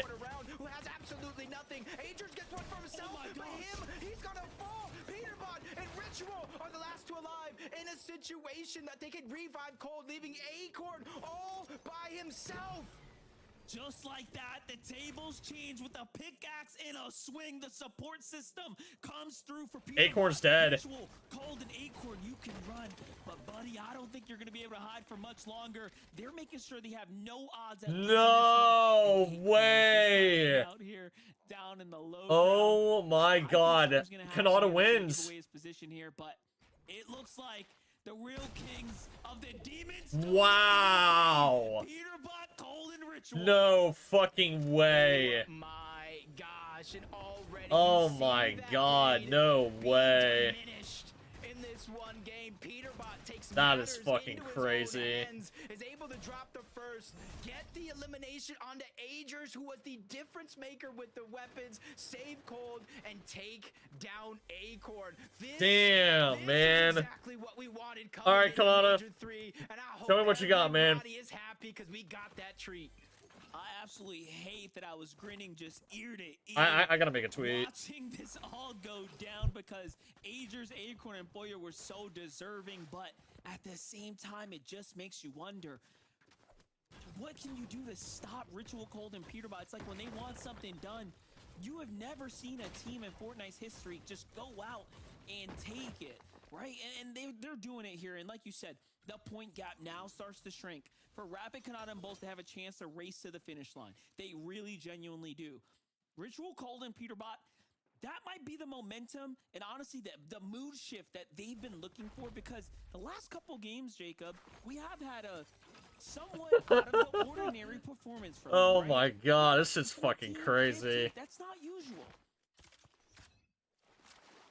Looking right now at the points, a 30-point deficit. Wow. To second place right now. And with those eliminations, they already dropped it down to, I think, 18 points to behind Kanata, Rapid, and Bolts. But you know, I know, everybody at home knows who's had their eyes peeled on Fortnite competitive. He's not fighting for second place, so he has to do one of two things. Drop an historic elimination game to not only take the Yeah, spot I feel over bad for for Aces Puyo, and Boys, man. but pass Rapid, Kanata, and Bolts if they don't Wow. go down, or they're going to have to go on another hunt. They're going to have to figure out where Rapid, Kanata, and Bolts are at, take them down, and finish off this game with a win over the game.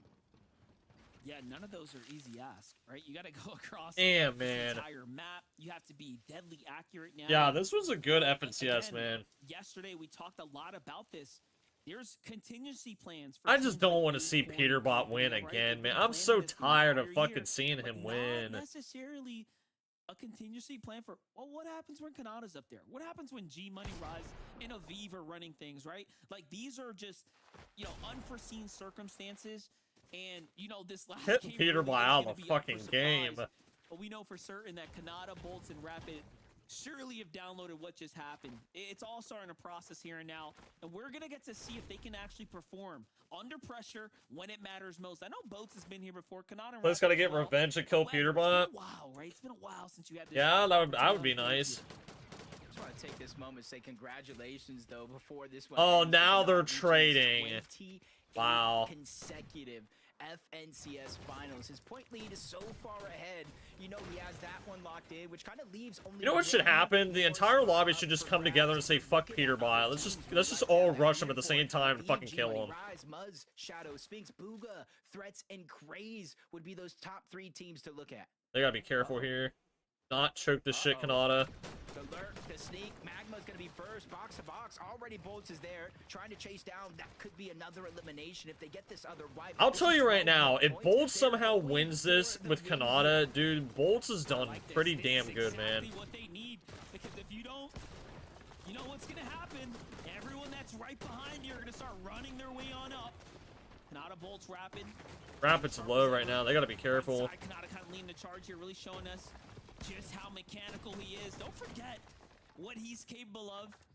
Yeah, he might have put that IGL hat on for quite some time, but there's a reason. Oh, you didn't get that He's kill? off his Damn. mechanical skills here. Where's the backup though? They gotta end this one quickly so they can get a move on. Because this is deviating away from their usual strategy, sitting up in big bases, right? Going for exchanges. This is This is very definitely dangerous a here. stake at earning points. trying to play fast, and we all know when you start switching stuff up, Jacob, bad things can happen. That is not smart. Just a tough angle right there. Exactly that.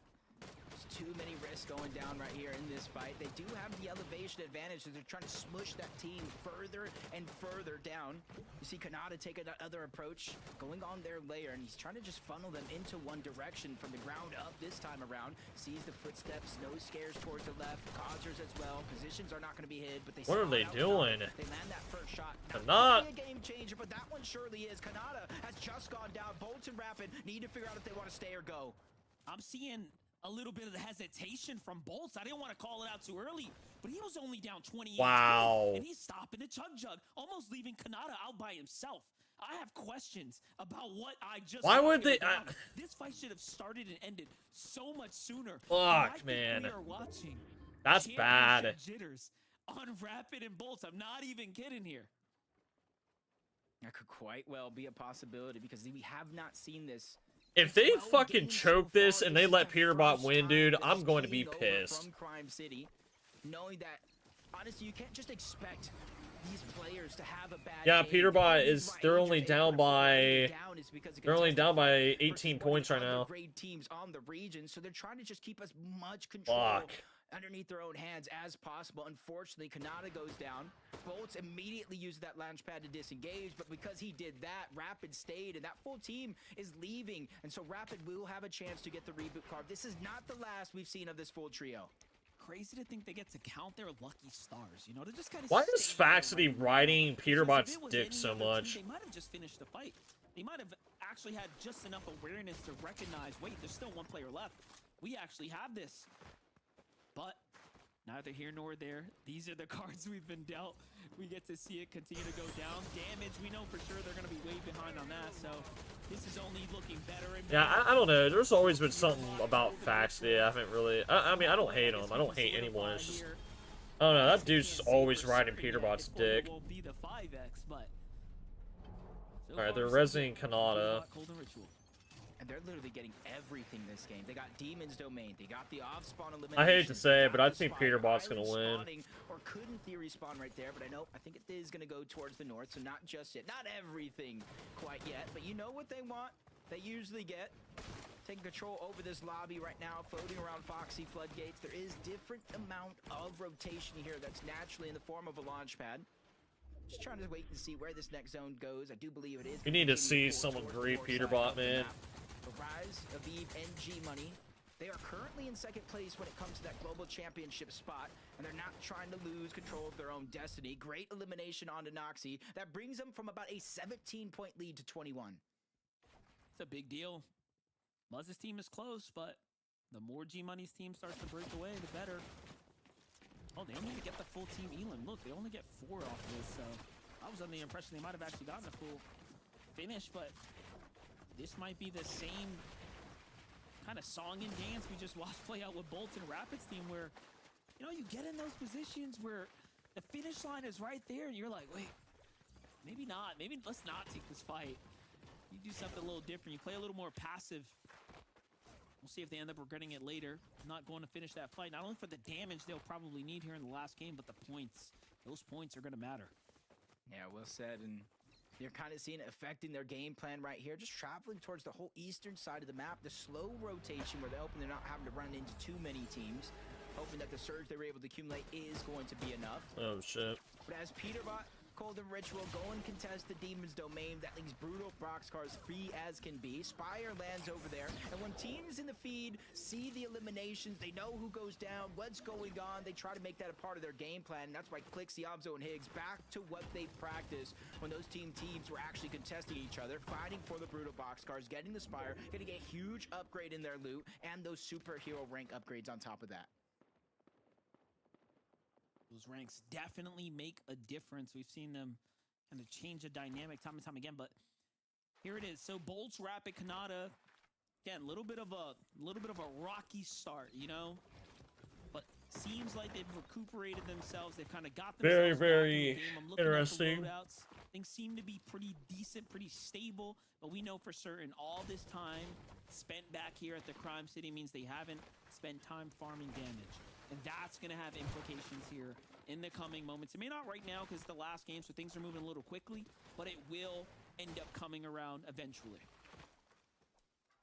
Yeah, I feel like this tournament's been a game of inches for a lot of these top teams here, playing for the competition. They're also losing a lot of information and priority towards the front side of the zone because they're not seeing all these teams pick their spots because they're so far back behind the curve of what they hope to go up until this point. Booga Craze and Threats, another team on the heels of a global championship slots. And so far, they've made it a focus for them to rotate out of Utopia. If I'm Pollo, I'm unplugging Pete's Ethernet cord. And worry about Surge as a secondary as opposed to first like they normally do.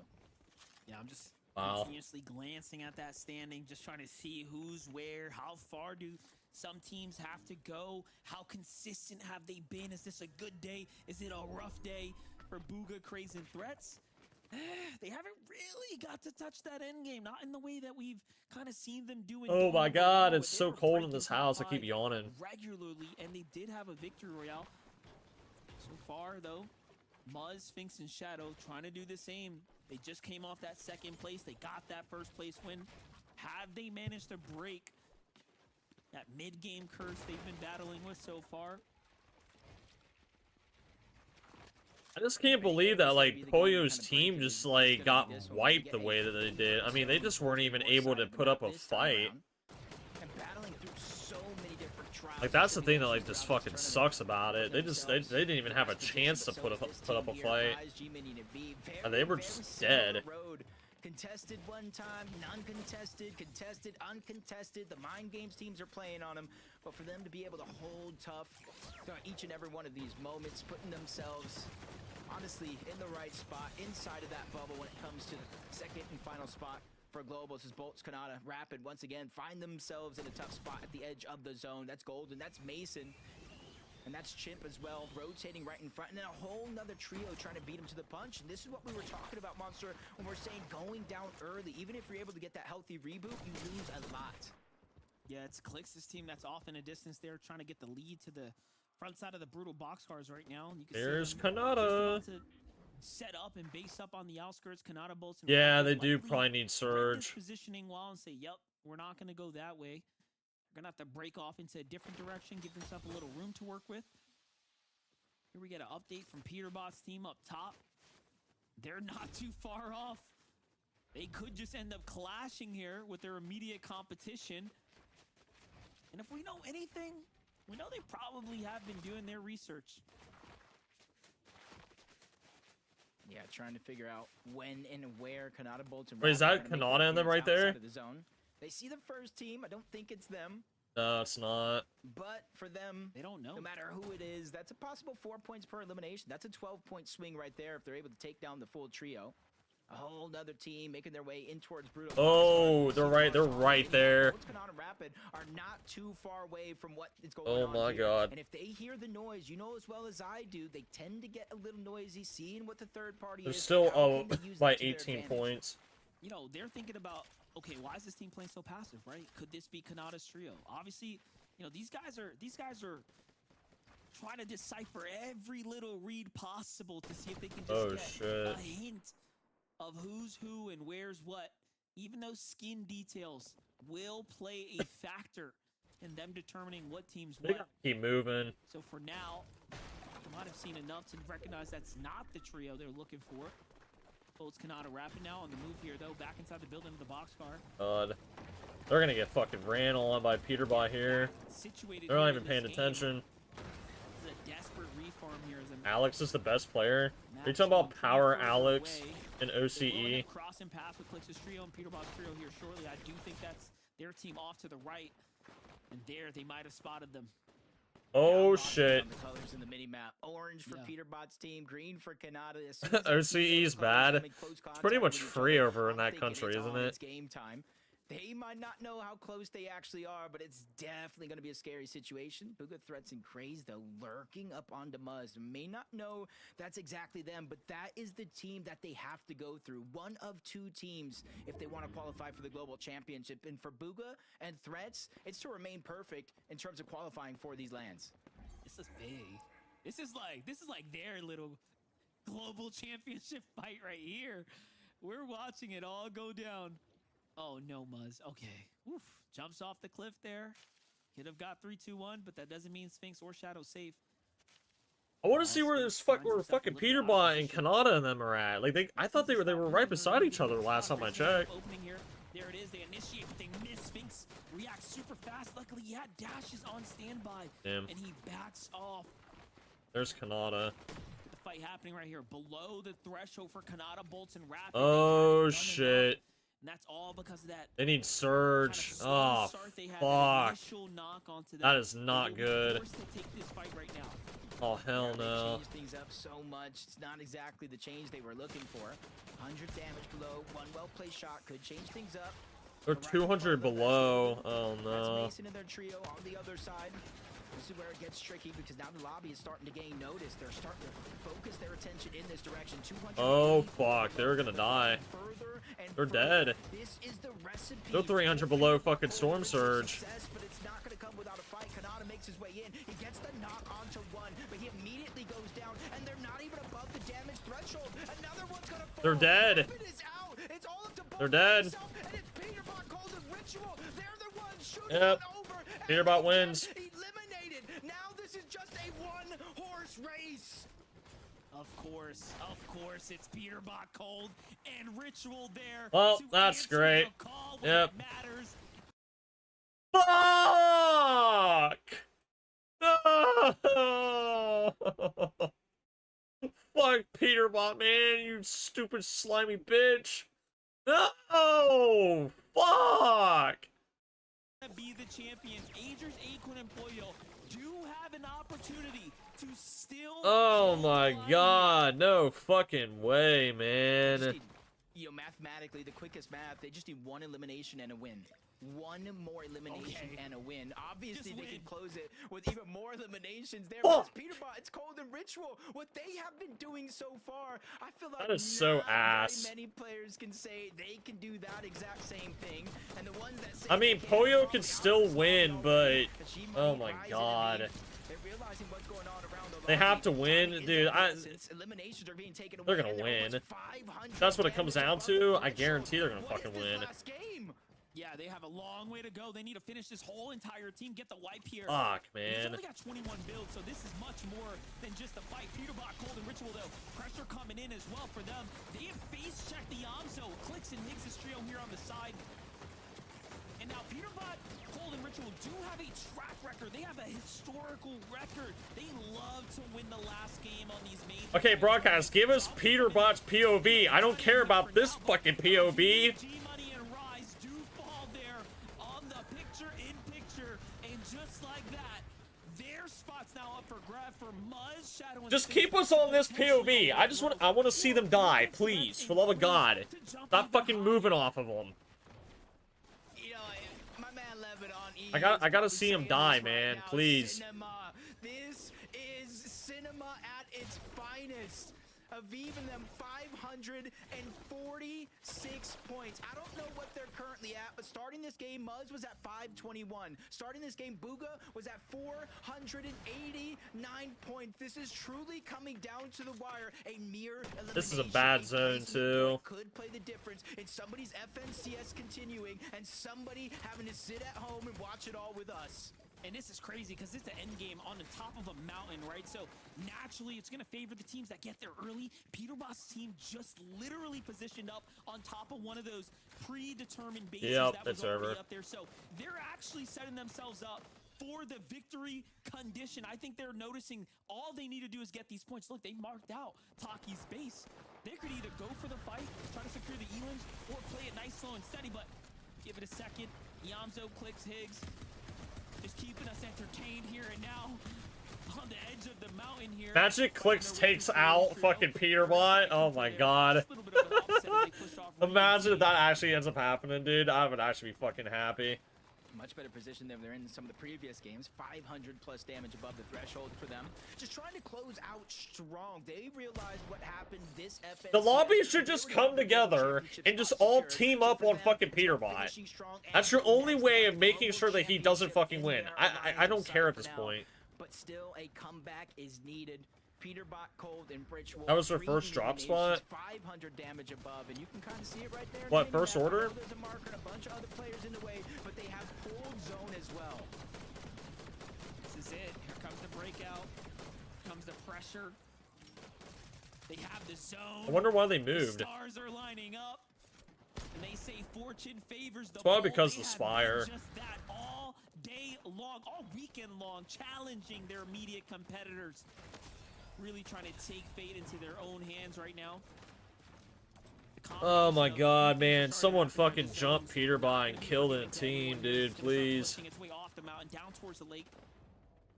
That's gonna mean I mean, like, look at them. I mean, they're set. Matter of, can you go the distance? Do you have the stamina?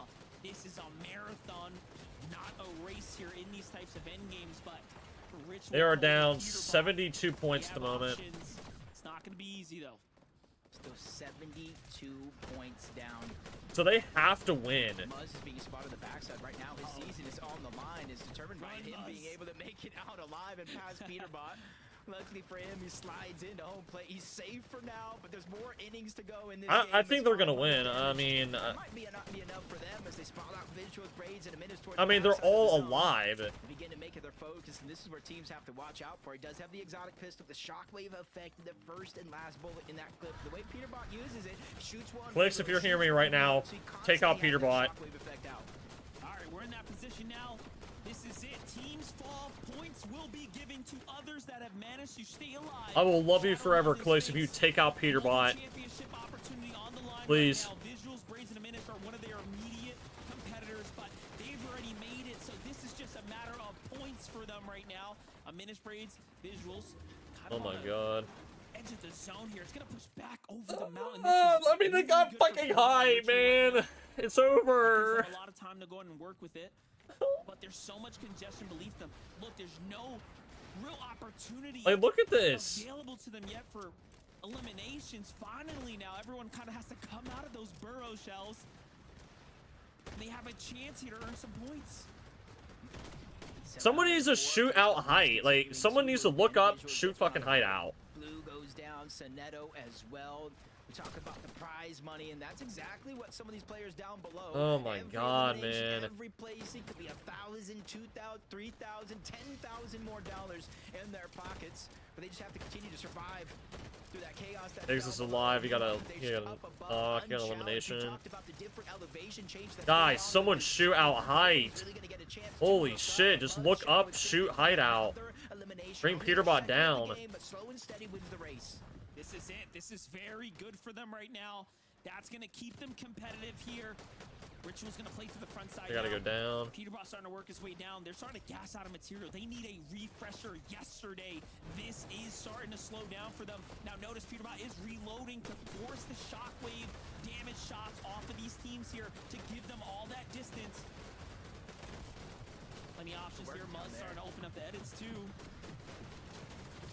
PETERBOT still dropping down. Muzz just trying to put fire down from above, but they get sidelined. They get sidelined. Down goes Sphinx. Muzz forced outside of the zone. No miss for him, so he's gonna go Kill PETERBOT! Holy shit! Look up, shoot height! Get him down! Oh my god, you fucking dumbasses! Wait a second, PETERBOT just hit himself back into the storm on accident. They're running low on material. This is the first time in a long time we've seen them not earn any points this late into an end game. They might not have enough. Oh my god. To win the game and get a single elim or get a lot of elims. And right now, we're not seeing elims add up. This verticality is working against them. King, PH, Jin, and Phaser take the high ground. Iamzo is going up to give us a win for a finish as well. PETERBOT shockwaving them all off of high ground, said, nah, nah, nah, you can hold it for now. Keep my Seymour, because the king is coming back to take his throne. This team doesn't want to take part in just another FNCS monster. They want to take over this FNCS, prove a point, claim his 6th FNCS championship, and right now, they're well... CLIX, come on! Claiming so many players down Please! them into the first order base where there might not necessarily be an exit. Shadow, he goes down. At least he made inside of the top 8, but where does he land on that leaderboard? Listen, I'm seeing a lot of places. Oh my God. A lot of elims up top. Cold Ritual PETERBOT still haven't been Oh my gifted. God. What do you think about this? A 3v3 CLIX Yamzo. Higgs looking to get revenge here. They got taken out before. Can they stand through the power that Cold Ritual and PETERBOT are laying down here? But no, they run away. Potentially to be, again, not found for elims here. Not by this team, at least. They're gonna win. I don't say it's scared by any means, but I feel like this is the smartest, the most calculated we've seen them play. But now is the time to crash. Now the builds, Visuals goes down, but Higgs, CLIX, they're the ones who got both of those. Finally, Ritual is able to get one, and the dust has settled. They got their 4 eliminations. Now they just need to win out. And when the only healthy teams left in this game, minus Cold, of course. Oh. No! Yamzo going up for height, just kind of baiting No! here. But Cold is very, very weak. He's gonna go and initiate Fuck! kind of that mid-game factor here. God That's damn. a siphon being rewarded. Cold's gonna fall. PETERBOT's hit. He doesn't see the side shot come through, and Yamzo tags him once. Yamzo's gonna get the siphon too. The jump shot. He's invisible. PETERBOT can't be seen, can't be tracked. Misses the siphon. Yamzo still in the game. No! By a heel off. No! Fuck! God damn it! Oh my God. Oh, let's just spoil ourselves. God damn it, man. Fuck, man! Oh my God. They've won by 3 points! I'm so fucking tired of PETERBOT winning, man.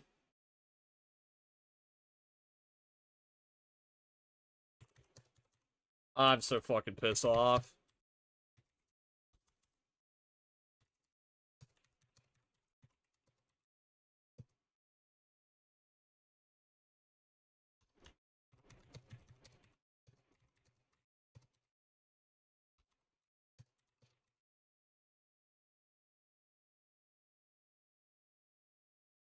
I'm so fucking pissed. Oh my God, man. Sad.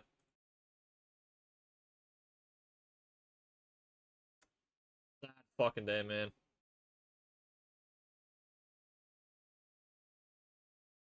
I mean, dude, it's every fucking time. It's every time. That is so fucking ass, man. That's every fucking time. They always pull out the just dumbest shit. The fucking... Oh my God, man. Oh, that's so lame. That is so fucking ass, man. Unbelievable. I fucking hate that stupid little bitch, man. Unbelievable.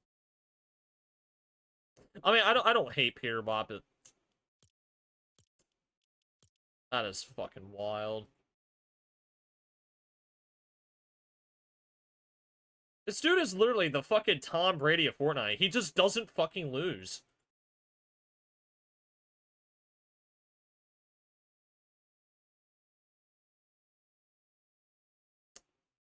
Unbelievable. Wow.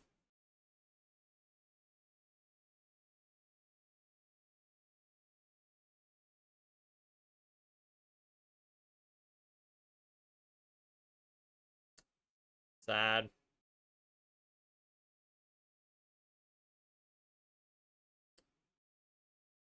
Damn. That is sad, man.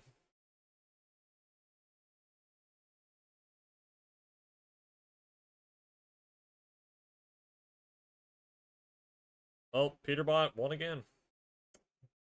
Sad day.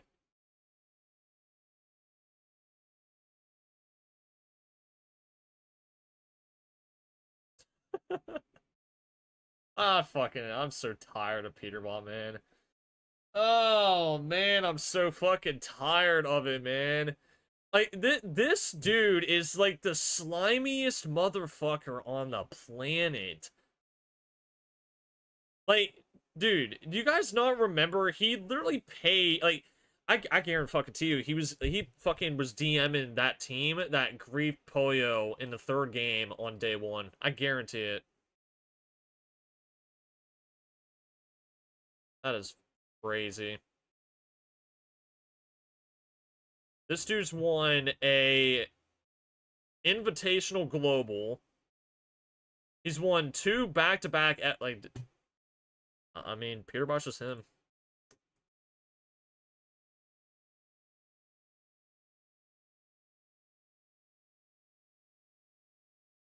Unbelievable. I actually want to cry. This is sad. Oh, I'm so tired of fucking PETERBOT, man. It literally gives me, like...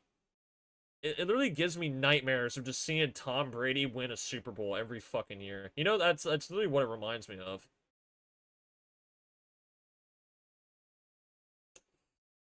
Damn.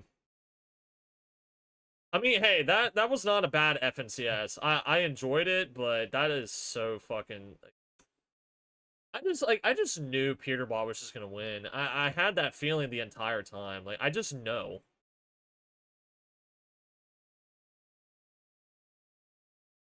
It's crazy.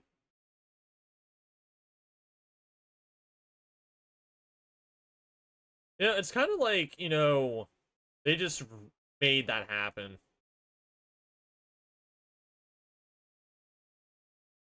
Crazy, man.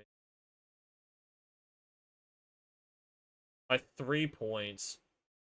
3 points is crazy. That is wild, man. That is mind-blowing. Shit. Alright.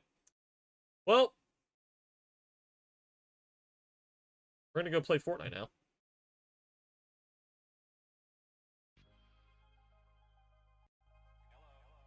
Alright.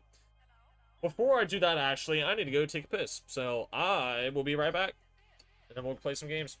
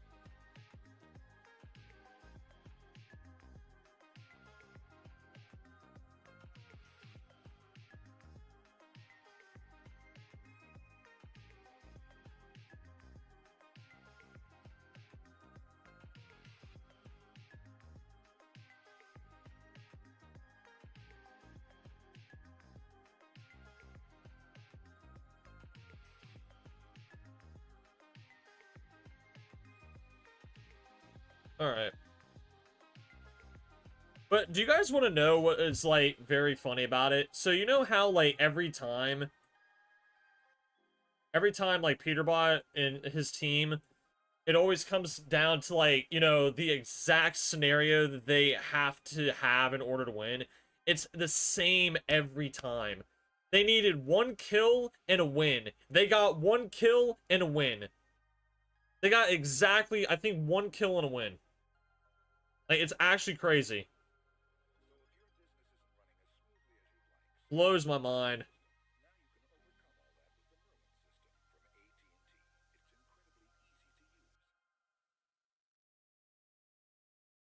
Like, don't get me wrong, I don't hate anyone, but I just don't like PETERBOT.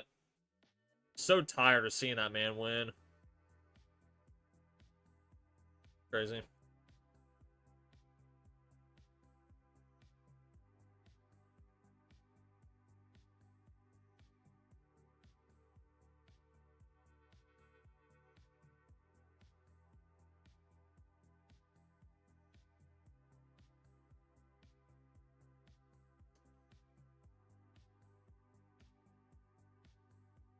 Crazy, crazy.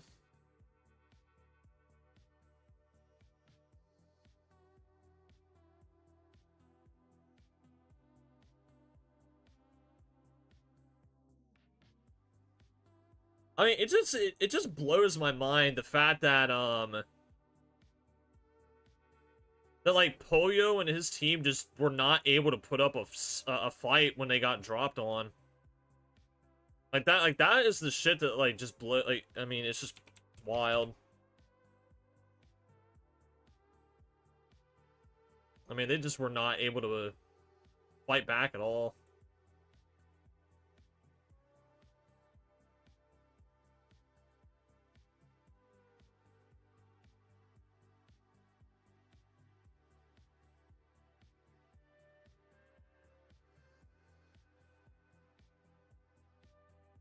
Damn.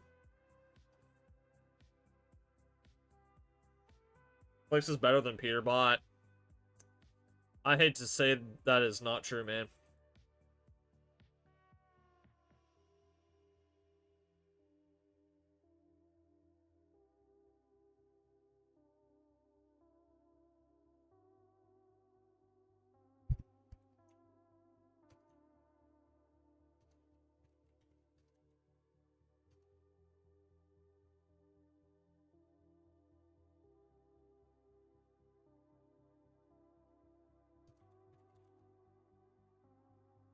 Alright, just give me a second.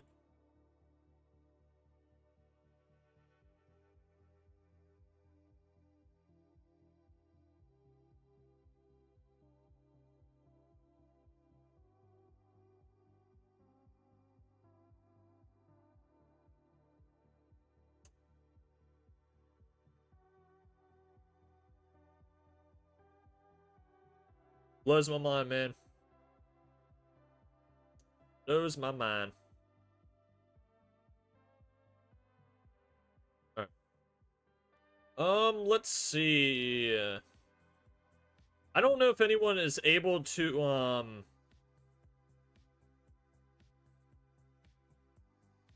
don't know if anyone's able to help me with this, but I need to record a short for my map.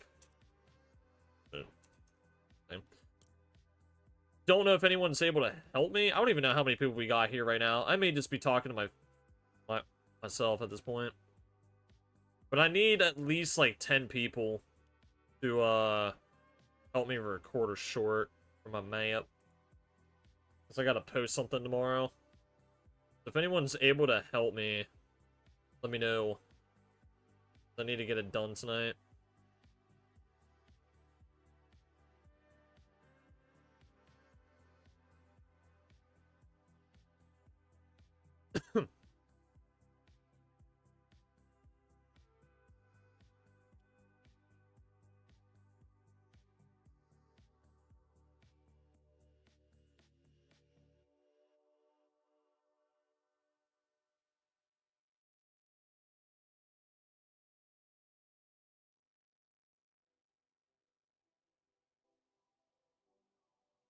Monty said, I feel so bad for Pollo. PETERBOT was dead jumping and stomping upstairs while Pollo was just sitting downstairs in his chair watching it all happen. Wow. Oh yeah, they live in the same house, dude. That is so fucking sad. Damn.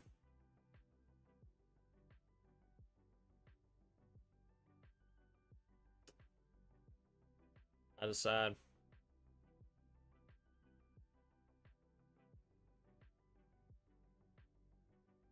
I mean, does PETERBOT actually, like, hate Pollo? Like, I heard some shit in the past, but, like, I don't know if it was true.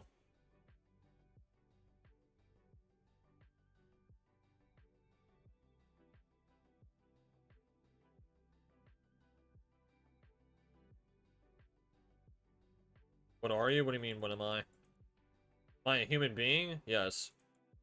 Do I talk? Yes. Do I eat, shit, and breathe? Yes. That is who I am.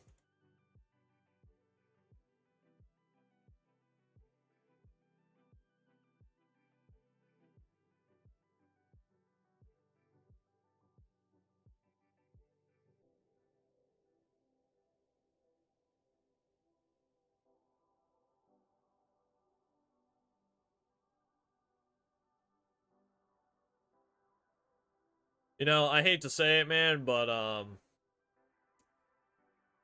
I think I'm gonna be rooting for EU possibly in globals. If there's one region that could take down PETERBOT, it's gonna be EU. I'm just gonna be honest. That is the only region that I believe that can take down PETERBOT. I don't think anyone in NA is gonna dethrone that motherfucker. I just don't see it happening. Not anytime soon. It is just not possible.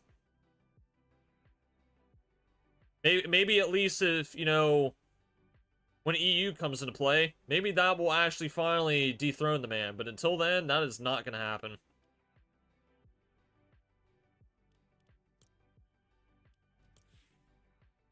He just does not lose.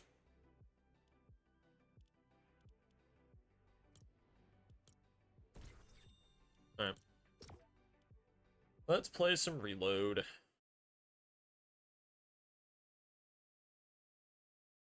You're fine, Augie.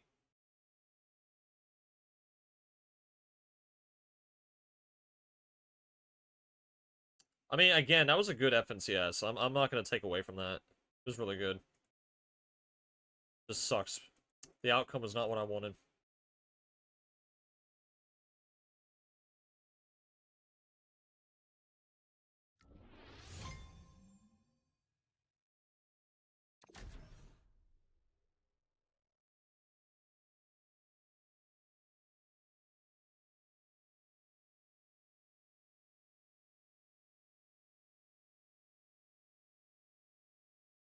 Damn, son.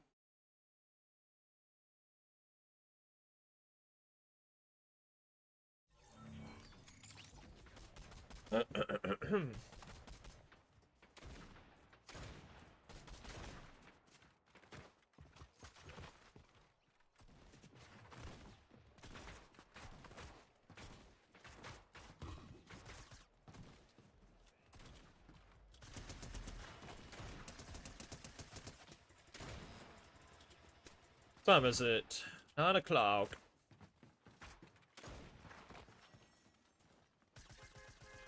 I just DC from the game.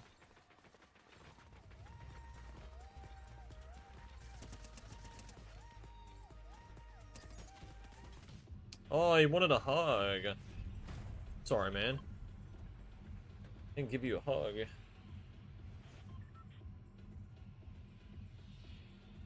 Yeah, it is actually crazy, though, that, like, the only game that PETERBOT wins is the game that he needs to win.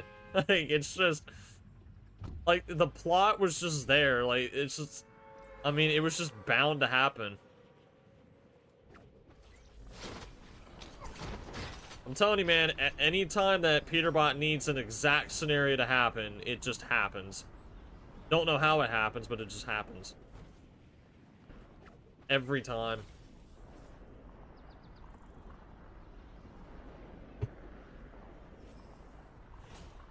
Like, I want to know what, like, devil's magic that man is running, because there needs to be a study done on how that man is just not losing.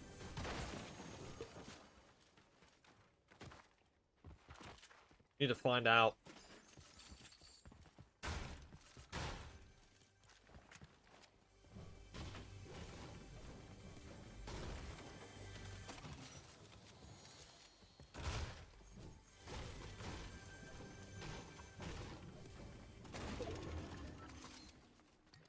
Ew, they added the AK back? Ugh.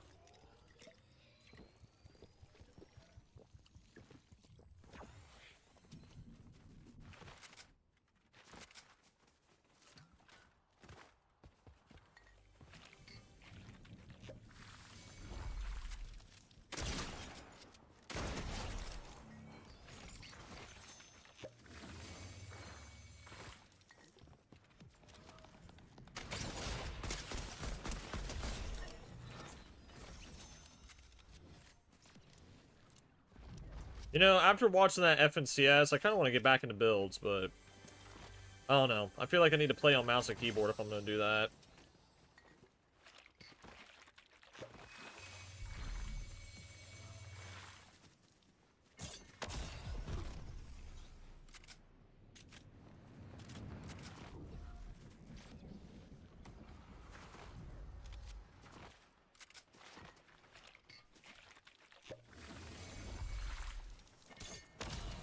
Oh, what? Damn.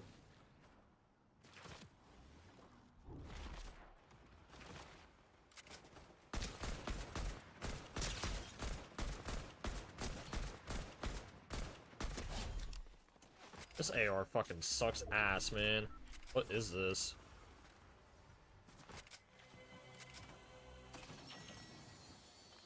Now that's an AR that I like. Thank you.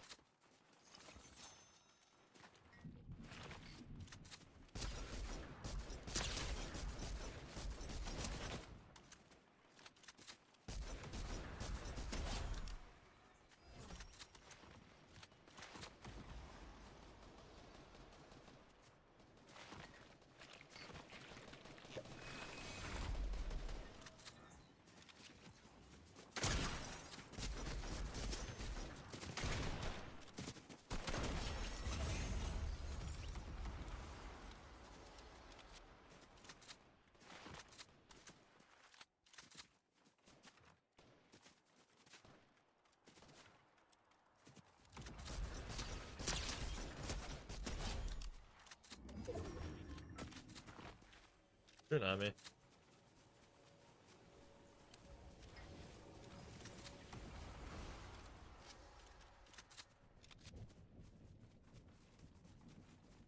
We got a runner.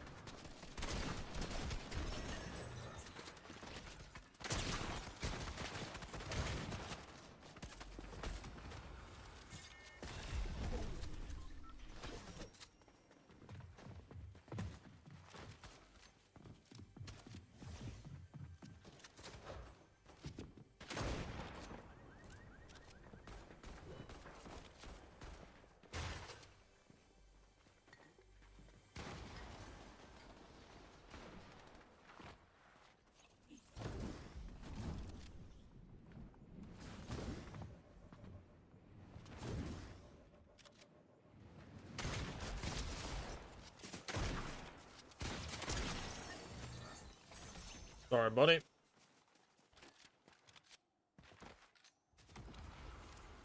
Missing like all my shots right now.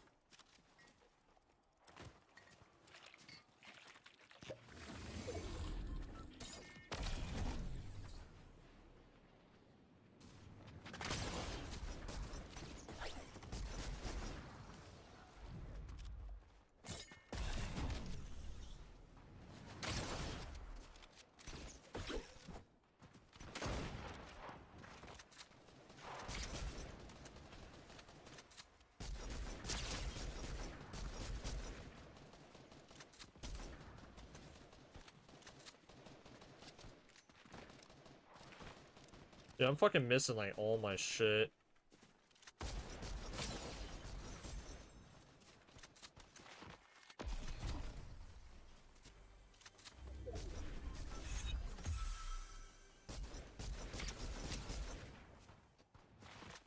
Ah, this is so annoying, man.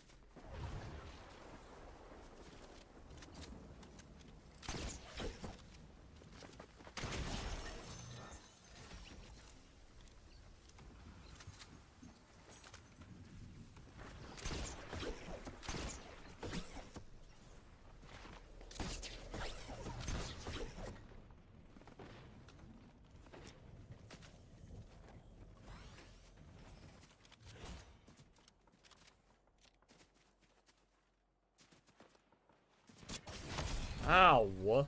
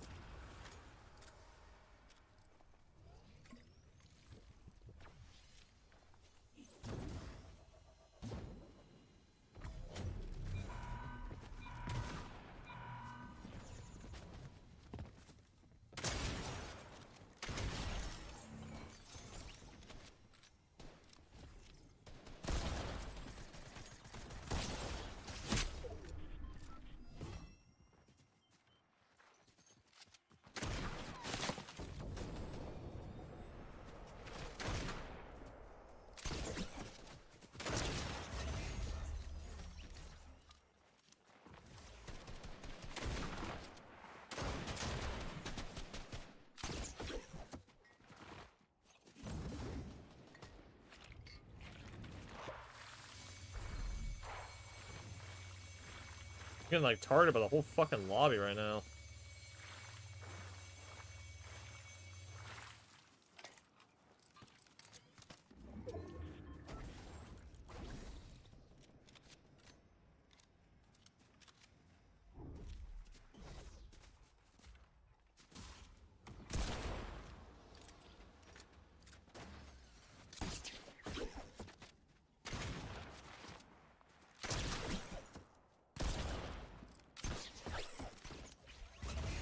Oh man, he died to fall damage.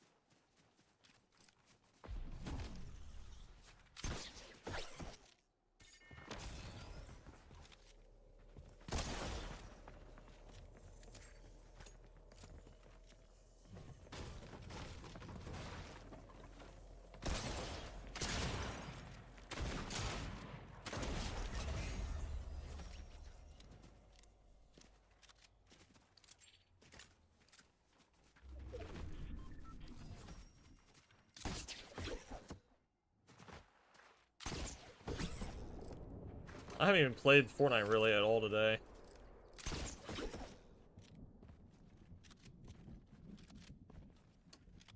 This shit is crazy. I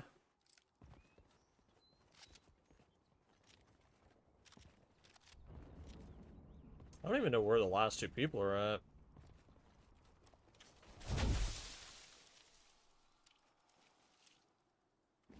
Probably one in that bunker.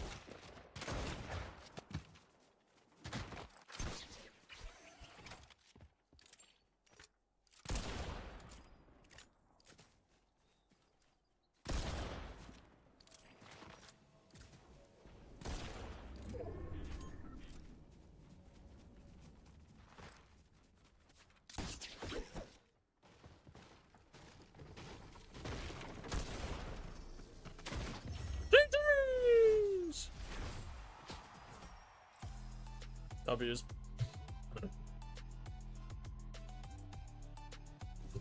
That was a sweaty ass game. What the hell? I don't know why that was a sweaty game, but alright. 18 kill win, and that was a sweaty, sweaty game. It wasn't even a ranked game, but it felt like one. I did not feel like a pub game. Completely, really, honestly felt like I was playing a damn, like, tournament at that point. Possibly. Pretty crazy.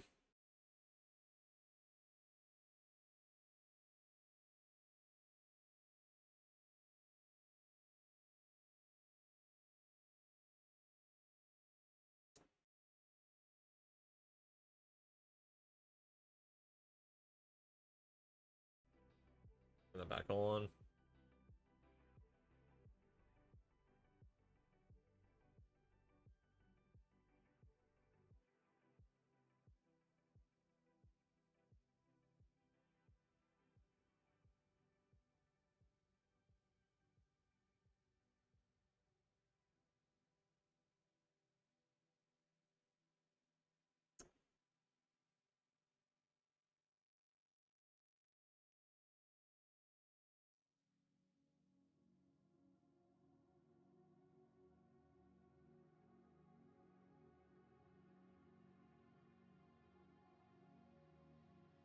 Alright. Oh no. I really wish I was able to, you know, get what I wanted to get recorded, but, you know, no one wanted to fucking help me today, so I guess we'll just have to... I'll have to think of an alternative. It is what it is.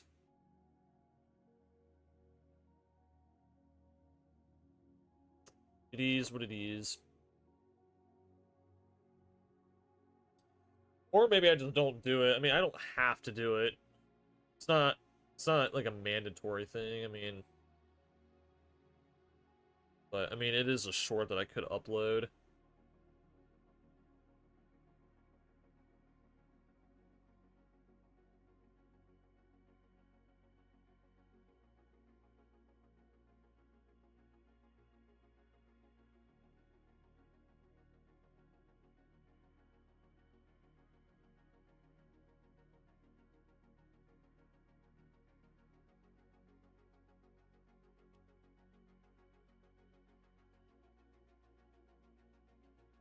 All right.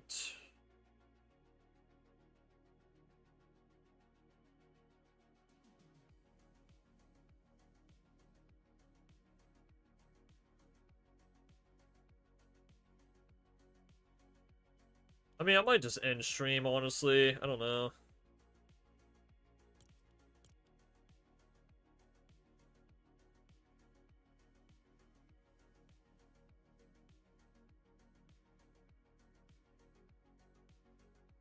I mean, I don't really need... I mean...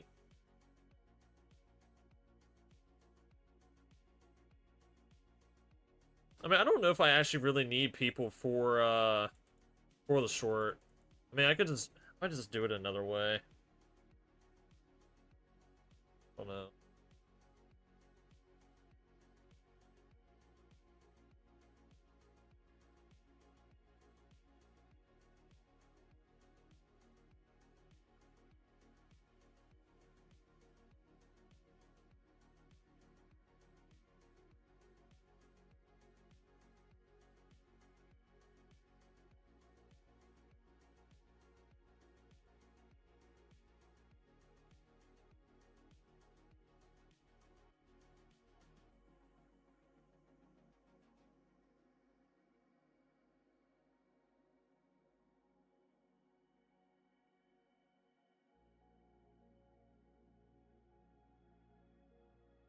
Yeah, I don't know what I want to do right now.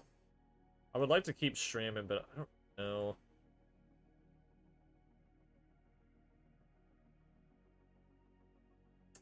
I don't know. Up real quick.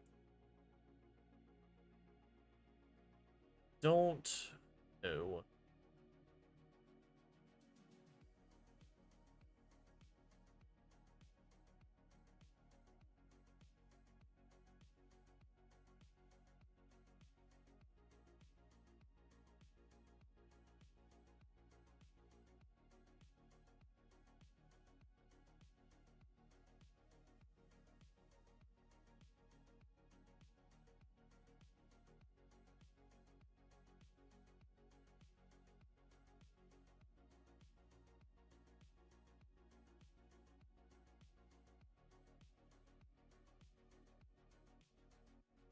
Pull up YouTube here.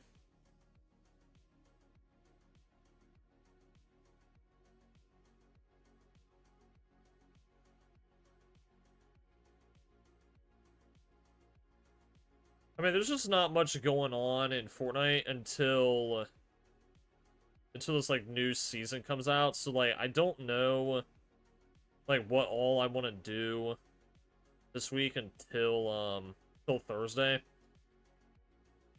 Cause like I don't want to burn myself out. So I don't know. I may not even stream tomorrow. We'll see.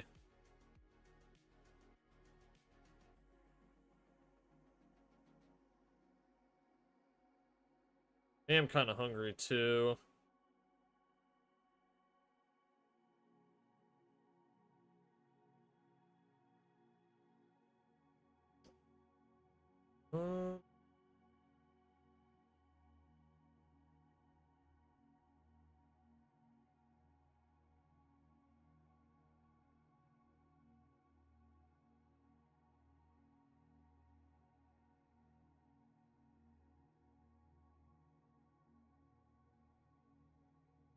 I don't know.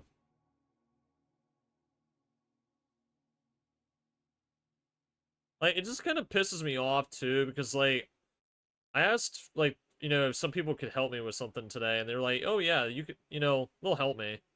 And then, like, I come to find out, it's like, they just, you know, don't show up for it. But then they'll, like, come in a stream, and then they'll, like, beg me for, like, V-Bucks, or beg me to, like, add them and shit. It's like, I don't know. Frustrating.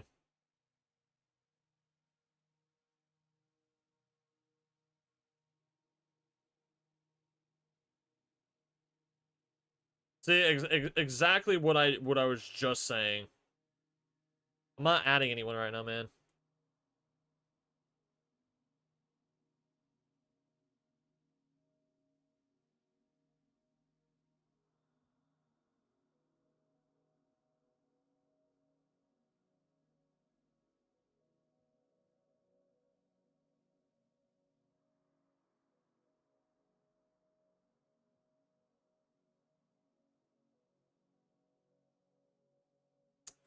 I don't know if I want to keep playing, man. Like, I want to play, but, like, I don't want to seem...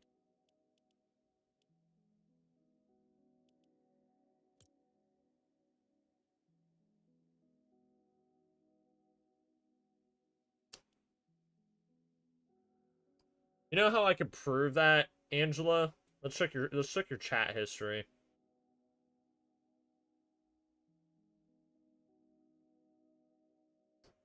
This is your first ever message. And you joined YouTube 2 days ago, so you didn't watch me previously. Yeah. No. You are a liar. You are lying out of your ass. Liar, liar, liar. Let's go into a private game and see what this bug stuff looks like. A demon's domain.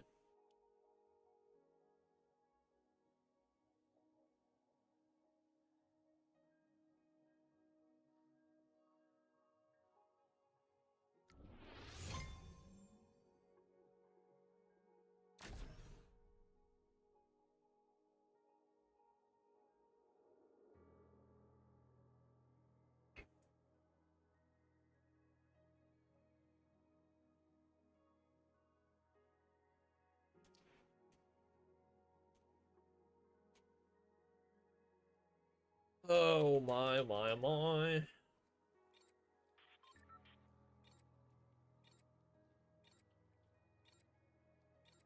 Yeah, it doesn't even show the tentacle on the map.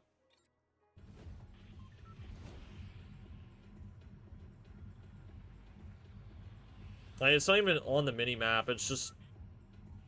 Obviously, it's on the map, but you can't see it from the mini-map.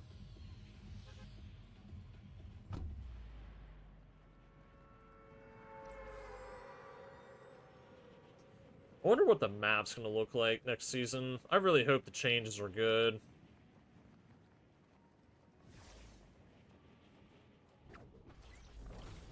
I mean, Demon's Domain is gonna definitely probably go away, if I was to guess, because, I mean, there's just nothing here anymore. There's literally nothing. Like, the entire temple's just gone.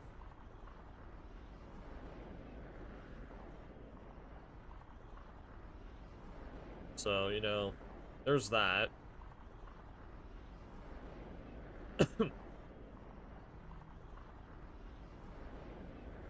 Ew.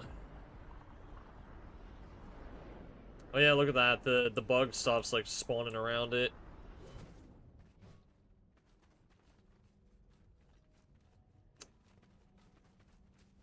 It's oozing.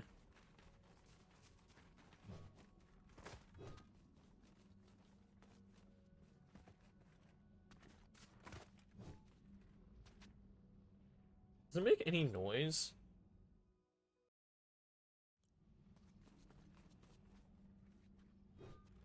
It kind of does a little bit.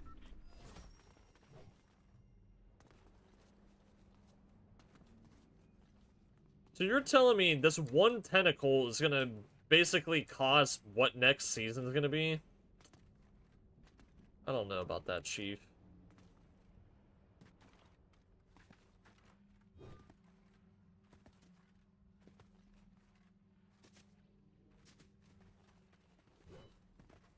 My thing is where are the bugs coming from?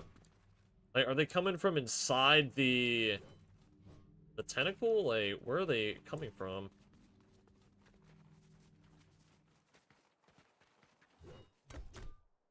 Ooh, what the hell? Like a little baby. You know what this reminds me of? I don't know if you guys have ever played Metroid, but that's what it looks like. The little, like, spiders from Metroid. Metroid Prime 2. What it looks like. These are all over the place.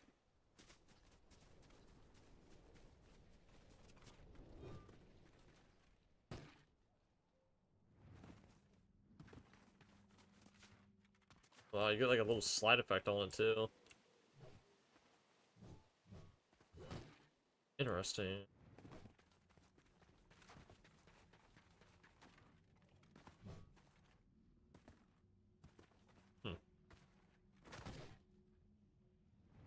Oh, so you can bounce on these.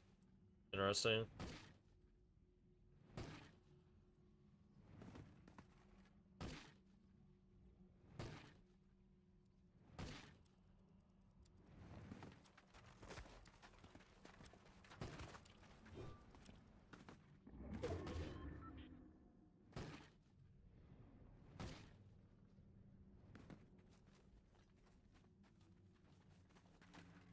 I am very curious with the next season. Very curious.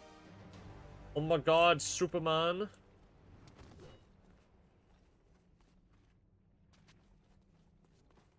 Like, what the hell is this yellow shit inside? That is just nasty looking.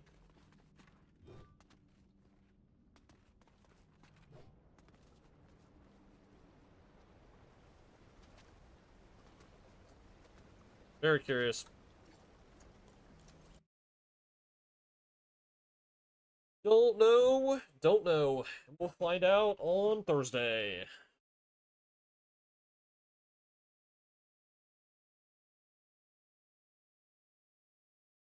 I will say right now, too, I just don't even know, like, what we're gonna do with Twitch. Like, YouTube is YouTube, and, you know, I'm fine with that, but I don't know, man. Twitch is just not doing good at all. Like, one viewer all day on Twitch, and, like, I'm not even, like, mad that, like, you know, I had someone at least in there. Like, it's not even that, it's just, like, I have over 1,000 followers on Twitch. We don't even get like anyone watching. I advertise, you know, my socials everywhere, and I just don't understand like what I can do like better to pull more people in. Like I don't know. Like I made a new Twitch account, trained on that. I mean, I don't really know. What's up, Omar? Like, I don't know if I just don't stream on Twitch and I just stream on another platform. Like, I don't know exactly, like, what I want to do. It's like, I'm not going anywhere on Twitch. Like, I'm not. Like, if you try to find me on the Discovery on Twitch for Fortnite, you can't even find me. And I'll try and find myself right now. I doubt I'll be able to find myself.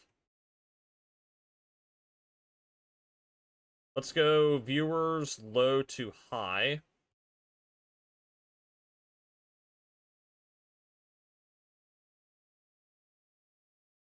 Put some music on while I do this.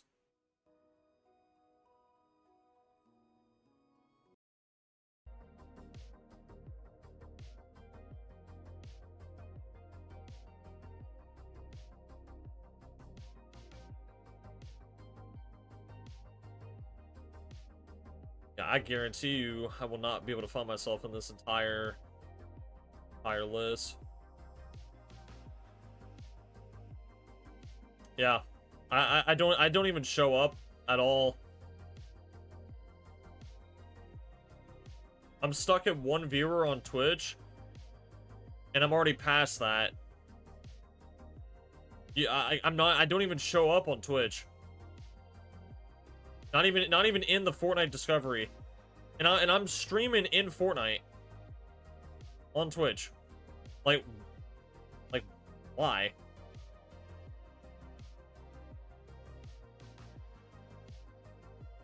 Like, am I fucking shadow banned?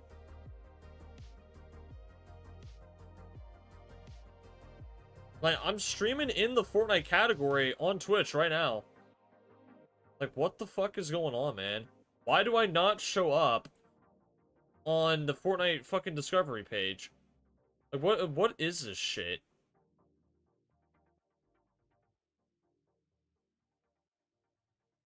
Like, this is fucking sad.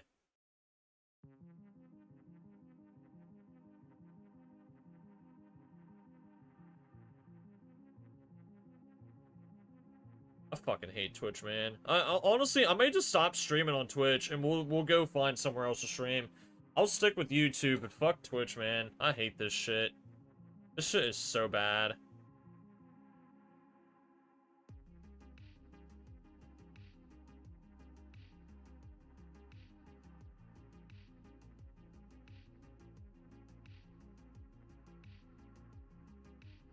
Like, why? Like, is there a fucking reason why? Like, why? What's up, Joshua? You know, I'm gonna make a tweet real quick and, like, contact,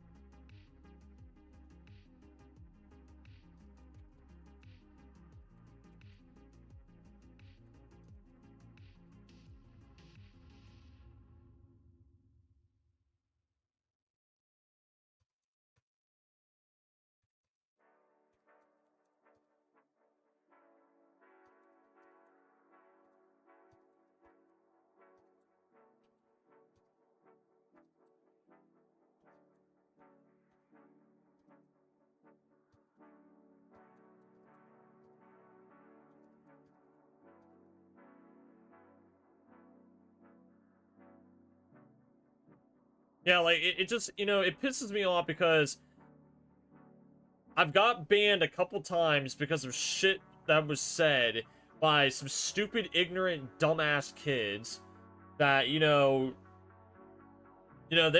didn't get in trouble, for what they said.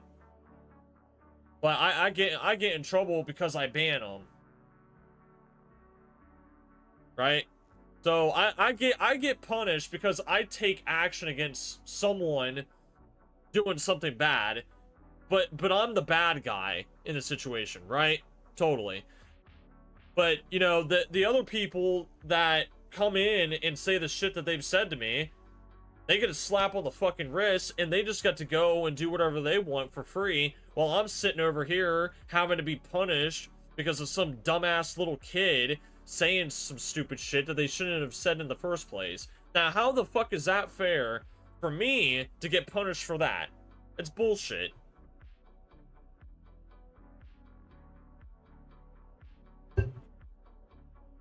I mean, it is so unbelievable to me anymore.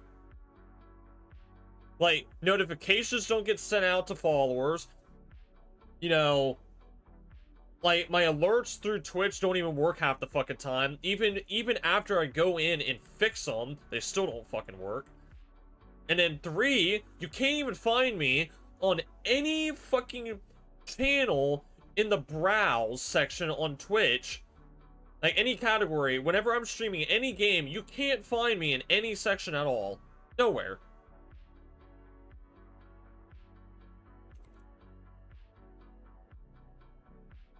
And the only way you can fucking find me on Twitch is if you straight up search my name.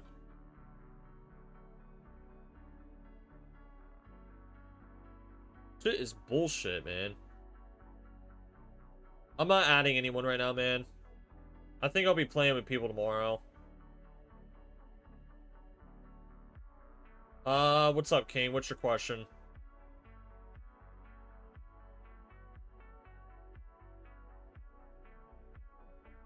Oh my god, dude, I got all these fucking bots.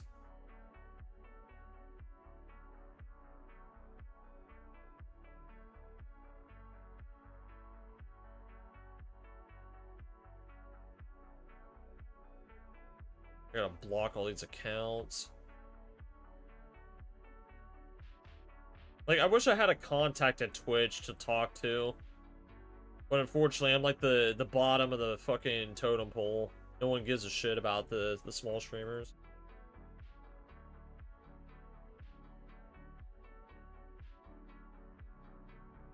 Fucking pathetic.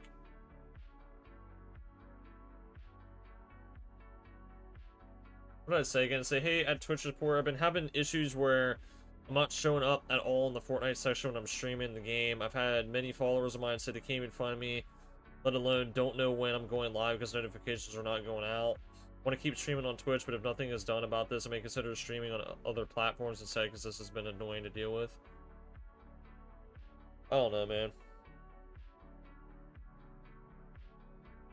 I think I'm shadow banned, honestly. I would not be surprised.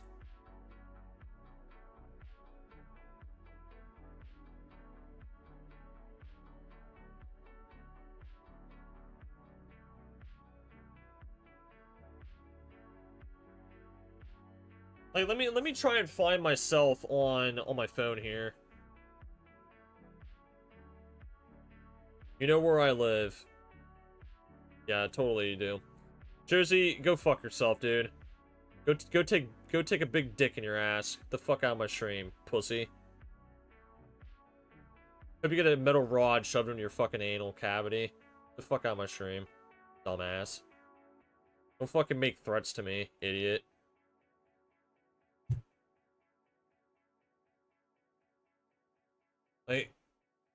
Like you just want to, you just come in here and make a fucking threat. Like, you think nothing's gonna happen. Like, you're a douchebag. You're a failure at life.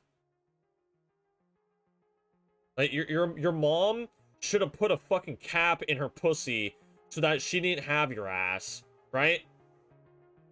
She should have done that shit. So that guy that just said that, that is bad.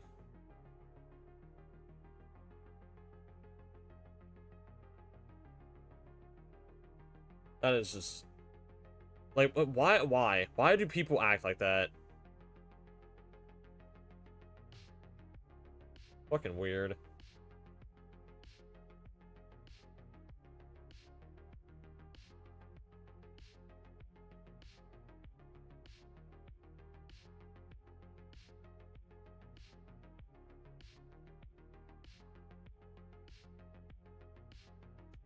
I don't even think you're gonna be able to even find me on here.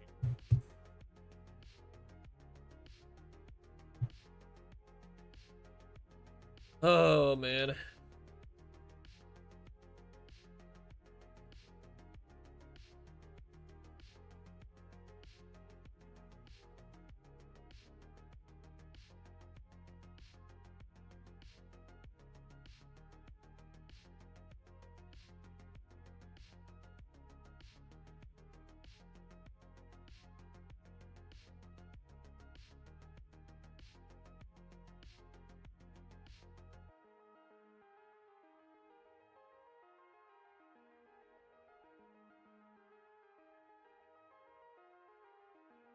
Like, I don't even see myself.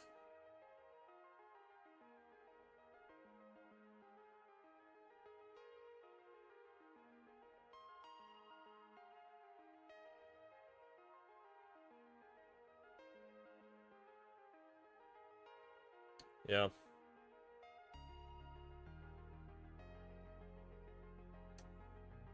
Oh, this is so bad.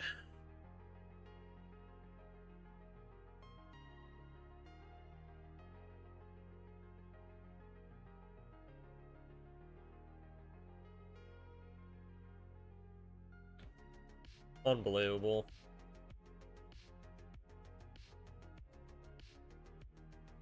What's up, Joshua? Hey, King, you had a question, man. What was your question? Are you not going to tell me what your question is, or what? That's so annoying, man.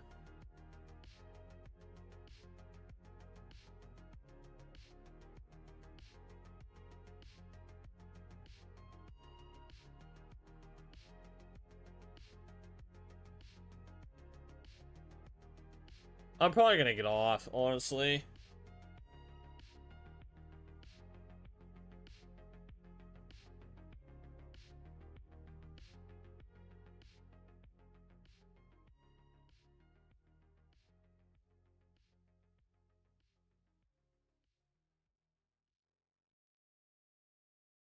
Like, it's just, it is just honestly fucking demotivating. Like, I don't even want to stream on Twitch if, like, this is the shit that I'm gonna see every fucking day. Because, like, I'm just saying this. Like, I'm not growing on Twitch. I'm telling you right now, I'm shadow banned on fucking Twitch. Without a doubt, I am fucking shadow banned on Twitch.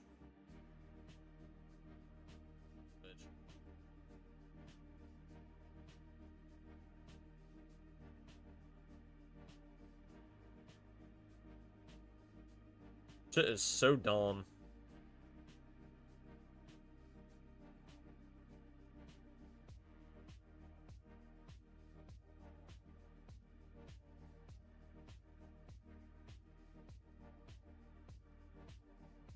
Like, I'm just looking at, like, my, like, past streams. I mean, like, it's just fucking pathetic, man.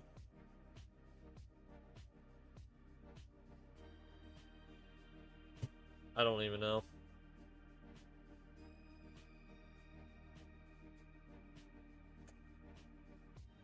I don't know. I'm fucking hungry. I'll figure out what I'm eating. I'm just so fucking pissed off right now. I don't even want to stream on Twitch. Like, if this is just the shit, this is gonna happen. I'm fucking shadow banned. It's fucking pathetic. Alright, whatever. I'm hopping off. I will potentially see you guys tomorrow. I really wanted to try and get a short recorded, but I'll just do it a different way. It'll probably take me a little longer to do it, but it is what it is. So, alright. To anyone that cares, if I don't stream tomorrow, I will see you guys on Tuesday. So, hope you guys have a good one. God bless, and I'll see you guys in the next one, alright? Peace.